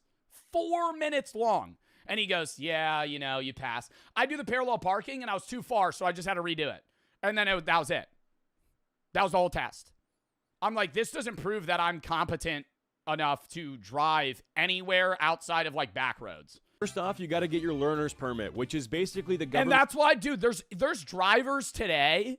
There's drivers today that are in their 30s, bro, that won't drive over bridges. They won't go on highways. You know why? Because they never learned how and they're terrified to. Because they can't drive. Saying, here's a piece of paper that lets you legally traumatize your parents in the passenger seat. Every drive turns into a hostage situation. Your mom's clutching the door handle like you're driving a fighter jet. Your dad's yelling, brake earlier every 5 seconds. And God forbid. Bro, the worst is, this is optional, but I remember I did it. So it'd be, I could get my license earlier. And it was like I took a driving class. You take the written to get your permit. And then I had my permit and I took a driving class so I could like get my license earlier or something. And it was this old guy named Henry. I remember him. I would go, Henri, I'd go, Henri, I'm going to drive with Henri. He was like 80. And the first day we didn't, he canceled because he had to get like his kidney removed or something. I don't know. He had a fucking, it was like, I was waiting around and he was like, he texts like 3 days later and he's like, oh, sorry, I was in the hospital. I was like, oh, fuck. He shows up and he would eat. All I remember about him, I hope he's still alive. All I remember about him was he would munch on like Werther's originals. Like the whole time I was driving, he would be fiddling with the plastic in the wrappers and he'd be popping them in. I think he had like 3 in his mouth at once because he would go like this. And he would mush them around. It sounded like marbles in his mouth. And the permit, like the driving class cars have, normally a car has a brake and a gas pedal on the driver's side. The behind the wheel, like driver's like class, there's also a brake on the passenger side.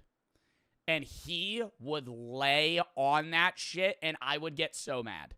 He would be like, I would be braking a good 100 meters before a stoplight, going 40 miles an hour. He would go, whoa, whoa, whoa, and he would fucking make a noise. Whoa, whoa. I'd be like, dude, I'm stopping. Like, I see, he goes, you don't want, he said, I remember he would go like this. You can't have this when you stop.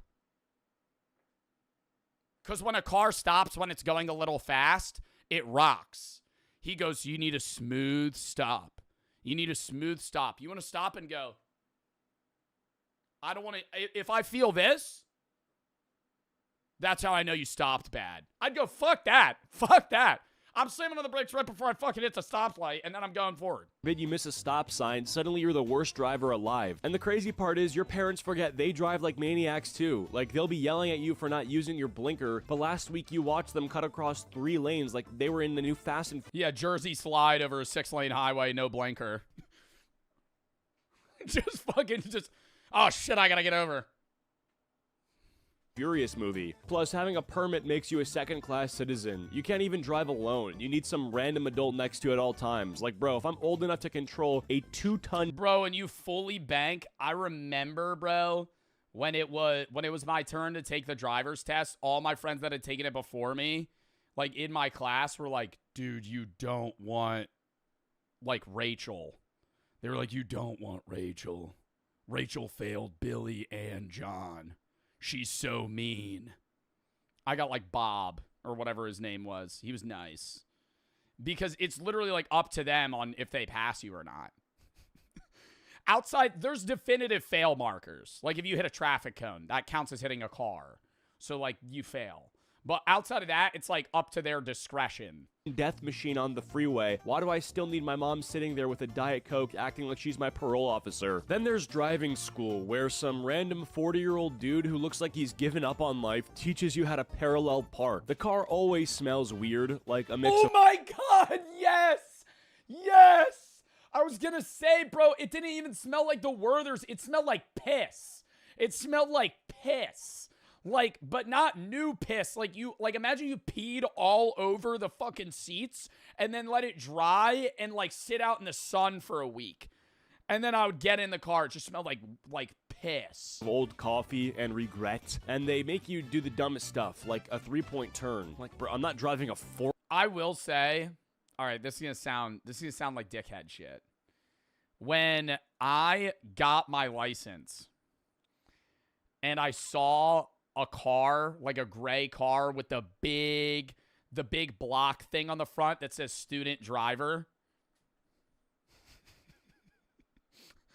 I would pass him. I'd be laying on the horn more than normal. It's fucked. I remember when I was 17, I was like, oh shit, I passed. Now they got to deal with it. And so I'd just be like, the second the light would turn green, half a second, just lay on it.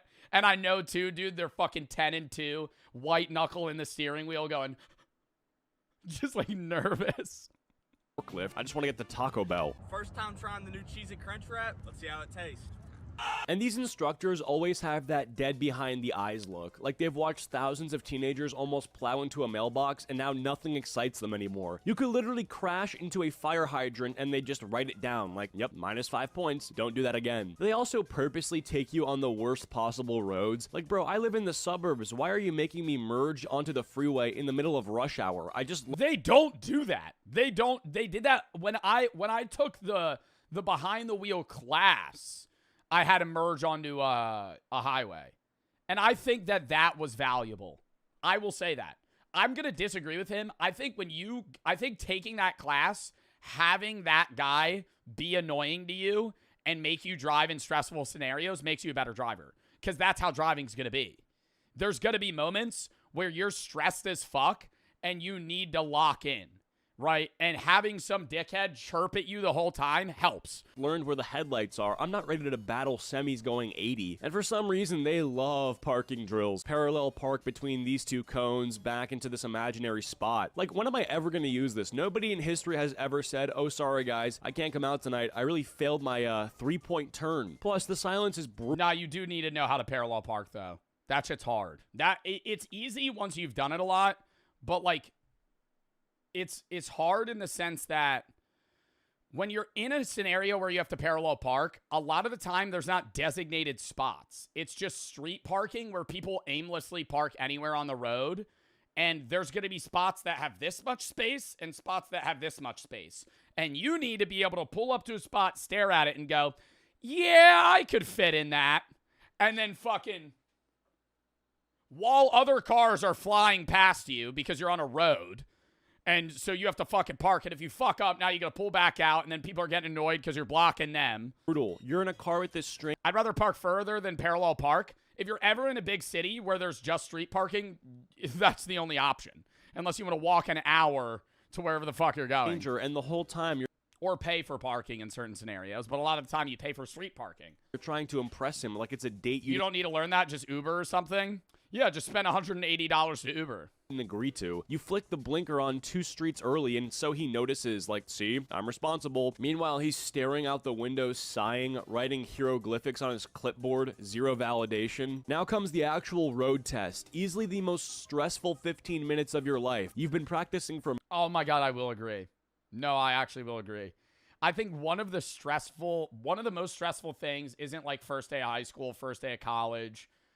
It is the second you're fucking waiting for your driver's test to start. Where you're like, you see the person walk around your car and do an inspection because they inspect your car first. And then they get in. Months, but the second that instructor sits in the passenger seat, your brain forgets how cars even work. Like, I'll be gripping the wheel so hard, you think I'm landing a plane. And the instructors never help either. They just sit there in complete silence, scribbling on their little clipboard like they're writing Yeah, they try to stress you out. I think they enjoy that part, though. Your obituary. You could literally save a baby duck crossing the road, and they'd still be like, you didn't check your mirrors enough. Automatic fail. The worst part is they never tell you how you're doing during the test. Like, you're just sweating bullets, thinking, okay, I nailed that stop. One, don't you have to wait mad long if you fail? It's longer than a written test. It's probably depending on the state. You have to wait 2 weeks to retake it. But if you fail 3 times... you have to wait 6 months. Wow. So if you fail multiple times in a row, you have to wait a half of a year. Stop sign, right? That was clean. Meanwhile, the guy's just clicking his pen like That's not bad, bro. That sucks.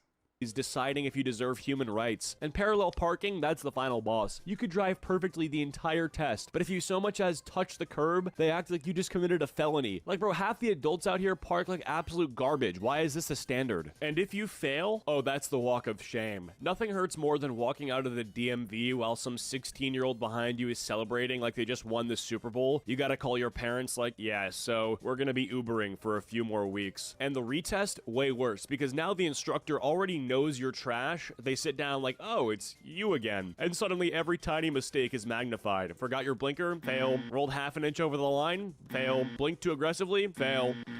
Well, no, I think there's like point values for different things. Like if you like roll a stoplight, there's certain things that are immediate fails. But if you're going like a mile over the speed limit, I feel like they'll probably dock points, but I doubt you'll immediately just fail. It really feels like a driving test is more like some government-sanctioned hazing ritual. Like, congrats, you survived high school. Now let's see if you can survive me quietly judging you for 15 The driver's license exam during COVID was crazy.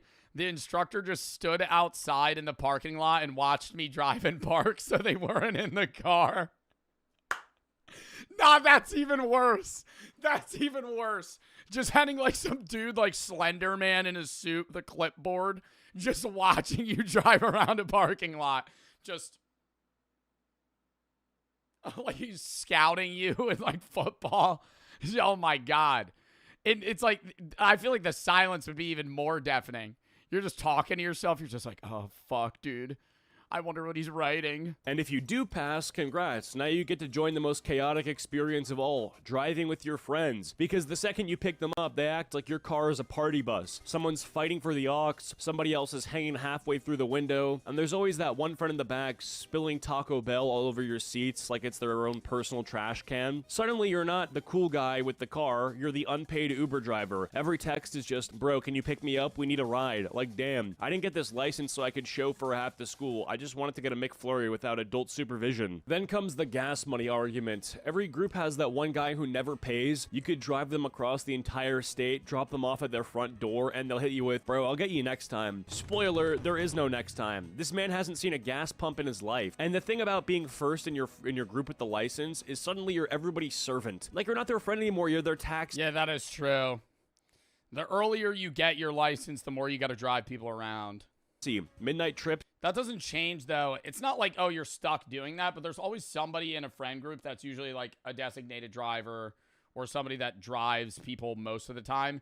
Also dependent on the car you have. If you want a life hack, get a smart car. Get a 2-seater smart car, then nobody's going to ask you to drive them places. If you get like a fucking 6-person SUV, all of your friends are going to want you to take them places. To Taco Bell, guess you're driving. Someone's crush lives 20 minutes away, you're driving. Someone wants to just cruise, guess what? You're driving. Meanwhile, your tank's on empty and you're praying your parents don't notice you burn through half a paycheck in gas money. And late night drives are their own horror movie. Everyone's laughing, music's blasting, but the second you get pulled over, all your so-called friends just turn into lawyers in the backseat whispering advice. Bro, don't admit anything. Just tell him you're speeding because your grandma's sick. Like, shut up, man. You're the reason I missed the stop sign in the first place. Here's the thing nobody tells you. Once the hype dies down, you realize that driving kind of sucks. Like, yeah, you've got the freedom, but now you also are stuck dealing with the absolute worst people on the road. You've got the guy who thinks turn signals are optional, the lady going 20 and dude, I've low-key done some shit like that. Not to the point where it was that dangerous, but I've like borderline missed an exit, and like the next exit to where I'm going is fucking 10 miles down the road. And if there's not a lot of people on the road, I'm hitting a quick 70-0 hard pivot right, and then just fucking rip the exit. The lady going 20 in the fast lane, and of course, the dude in the lifted truck who takes it personally if you merge in front of him. And don't even get me started on traffic. Like, nothing humbles you faster than sitting bumper to bumper for 40 minutes to go 3 miles. You're sitting there like, wow, I really begged the DMV for this privilege. Parking lots are war zones. It doesn't matter if it's Walmart, Costco, or some random strip mall. People will straight up cut across 10 spaces diagonally just to beat you by 5 seconds. And there's always that one psychopath who backs into every spot like they're rehearsing for NASCAR pit crew tryouts. Once you get sick of borrowing your parents' minivan, reality hits. You gotta buy your own car, which sounds awesome until you realize every option is either insanely expensive or complete garbage. Like, it's either a yeah, you're either going to get something that's reliable. It's really hard to find like a semi-cheap or I guess reliable car that's not, you know, $40,000. Like, if you're getting a used car for $10K, a lot of the time it might run well for the first few months, and then you're going to have like your transmission be shot or something's going to fucking break. You need to change your tire. Well, a lot of the time if you get it from a dealership, they're going to give you new tires. But you'll have like your brakes give out or something else that's just not going to fucking work. A Honda. Yeah, a lot of the time, dude, some people getting like a used Honda Civic with 230,000 miles on it. That fucking engine's going to fall out of the fucking car. But I mean, like, what else do you get? Brand new car that costs more than your entire net worth, or a 2003 Honda Civic with 280,000 miles and a quirky rattling noise that definitely means the engine's about to explode. And the seller is always The AC doesn't work. Dude, I feel like every time a car reaches like 200,000 miles, the AC gives out and it makes like a weird sputtering noise. Like was there a dead rat in the fucking car? What is that? Like it's a hidden gem, like, oh yeah, it runs great. Just don't roll down the windows or touch the AC, and make sure you keep a jug of coolant in the trunk at all times. Bro, that is not a car, that's a time bomb on wheels. Insurance? Forget about it. The government basically looks at you, a 17-year-old, and says, yeah, you're definitely crashing within the first 6 months. Oh, is this a turn right here? Shoot, crap. Everyone hang on, I'm sorry, I love you. I love you so much, I'm so sorry. They charge you like $400 a month for the privilege of driving a car that barely starts. And when you do finally buy one, it's not freedom. It's another money pit. Oil changes, tires, random lights popping up on the dashboard. It's like you're playing whack-a-mole. You think you're buying an independence, but in reality, you're just signing up for permanent debt. So yeah, getting your license is hyped up like it's the key to freedom, but it's really just the start of a whole new headache. First, you traumatize your parents, then some guy in a polo shirt makes you parallel park, then you get judged by a DMV executioner with a clipboard, and eventually you go broke from gas, insurance, and your friends mooching rides. So yeah, getting your license is just your first subscription plan to adulthood, and trust me, there's no cancel button. Thank you guys so much for watching. I hope you enjoyed all my videos. I don't know. I still think it's an overall net positive to be able to get a license. I think there are a lot of downsides, but I don't think it's something that it's like, oh, this should be dreaded, you know? That was a fun video, though. Check out 30 seconds.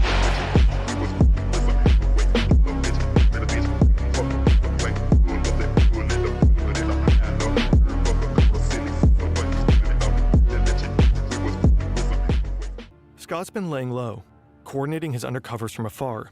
But what's the long-term goal then? Couldn't they just have busted him right there? Like, are they trying to crack down on the entire ring? His outlaw friends think he's going through a divorce. In reality, he's been diagnosed as overassigned after experiencing a severe stress-related panic attack. He's been ordered to take a 6-month timeout. He's been teaching during this time. His current class, ironically enough, is called Undercover Stressors. All the students have gone to bed, but Scott's only just returned to his hotel room. It's early 4 or 5 a.m. The drug deal back in November gave the FBI all the evidence necessary to arrest and imprison multiple outlaw members, but the operation has continued. Until today, the day of the takedown. Scott doesn't think he'll hear from any of them again, but then his phone rings. It's Scott Town, and he's concerned. He's heard some arrests were made, and he wanted his friend to know about it. He says he's going to take a shower and gather more information. He'll report back. And the last words we spoke to each other were, he said, I love you, brother. And I said, I love you too. And that was the last words I spoke to him. And probably about 45 minutes after that, a SWAT team hit his house and he went to jail. In the end, wow. And he's got to hate him because he knows he's an undercover. Like because there still is some like deep conversations they had with each other. 15 outlaws were... That's so hard for him. I mean, dude, it's hard for both of them in the sense that it's like now this guy's going to hold resentment against him for the fucking rest of his life. ...arrested as a result of Operation Roadkill. One of them was sentenced to 21 years in prison. Clothesline got 12.5 years. Scott Town, 7. The outlaws never saw their friend Scott Calloway again.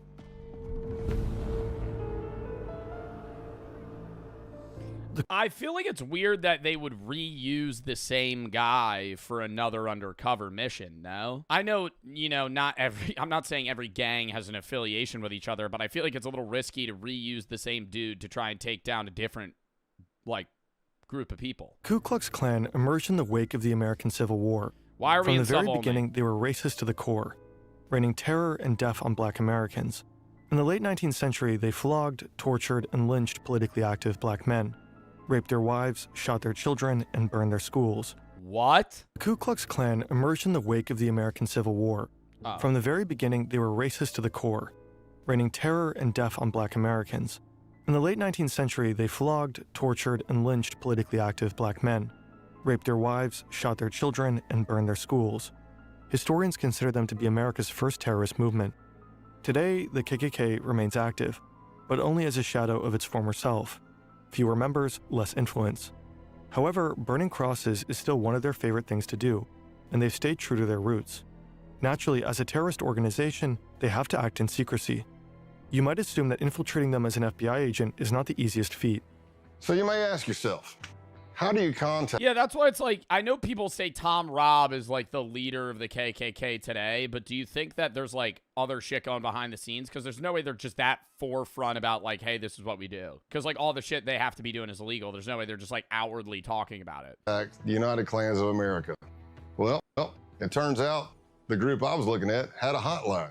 Scott starts talking to a guy named John Jack, a Klansman whose passion for Jack Daniels earned him this nickname. Scott tells him he's got the number from a group of bikers he met at a gas station. It's a plausible story. Scott looks the part, and his time with the outlaws taught him how to play it. Biker gangs and white supremacists often run in the same circles. Jack starts talking about this rally that's coming up. Vendors, burning crosses, country music, the usual. But there's a problem. He said, I'm not gonna lie to you, Scott. I had a band lined up, but the singer just got locked up, and I really don't know what the hell I'm gonna do about music. And I thought, this could be my end. And He just knows how to fucking sing or play the guitar. said, did I happen to mention that I'm a musician and a singer? I said, well, I'll tell you what I'll do.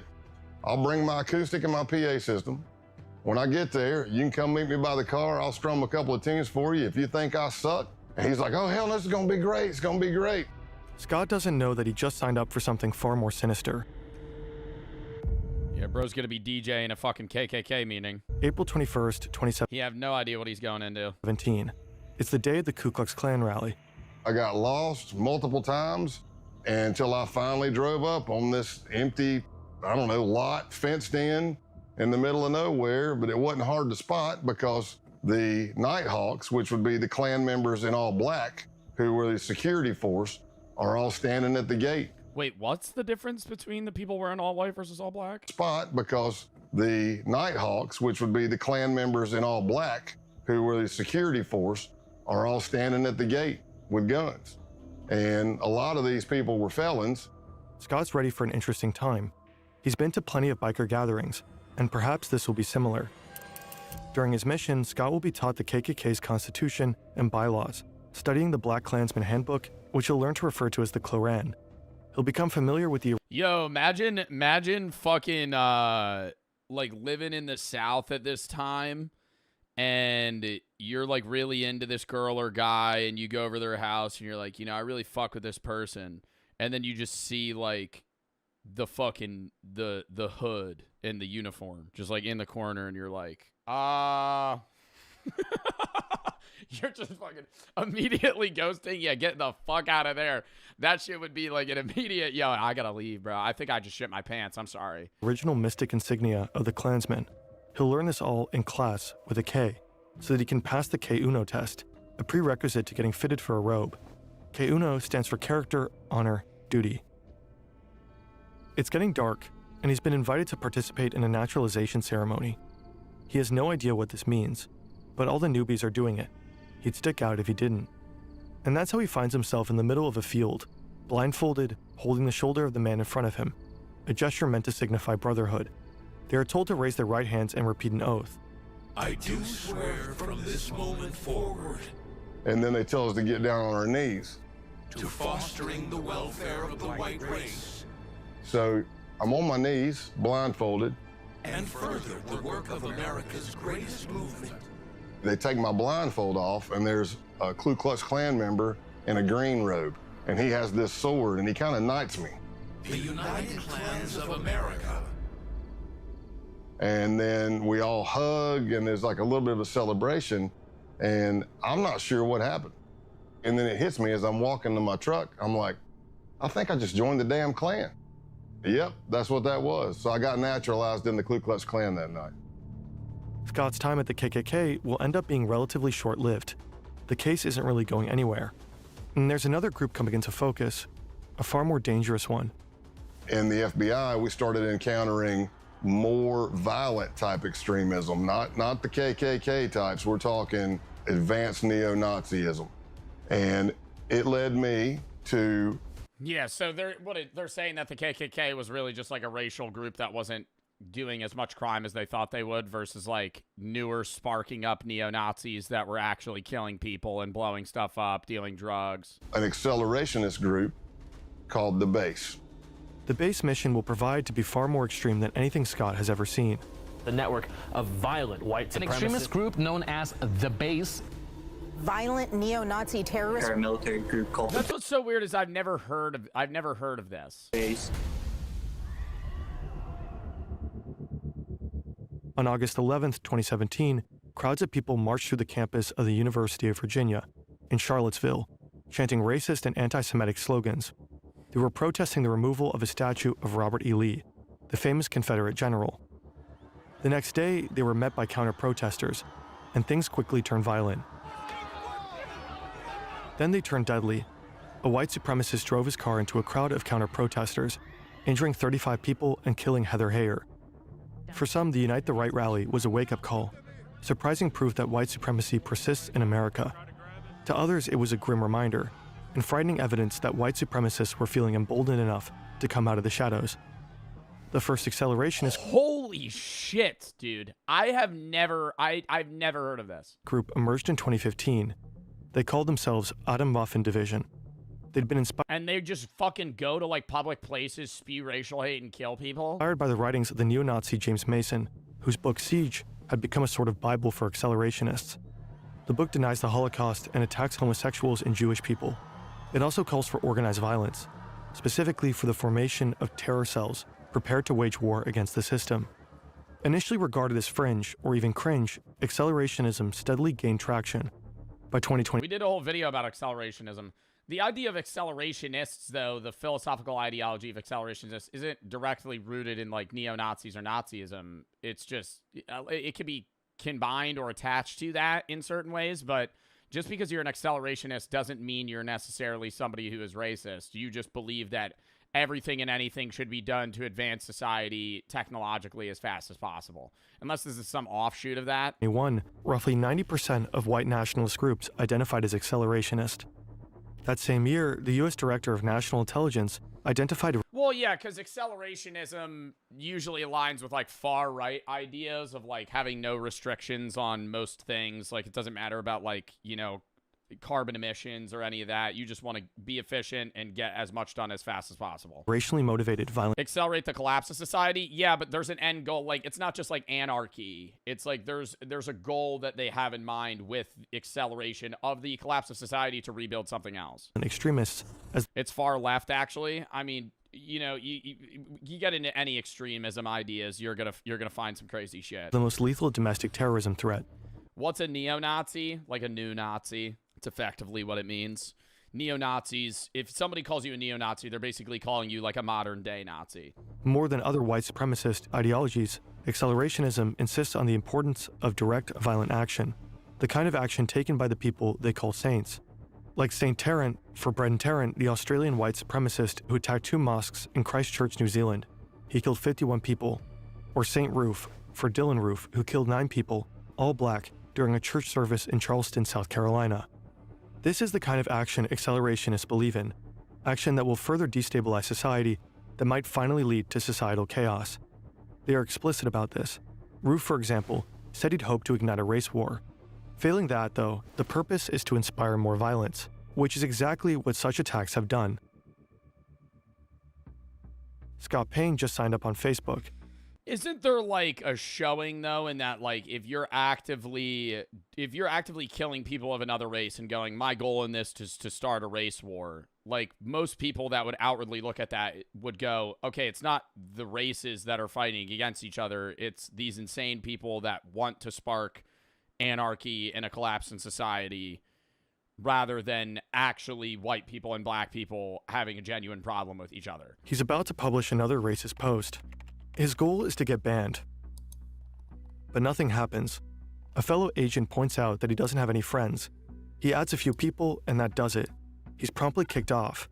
Okay, well done.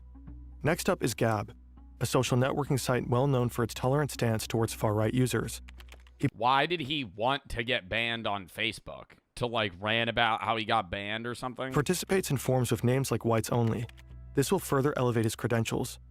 On July 15th, 2019, he writes an email. I've been seeing your stuff and I'm definitely interested. Survival and self-defense. I like it.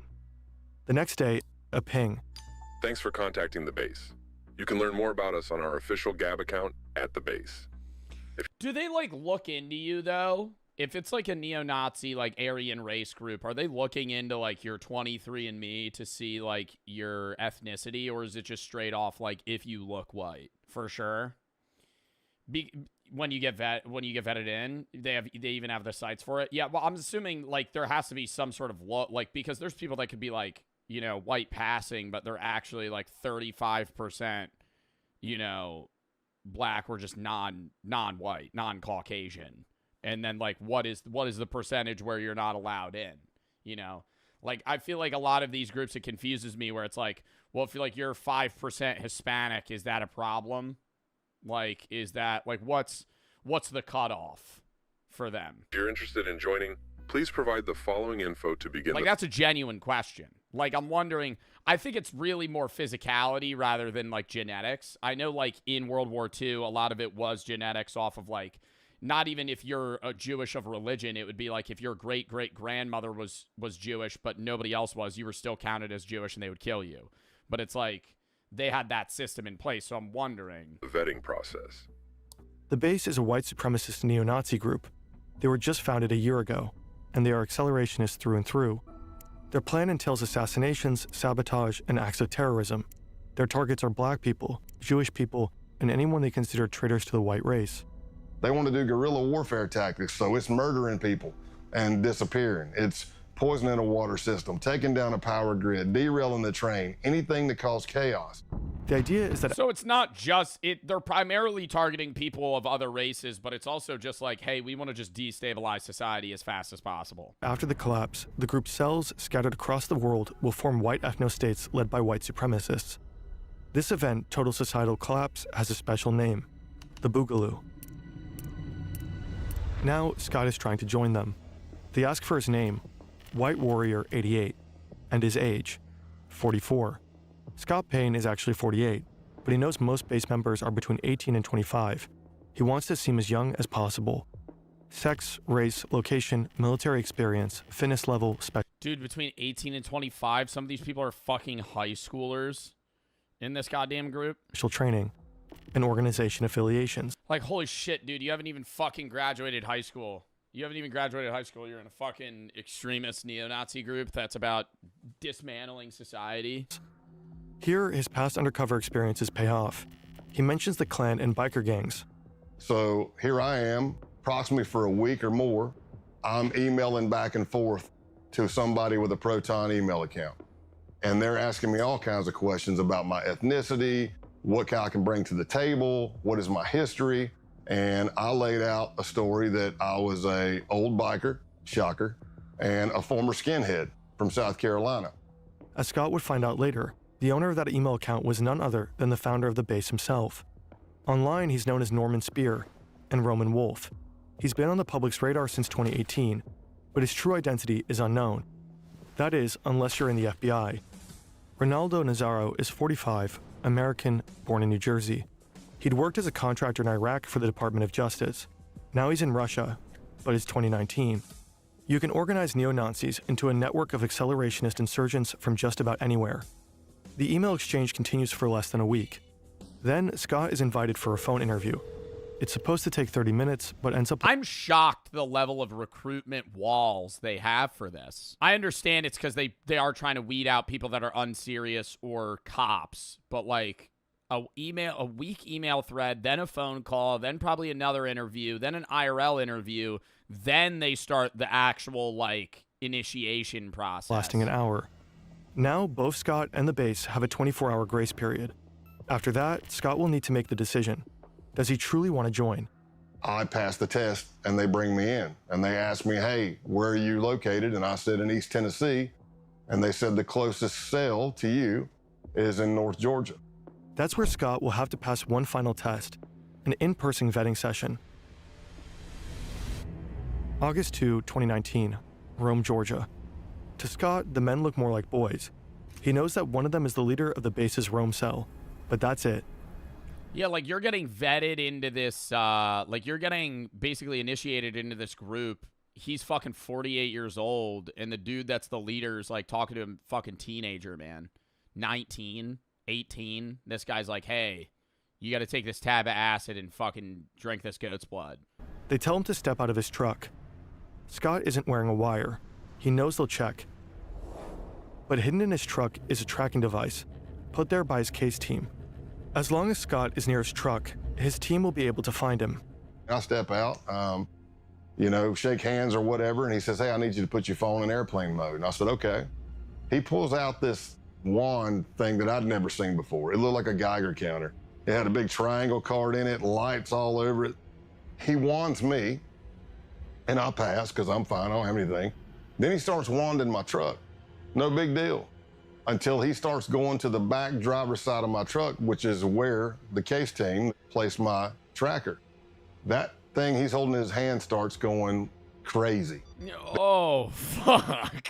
What device is he even holding? Brainiac over here, yeah, fucking super genius. He's got a fucking metal triangle hooked up to a fucking machine that's beeping for fucking hyper technology that's used for fucking geo tracking. My God. The closer he gets to the back of the truck, it starts beeping, beeping, beeping, beeping, beeping, beeping. I see colors going on it. I'm like, oh no, man, it's picking up the tracker. Scott braces for a fight. He's alone. His team knows where he is, but they have no idea something is wrong. But he gets lucky. The other guy wonders if the device is picking up the power lines. And he walks over and it goes crazy. And he's like, damn it, yeah, or whatever he says. Yeah, it's the power lines. Hey, follow. Oh, but yo, how the fuck has this happened 2 times for him? On the with the other biker gang, the dude's checking his jacket right by the mic and just fucking whiffs right over it. And then this time he's right next to the fucking tracker. He's like, oh no, maybe it's the power lines. All right, no, you're good. Was to another location. Scott has to act fast. He has to get the tracker deactivated. Oh, they're gonna rescan it. Oh shit, no, these guys are so fucking smart in comparison to some of the other shit we've seen. And I'm holy fuck. Calling the case team, and I'm like, hey, you need to shut that tracker off. They're like, I thought they were just going to let him slide. They're going, no, we're going to go to another spot and rescan it. Fucking I'd chuck that tracker out the window. And at first they're like, well, we can't shut it off. And I'm like, you have to shut it off. And they're like, well, if we shut it off, we're not sure. What if we can't get it back on and we lose you? I said, here's what. My brother, if you don't shut it off, they're going to fucking kill me. I'm telling you, whatever they have is picking up the tracker. If you don't shut it off, this is going to be a very fast undercover because it's going to be over as soon as we get to. I'm shocked they have technology the FBI didn't know about. Like, these guys just had a machine to pick up this fucking tracker and they didn't think about it. If it comes to it, I'm going to break it. Yeah, but they're tailing him right behind his car, Zod. You're going to be like, oh, 1 minute, real quick. Sorry, it's just, it's like a TI-84 calculator in the back. Sorry, I was just trying to get rid of it. Where we're going. They arrive at an abandoned concrete plant. And I'm thinking to myself, oh, this is great. How many movies have I seen where somebody's killed in an abandoned concrete plant? I hope they got the tracker off. They pull out the wand, they wand me, and I passed. Scott is in. By this point, Scott's been around the block, the outlaws, the Ku Klux Klan, but nothing could prepare him for what comes next. Scott has been with the base for over 2 months now. As a boy, he loved camping with his parents and friends. He'd explore the woods, go fishing. But the camping trip he's just been invited to isn't like the ones he used to go on. The list of things to bring contains some unusual items. Guns, ammo, sunscreen. Weapons. I don't know. I can't get it past my mind that, like, even though they're an extremist group, they still do very, very normal things. Like how an FBI agent infiltrated the KKK. Lock in. If there's any snitches in the group, we kill the snitches and they fire shots out of a gun. Boom, boom, and everybody's kind of getting scared. April 21, 2017. A group of men stand in a remote field in the KKK is still fucking up and running that strongly in 2017. I feel like a lot of the videos that we've seen about the KKK recently have been kind of showing that it seems more like just a group of racists versus people that actually try to do stuff. Still is now? No, I know they exist, but I'm saying like 60 years ago, you know, they were killing people. Now I feel like it's just like a gathering of racists. Middle of Alabama. I don't know, though. This video is about to explain this to me. It was nighttime, and I am blindfolded. I've been instructed to place my right hand on the right shoulder of the person in front of me in line because that signifies brotherhood. The Brotherhood is the Ku Klux Klan, the United States' oldest, most notorious white supremacist hate group. This is one of their ceremonies. What they don't know, one of them is an FBI undercover agent, and he's no lightweight, 6'4", 260 pounds, covered in tattoos. His nickname, Hillbilly Donnie Brasco. He's gone undercover as a contract killer, a contraband smuggler, an arms dealer. He's put dozens. Oh, do they work kind of like a biker gang in the sense of they still perform illegal like they sell drugs and do like that to make money? Then who the is that one guy that's the leader of the KKK that's in like Alabama and he just he does videos with like Gideon? Like, is that a different dude? That's that guy? There's no way that's the dude that's the leader. I mean, this is 2025 versus 2017, but Arkansas, not Alabama? Okay. Dozens of people behind bars, from drug dealers to violent motorcycle gangs to pedophiles. He's befriended and brought down biker gangs and neo-Nazis, people who are planning kidnappings, murders, and the overall downfall of society. My God. And when he was saying we're going on a camping trip, what he was saying is we're going to kill somebody. And everybody's screaming death to your, F your Jewish God, death to America. And then somebody says America, and everybody's screaming death to your, F your Jewish God, death to America. And isn't the Ku Klux Klan a Christian, like, Aryan racial group? Like, wouldn't saying F your Jewish God effectively be saying F themselves? I don't think so. I thought it was a Christian group. They're Satanists. You realize the start of Satanism also isn't worshiping Satan. Satanism generally started as kind of the denial of religion in general. Also, what the fuck is on my head? I feel like I have a hive on my head right now. You see that shit? Yes, various Ku Klux Klan groups have historically and presently identified themselves as Christian organizations, specifically white Protestant Christians, widely condemned by other Christian scholars, pastors, and theologians. Yeah, but it's like saying F your Jewish God is like, they all believe in the same God. And then somebody says, if there's any snitches in the group, we kill the snitches, and they fire shots out of a gun. Boom, boom. We drove all the way over to his ranch in Tennessee, and he told us everything. This is the story of Scott Payne, the redneck turned FBI agent who infiltrated America's underbelly. I would be so fucking nervous, chat. Oh my God. Imagine not even just being in the KKK. Like, imagine having to infiltrate a gang or like a mafia or a biker gang. Like, and you're knowingly becoming friends. You're not friends with them, but you have to portray that you're becoming friends with them. Like, you're getting close with these people, and they think that you're just in for the vibes. You know, they're like, yeah, no, you're one of us. No, you're a double agent. You're a double agent, but you're like, they have no fucking clue. And if they find out, they'll fucking kill you. How scary that is.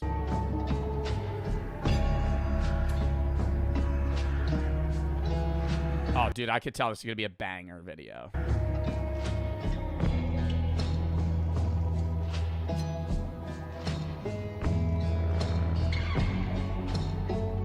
I'm assuming that if you're an FBI undercover agent, doing illegal activities with them is like null and void, right?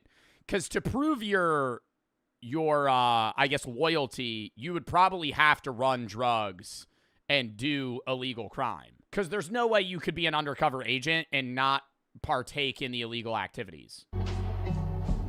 Yeah, outside of killing people.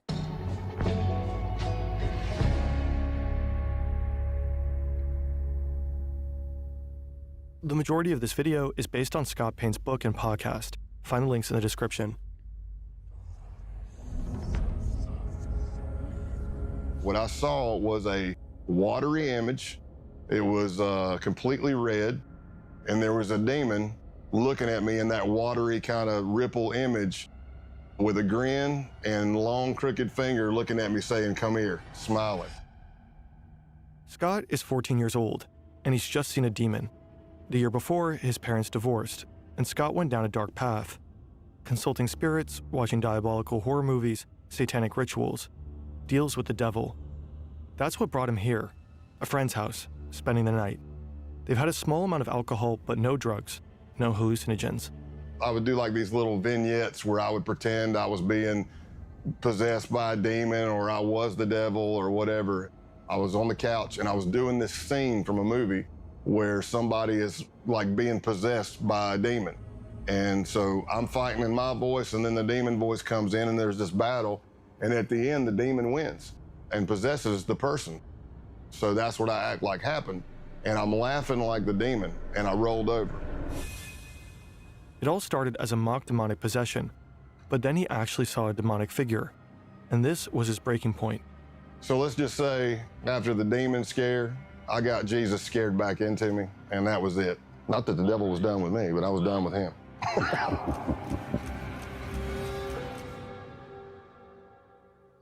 Halloween night 2019.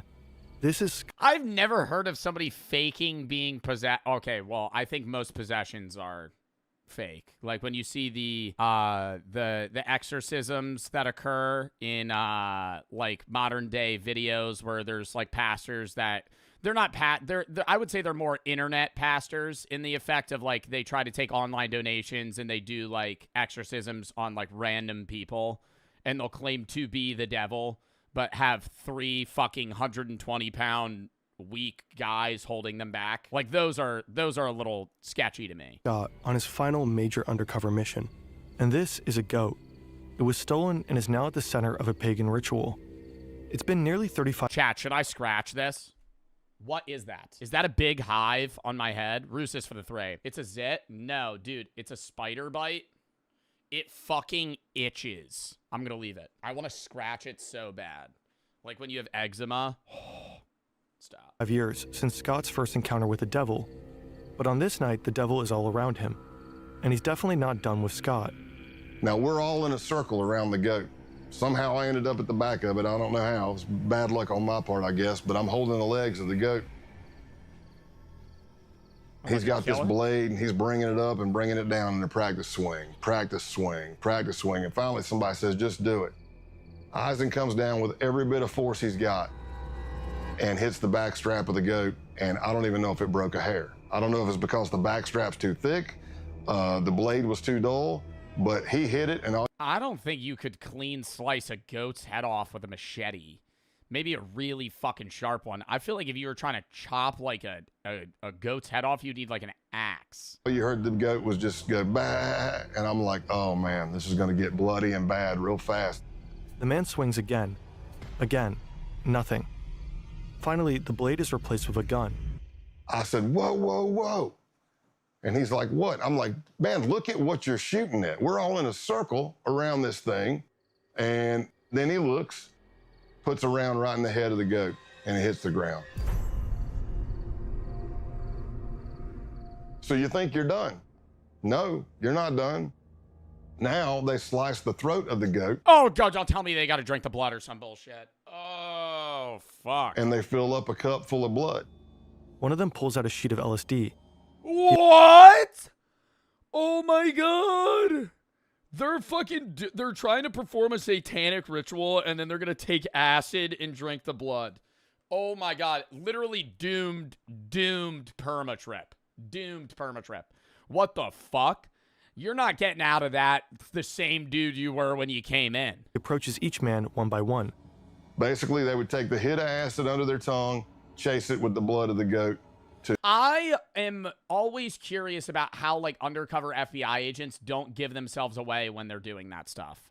Like, if he has to... Well, I don't know if this is a part of it yet, but, like, say you're undercover and they're like, hey, you got to do this drug with us. Like, how do you keep that facade of, like, I'm Donnie Blank when your actual name's like Derek Roberts, and now you're fucking hallucinating, you're tripping balls, and you're having like regular conversation to signify the sacrifice or solidify the sacrifice.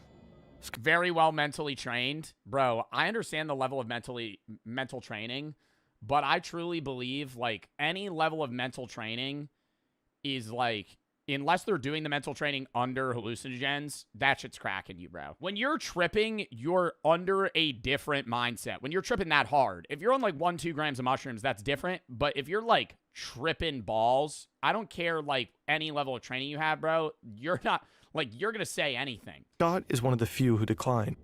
So when it gets around to me Oh, he says no? At the end, I'm looking at the blood and it's already coagulated. It's all chunky and clotty, and I'm looking at it going, man, I really don't want to turn this up and drink it. I mean, this is disgusting. So I dipped my fingers deep into the blood, pulled them out, and then sucked all the blood off my fingers. This is not the Ku Klux Klan. This group is younger, better equipped, and preparing for a bloodbath. And not only animal blood, but the blood of any human who isn't one of them. Jewish and Black Americans, and anyone they consider traitors to the white race. They're by far the most dangerous group Scott will ever infiltrate. Unfortunately for these tripping blood-drinking white supremacists, Scott Payne has other plans. It's exactly the kind of thing— God, can I say I find it shocking that you could trip and still hold resentment towards groups of people. I have hallucinated 10 times, or around 10 times. Like I've tripped like 10 times. And I've had bad trips and I've had good trips. Never once have I been equally or more resentful for anybody. Like, I feel like every time you come out of there and you're like, man, people all have their own problems. People are going through their own shit. I got to be more kind. I feel like every time I get out of that, I'm like, I got to be a better person. I'm never like tripping and then going, yeah, white people are the solution. What? He spent the last 17 years working to prevent.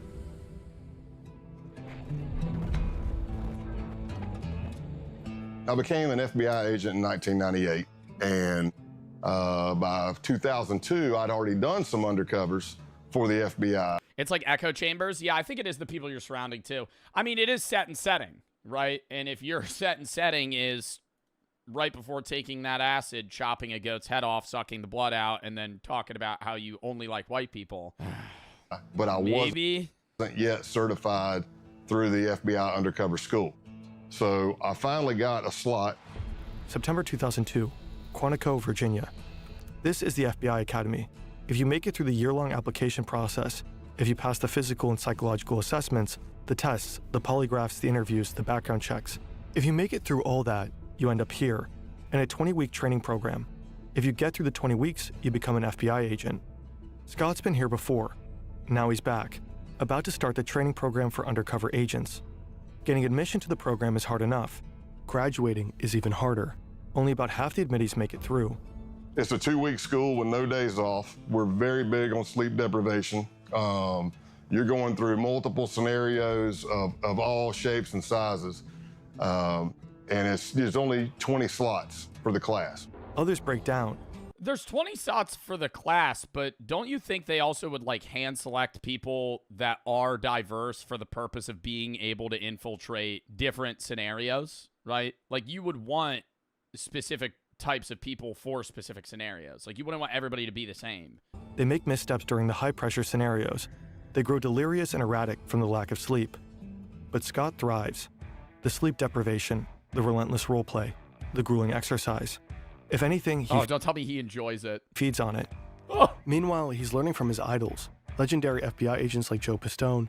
God, that's like a different type of dude, bro. To be able to be happy that you're not sleeping for fucking 2 weeks. You're not sleeping for 2 weeks, constantly doing physical and mental activities. Spent 6 years undercover with the Bun on No Crime family. But they don't always notice him. So I remember Joe Pistone coming to speak, and I was like a kid in a candy store, man. I'm like, oh my gosh, this is Donnie Brasco. This dude did 6 years undercover in the mafia. And he's teaching, but he has this thing where he keeps kind of wanting to— 6 years undercover in the mafia, bro. 6 years. Do you think there's ever a scenario where they like don't want to fucking crack down on some of these guys? I feel like it's different when it's like the KKK because it's just like a full-on fucking hate racist group. But like, I feel like if you're undercover in the mafia for 6 years, there's got to be like 1 or 2 dudes where you're like, damn, I feel like this guy's not, he's just like, you know, bad place, bad time. Like he grew up around the wrong people. He's not a bad dude. But you got to fucking, you know, I not rat on him, but at some point you got to fucking turn him in. Walk right up to the desk So he kept stepping on my feet. And, I was trying to get out of his way. And then finally, as he's teaching, he just looks down at me and he says, Jesus, kid, either you got the biggest feet I've ever seen or I can't see. And he throws a couple of bucks on the desk because he's like still in mafia mode. He throws a couple, he goes, hey, go get yourself a shine on me. And I just took my feet and shoved them under the seat, man. Joe Pistone may have scuffed up Scott's shoes. What neither of them could have known at the time is that Scott would go on to fill Joe's. The FBI Academy trains agents to take down bad actors. More and more of these criminals operate online. No tool. I really didn't jump out. Scott doesn't have a fight as an undercover in the FBI. If you're looking on paper, I really didn't jump out. Scott doesn't have a fancy degree. He doesn't speak any foreign languages. His nickname is Big Country, for obvious reasons. Bro, I feel like that's the perfect guy for the FBI. Like, why you don't want some dude that's like a Harvard grad that only knows textbook. I feel like you want a dude that's like lived in shit and like dealt with shit because he has like hands-on experience with like fucked up stuff. So he begins to work as an instructor at the school he just graduated from. Unorthodox, but it got him noticed by the right people. He gotta look racist. I mean, bro, do you think that's one of the, they had to pick a guy that would like fit the bill. You know what I mean? Like for him to infiltrate the KKK, they had to be like, we need a dude that's country white, bunch of tats, looks like he is potentially racist. They're racially picking a guy to be fake racist. Playing in these scenarios and people that are there who they would take me out. Oh, dude, they would immediately now. Who were senior undercover. I would not be able to fucking pose that. Are watching because they're trying to recruit for other cases. And that's how my name started getting out there. So after months, there's finally a possible assignment, one that Scott is perfect for. Sure, he's a redneck with almost no foreign language skills, not suitable for many undercovers, but he has something most other agents don't. He doesn't need to pretend to be a hard-living misfit. He is one. He knows he'll feel at home where he's about to go, but he has no idea how close he'll grow to the criminals he's been assigned to infiltrate. Ooh, that's what I was just asking about. And how hard it will be to turn on them. People always have their own opinion of what undercover work is. Some people say it's acting, some people say it's lying. Essentially, this is the definition of undercover work. You are building relationships that you're gonna betray.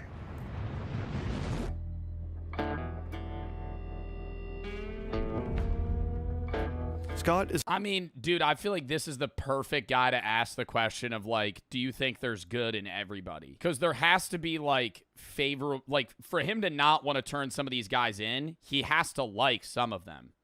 Even though they are full-on, like, insane racists. On a mission, and his targets, these men, have just arrived.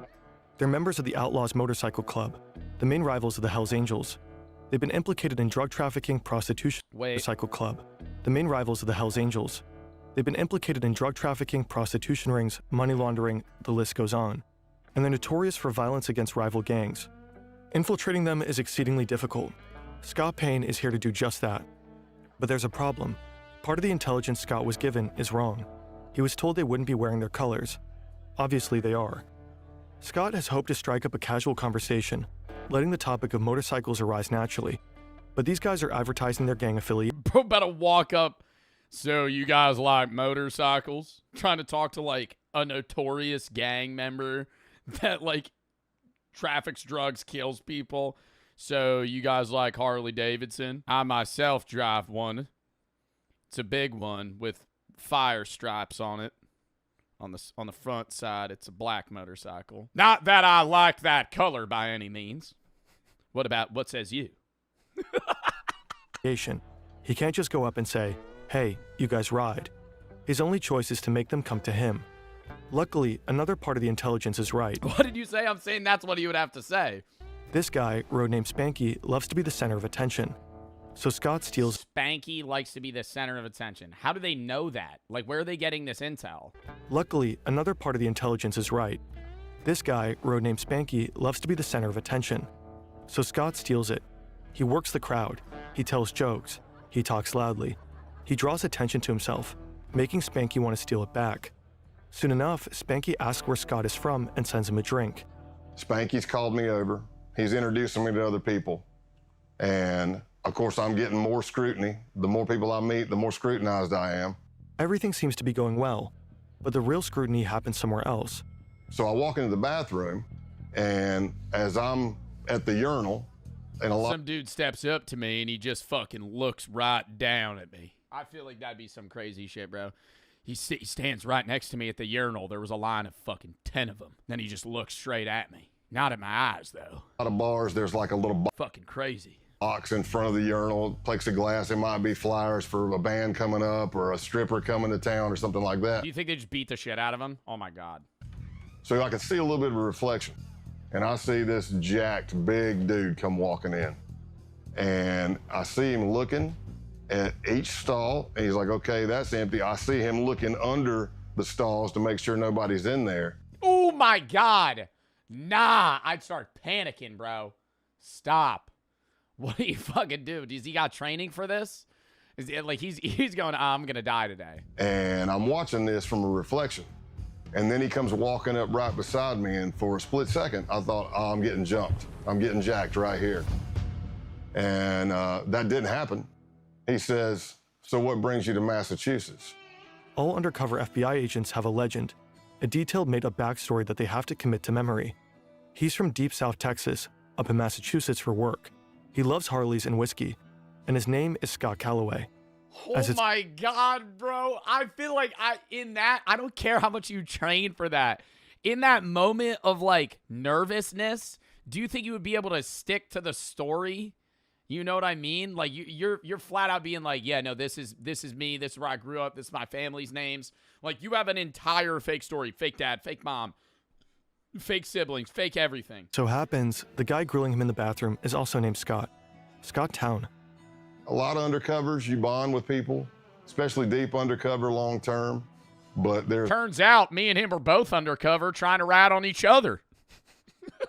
I was the FBI, he was the CIA. We had no idea. There's never been another person I bonded with closer than Scott Town. For a year and a half, Scott gets to know the outlaws. He drinks with them, rides with them, fights alongside them. He gains their trust. He becomes their friend. They call him Tex. Scott's legend may be a lie, but the friendships are real. Scott Town becomes like a brother. He likes to drink, I like to drink. He likes to fight, I like to fight. He likes to ride and lift, I like to ride and lift. We completed each other's sentences. We were just kind of cut from the same cloth. They even both have a daughter who's the exact same age. Oh my Scott God. Town is kind of a doppelganger, the person Scott Payne might have become had he not gone into law enforcement. Another gang member, Brian De La Vaga, aka Clothesline, also becomes a close friend of Scott's. He said, and these guys are my brothers, and I grew up around them. He said, but I really don't have that many friends. Somebody that I know would take a bullet for me, and that I would take a bullet for. And in my mind, I'm looking at his face, and I'm going, oh, no, man, don't say it. And he looks at me and says, you're one of those guys. Oh my God. And then having to fucking turn him in and be like, yo, no, that's like another level of shit. Bro, this guy being literally like a fake person. Not even like, you know, he's just a dickhead, actually. Like, he's literally pretending to be like fake backstory, fake everything about him. The shock you would feel, bro. Tomorrow is the big day.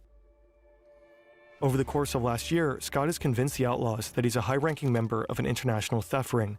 They begin running jobs together. It begins small, with insurance fraud and vehicle trafficking. An outlaw so he doesn't try to join them immediately. He tries to be like an affiliate of their system. Reports a motorcycle as stolen. He then files an insurance claim, while Scott sells the motorcycle across the border. A double win. Money from the insurance company, money from the sale. They do this again and again. Dude, does the FBI ever cut, like, when this happens, does the FBI tell law enforcement, hey, don't crack down on this? Because, what happens if they end up getting caught and it's like, hey, no, let this go through? Like, no, we need this. You don't do anything. With motorcycles and other vehicles. But tomorrow's job is different. Some of the outlaws will be serving as security during a major drug deal, a gig arranged by Scott himself. He's revealed that he has connections with a Mexican drug cartel. No surprise, considering his line of work and his proximity to the Mexican border. The stakes are high. If they get caught, they'll be looking at serious jail time. And if something goes wrong during the deal, the bullets will start flying. So when Scott is told to meet the outlaws at their clubhouse, he's not surprised. They probably want to go over the plan one last time. Scott arrives. The place is familiar. He's been here countless times. He knows what's behind every door in the building. Oh my God, do you think they're suspicious of him? They shut the door. They're like, you're a narc, aren't you? We know who you are. Except one. Clothesline leads him to that very door. Now he realizes that something is wrong. Uh-oh. Scott is told to strip. They need to check him for a wire. Because of the stress of this happening, I forget my middle name. I'm having... No! See, that's what I mean, dude. The fucking backstory falls. The backstory falls, bro. You forget everything. Oh my God, because he's probably just adrenaline right now, just freaking the fuck out. An adrenaline dump. And for anybody who's ever had it, it can be any traumatic experience, but I'm having auditory exclusion. So what I hear sounds like I'm underwater. It's going whoosh, whoosh. So it's slow. I need you to take all your clothes off. It's slowing down. I'm getting time dilation in my eyes. Everything I see is in string grabs. Click, click, click. I can feel my heart beating through my entire body. My hamstrings get rubbery. Now, oh my God, but do you think the other guy would see, like, wouldn't the other guy see that in his face? You know what I mean? Like, don't you think the other guy would be like, why are you so fucking nervous? Clothesline has instructed me to take all my clothes off. Here's what I'll tell you. If I'm not wired, it's just an embarrassing moment. I'm naked in a small crawl space with two guys with pistols. Problem is, I'm wired to the hilt. Oh, fuck. Give me 1 second. Gets naked, just swallows the wire. Fucking, what do you do in this situation? But they don't find anything. I have a condition. Scott's recording equipment, please, is not taped to his chest, but in his clothing. So my adrenaline starts settling, and I'm starting to come back to normal, and I think I'm done. Oh, so his mic was like sewn into his clothes, and they didn't check his clothes? And I get my pants back up. I don't know if I have my boots on yet or not. And then Clothesline grabs a piece of clothing that I was wearing. And that piece of clothing has a recording device in it. And I'm watching him, and he starts grabbing the clothing, and he's going through it nice and slow with his fingers. And I don't realize I do it, but there's an audible sigh. You can hear me go, because I don't even know. I don't even know I'm doing it. And he looks right at it and misses it. And I live to fight another day. Like, would he have died right there? If they found that mic, would they have killed him? Live to fight another day. I don't know, because if they're like, yeah, I know you're saying 100%, but I'm like, if they killed him right there and then, wouldn't they like just storm in and be like, we know you killed him? Two moving trucks enter the parking lot of the Brockton Holiday Inn. One is filled with drugs. The other is filled with money. A Mexican drug cartel is selling 40 kilograms of cocaine and 1,000 pounds of marijuana to Canadian buyers. The Mexicans aren't taking any risks. They've arranged an American security detail. What does 1,000 pounds of marijuana look like? 40 kilograms of cocaine, sure, it's probably a few bricks.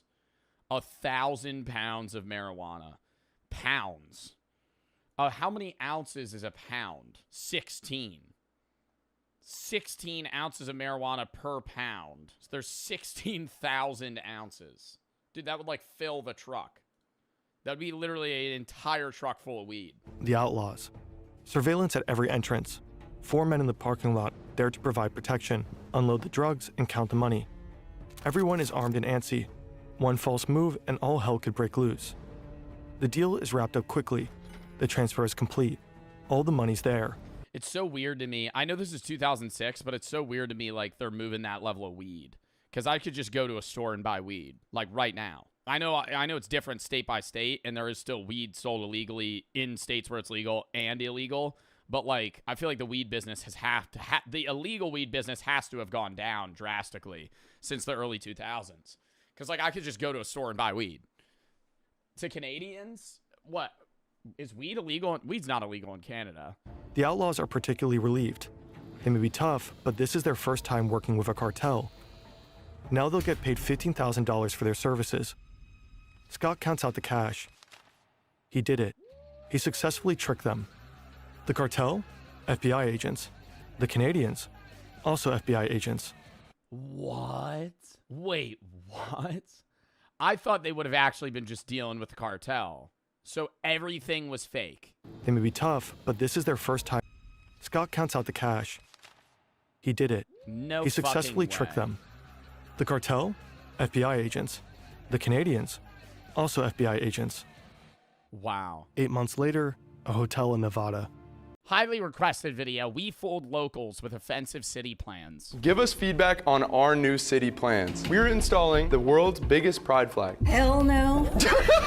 Are you joking? No. Do you guys disagree with that? I'm like, I can guarantee you no one will ever vote for that. who wants to see us? I always wonder how, like, YouTubers and even mainly, like, Impractical Jokers still get people to believe these things. But I've come to realize that they always get old people that are, like, really detached from society and reality in, like, local rural towns to do, like, a town meeting about city plans. Like, somebody that would be a part of the HOA in, like, your rural Nebraska city. Not gullible? I don't know. I wouldn't necessarily say the word gullible. Maybe... But, like, yeah, no, people that are living in 50 years ago. Society where parents stay together longer. Well, we have a solution. A 50% rent increase for single mothers. What? I'll need something to throw at you. We'll take that as a yes. We'll take it as a yes. No. Are you trying to go? I feel like these guys can pull it off because they're YouTubers, but don't you ever wonder how, like, I don't watch Impractical Jokers anymore. I feel like nobody, I don't want to say that's a dead show, but, you know, it's not 2013 anymore. But I always wonder how they still get people that don't know them. You know what I mean? Like, who below 50 is going to walk into a Walmart and have Myrrh or Sal walk up to them and be like acting really weird and laughing before they say anything? Like, obviously they have a person in their head telling them what to say. Like, even if you don't know them, you'd be like, yo, you're a part of a bit. Like, this, I'm on camera right now. The NFL playoffs are here. Football is at an all-time high, and there is no better time to get in on the action than with DraftKings Sportsbook, the sponsor of today's video. If you sign up with DraftKings and use promo code JOEB at sign up and place a $5 bet and your bet hits, you get $300 in bonus bets instantly. What an offer! DraftKings Sportsbook is the place to place touchdown bets. Not only do they have same-game parlays, they also have live betting for the people that love the thrills of live betting, betting on drives, betting who's going to get a touchdown, if they're going to place a field goal, whatever, in a given drive. DraftKings has you covered. And if DraftKings isn't available in your state yet, one of the green states, you could still take advantage of DraftKings Fantasy. So sign up for DraftKings today and use promo code JOEB at sign up and place a $5 bet. If your bet hits, you get $300 in bonus bets instantly, minus 500 odds required. Thank you to DraftKings for sponsoring this video. Let's get back into it! Us? You said no. Disclaimer, everything said in this video is for entertainment purposes only. This does not represent us. Do not replicate or act upon any content shown. We invited local residents. Oh, so you don't think single mothers should have a 50% rent increase? Huh. Yeah. To attend what looks like a real city meeting where we are posing as officials presenting new plans that will affect them. But the catch is we are given extremely offensive ideas that we have to present no matter what. After the president, I would love to be a part of this. I feel like okay, no, here's the thing. I could never do the presentation. You would fold? Oh, 100%. I could not do the presentation. I would love to make the presentation. You know what I mean? Like, I'd love to be the guy that makes the slideshow of something that's just, like, obviously gonna get bad reviews or, like, a bad reaction. But I don't think I could ever stand up and just riff, you know? Stand up, read a presentation, click this next slide, and it's like, we're gonna ban gay people from, and I have to defend that. In front of a fucking town meeting of people that are just going to be appalled. strangers will raise their hands if we convince them to support our new plans. And just like the Impractical Jokers, whichever team gets the fewest hands raised will face the terrible mystery punishment at the end. It's actually... So this is Impractical Jokers. This is... This is a one go on Impractical Jokers. There's no thumbs down. It's just if you lose, you just get the punishment. I'm telling you right now, it's not good. It's not going to be fun. Yeah, we're not doing all that. We're not doing all that. We're not going to do all that. No. You guys can do terrible.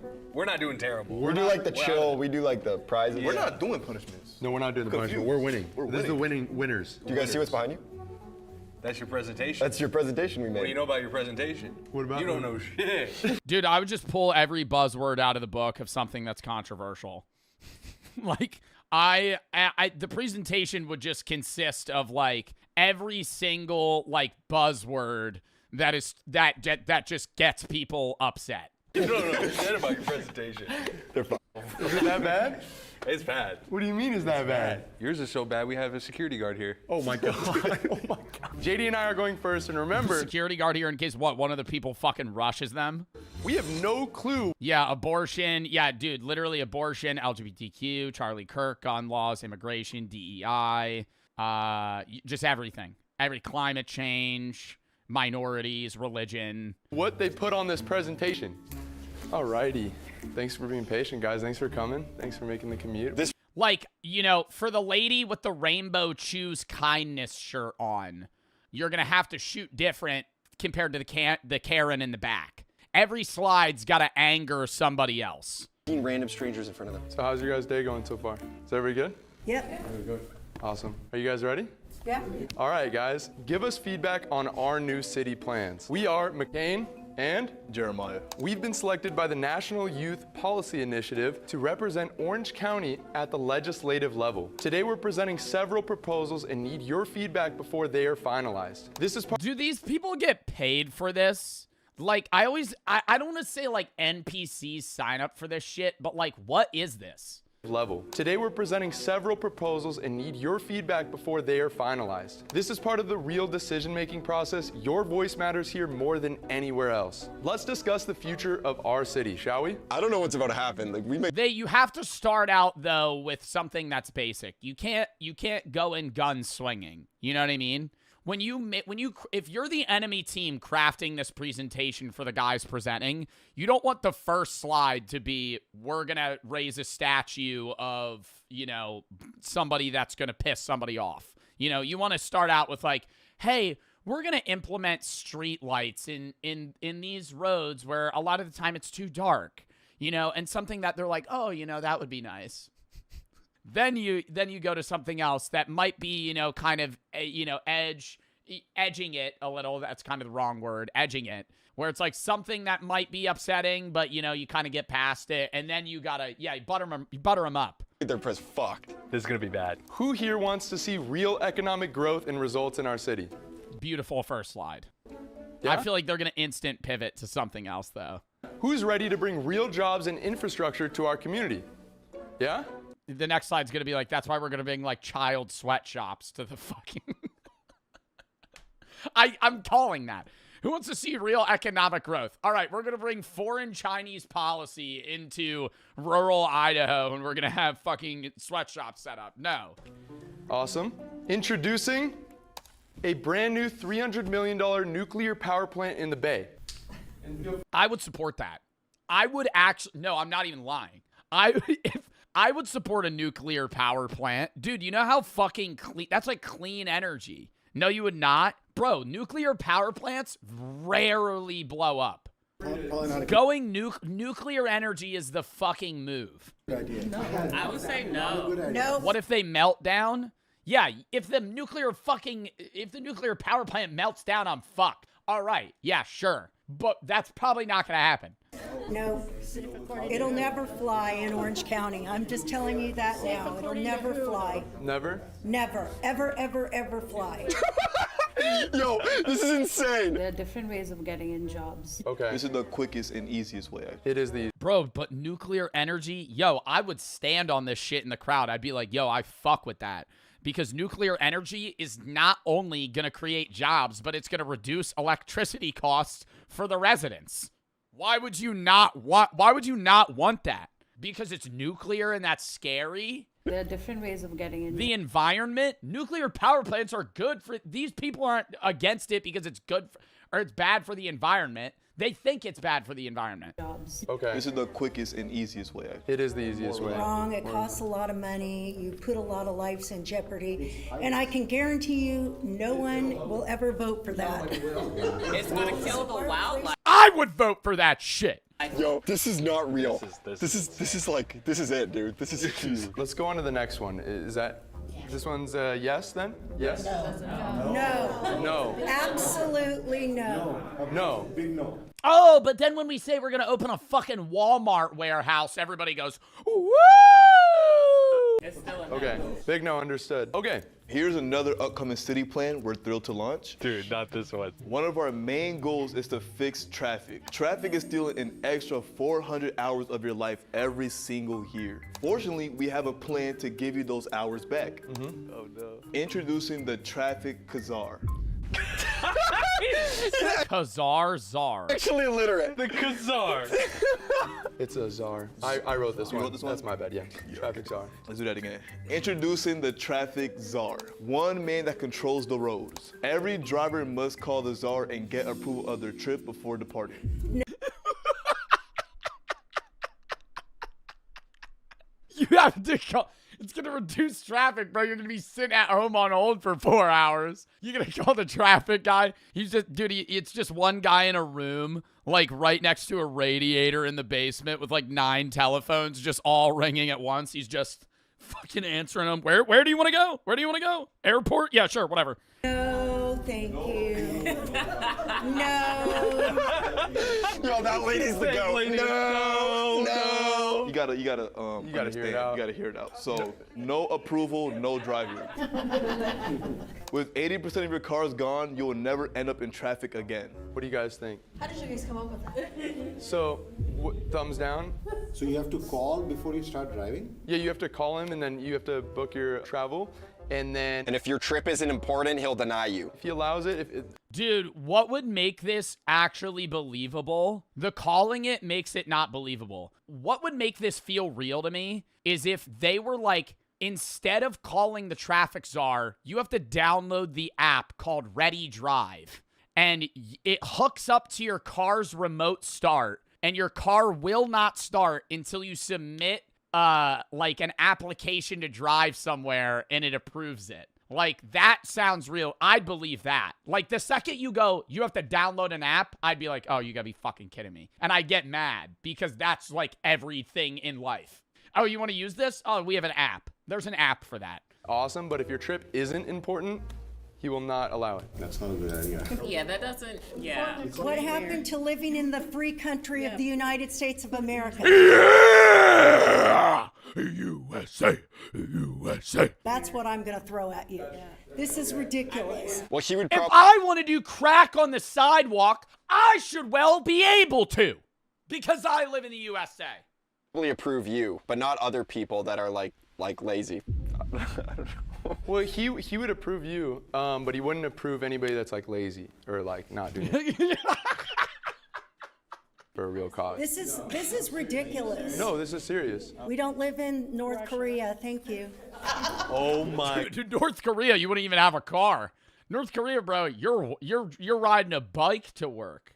God. I'm gonna say it. I don't care. We can go to the next one, I but mean, I maybe think if we lived in Russia. I think this one's good. In Russia, Next. Yo, the lady in the back might be the goat. If we lived in Russia, maybe. Yo, she might be the goat. We have new adjustments for the education system to change the game. Oh, fuck. This might blow it, bro. This is racist. Recent data reveals students' test scores have plummeted to historic lows, threatening our community's future. Who's ready to flip the script?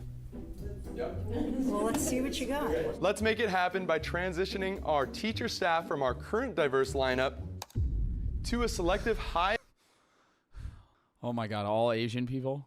achieving team proven to deliver exceptional results.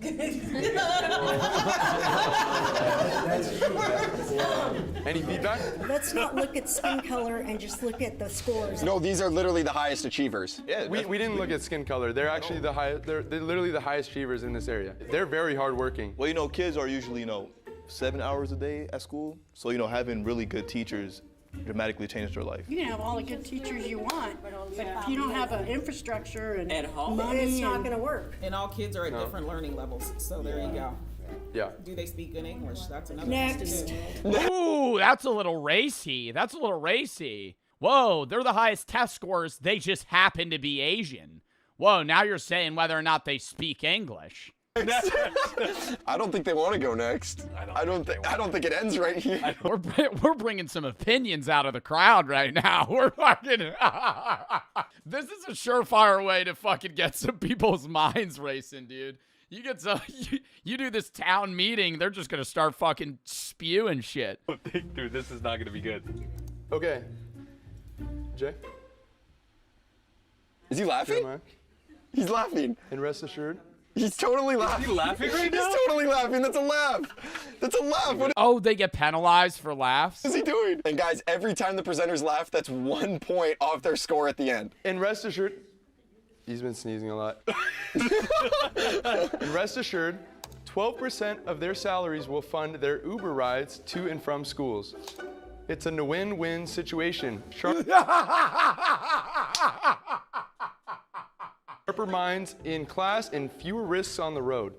This really sounds racist. I don't know. It is pretty racist. It is. What is Jay doing? He's laughing again? Are you Dude, serious? he looks like he's fented out. What the fuck was it? Why is he laughing? Yeah, I feel like it'd be better if he just outwardly laughed than like leaning down, like they know he's giggling. Stupid. That's not a good. He It's wrote it. stupid. I'm going to. So a lot what? of It's people are gonna take stupid. it. What's stupid? The whole thing. We have more Bro, he's not breaking character at all. policies that you guys will probably like. So While we're on the topic of education, immigration is good, but it's a problem when they don't speak English. I already know I don't like this. Fortunately, we have a solution. Allowing immigrants to learn English at Bro! Yo, that's Hey, his third laugh. Jay is throwing. Hey, I don't care though. They're gonna be doing the fucking punishment. allow immigrants to learn English at elementary schools. Oh, these are going downhill pretty fast. I'm not against it, but I thought they were already doing that. In a lot of- They're not in here. Thought they were doing that.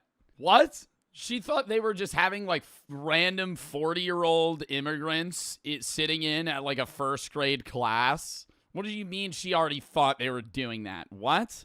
They're not here. So this will help them learn the basics so they can integrate flawlessly in America. So they would be in school with the elementary students Yeah, at the same yeah. time. So just to double up, like, so we can save pay on like the teachers to. I just say no.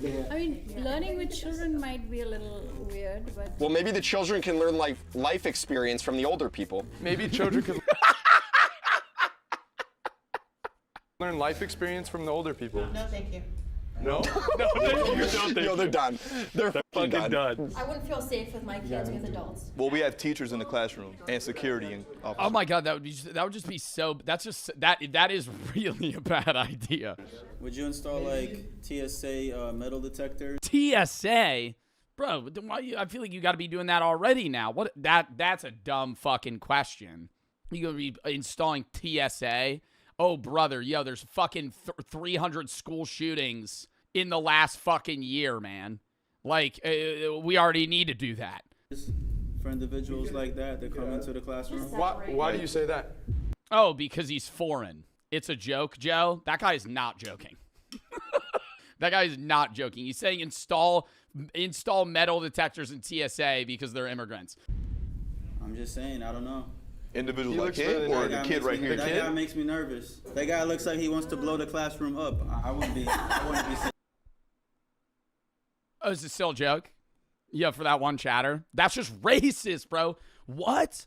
That's actually wild. I feel like the crowd is saying more crazy shit than like these dumb presentation ideas they're putting forth. Nervous. That guy looks like he wants to blow the classroom up. I wouldn't be saying. No, I don't. Looks like he wants to blow the classroom up. I feel like he looks like, bro, what? He looks like he has money.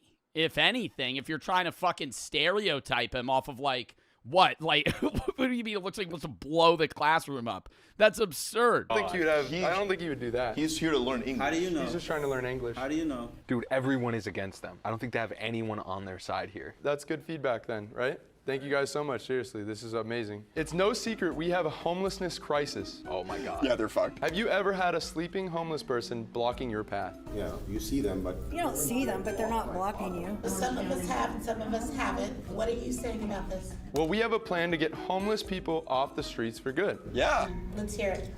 We'll make front yards public so homeless people They can just fall asleep in your yard can get off the streets. Oh, no. No, thank you. What about their neighbors? That would never work. You're just making people's front yards their permanent homes? No. Not their permanent home. People don't pay and buy a house and property tax every year to have somebody sleep on their front yard. And where are they going to go to the bathroom? That's ridiculous. They're gonna go to the bathroom on the lawn. They'll probably use the bathroom on the lawn though, like a dog. Thumbs down. No. Thumbs down. Thumbs down on this one. Before we go, Bro, I feel like there's no way back to back to back to back. Like, they gotta have some good ideas in the middle. You know what I mean? Because this seems like by the third idea, I'd go, these people are fucking joking. You know? Like, this is a meme. If they had like one bad, two good, one really bad, I'd be like, okay, what? In the next city plan, we want to give in our city, who wants to see harsher penalties for criminals? Yes. I do. Yeah. What? Harsher penalties for criminals? I think it depends on the person. I would rather see more reform input for criminals. I'd rather have criminals get help than just putting them in a worse situation to where when they come out, they want to commit more crimes. Because that's like the current U.S. prison system. Is like they get in, they aren't rehabilitated, they come out worse, and then they commit more crimes. Yeah, me too. Starting soon, the following crimes will now have a minimum fine of $500. Jaywalking. Littering.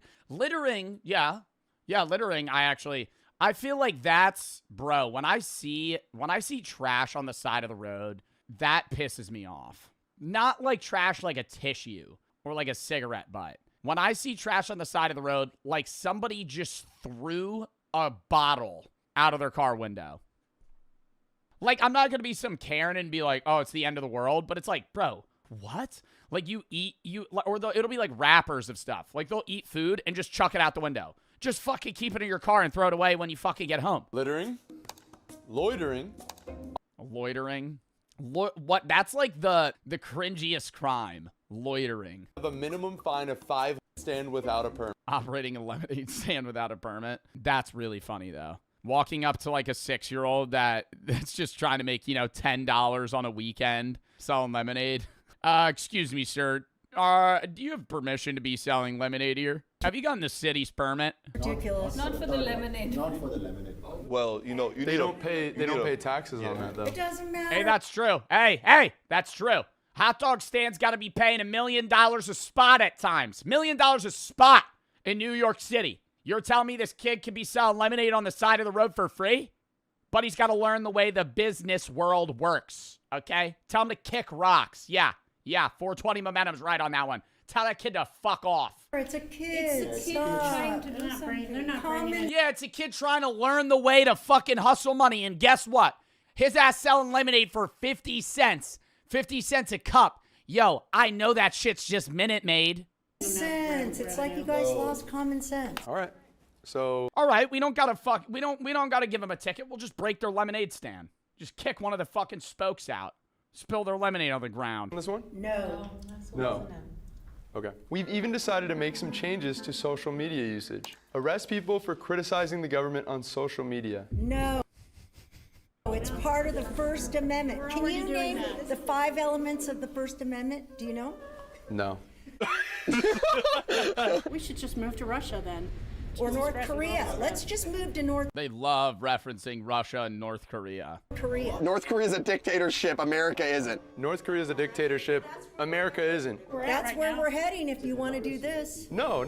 This is just for safety. I don't need the government to give me safety. See, that's the difference. You're so young, you haven't had a lot of life experience yet. She said she doesn't need the government to give her safety. I will say, yeah, the government shouldn't be arresting you for you criticizing the government, but you do want the government to provide you some sort of safety, like the police. That's the government. That's like your local government. You pay taxes, and that pays the police force. Yeah. So you do need the government to protect you. You do need the government. You're gonna have running your area and making sure, or the mafia. You know, you're gonna fucking pay them, and they'll protect you. Yes. No. On to the next. No, okay. Let's discuss how we can use AI to help our city, shall we? Who here is sick and tired of crime in their city? Everybody is. We will have a new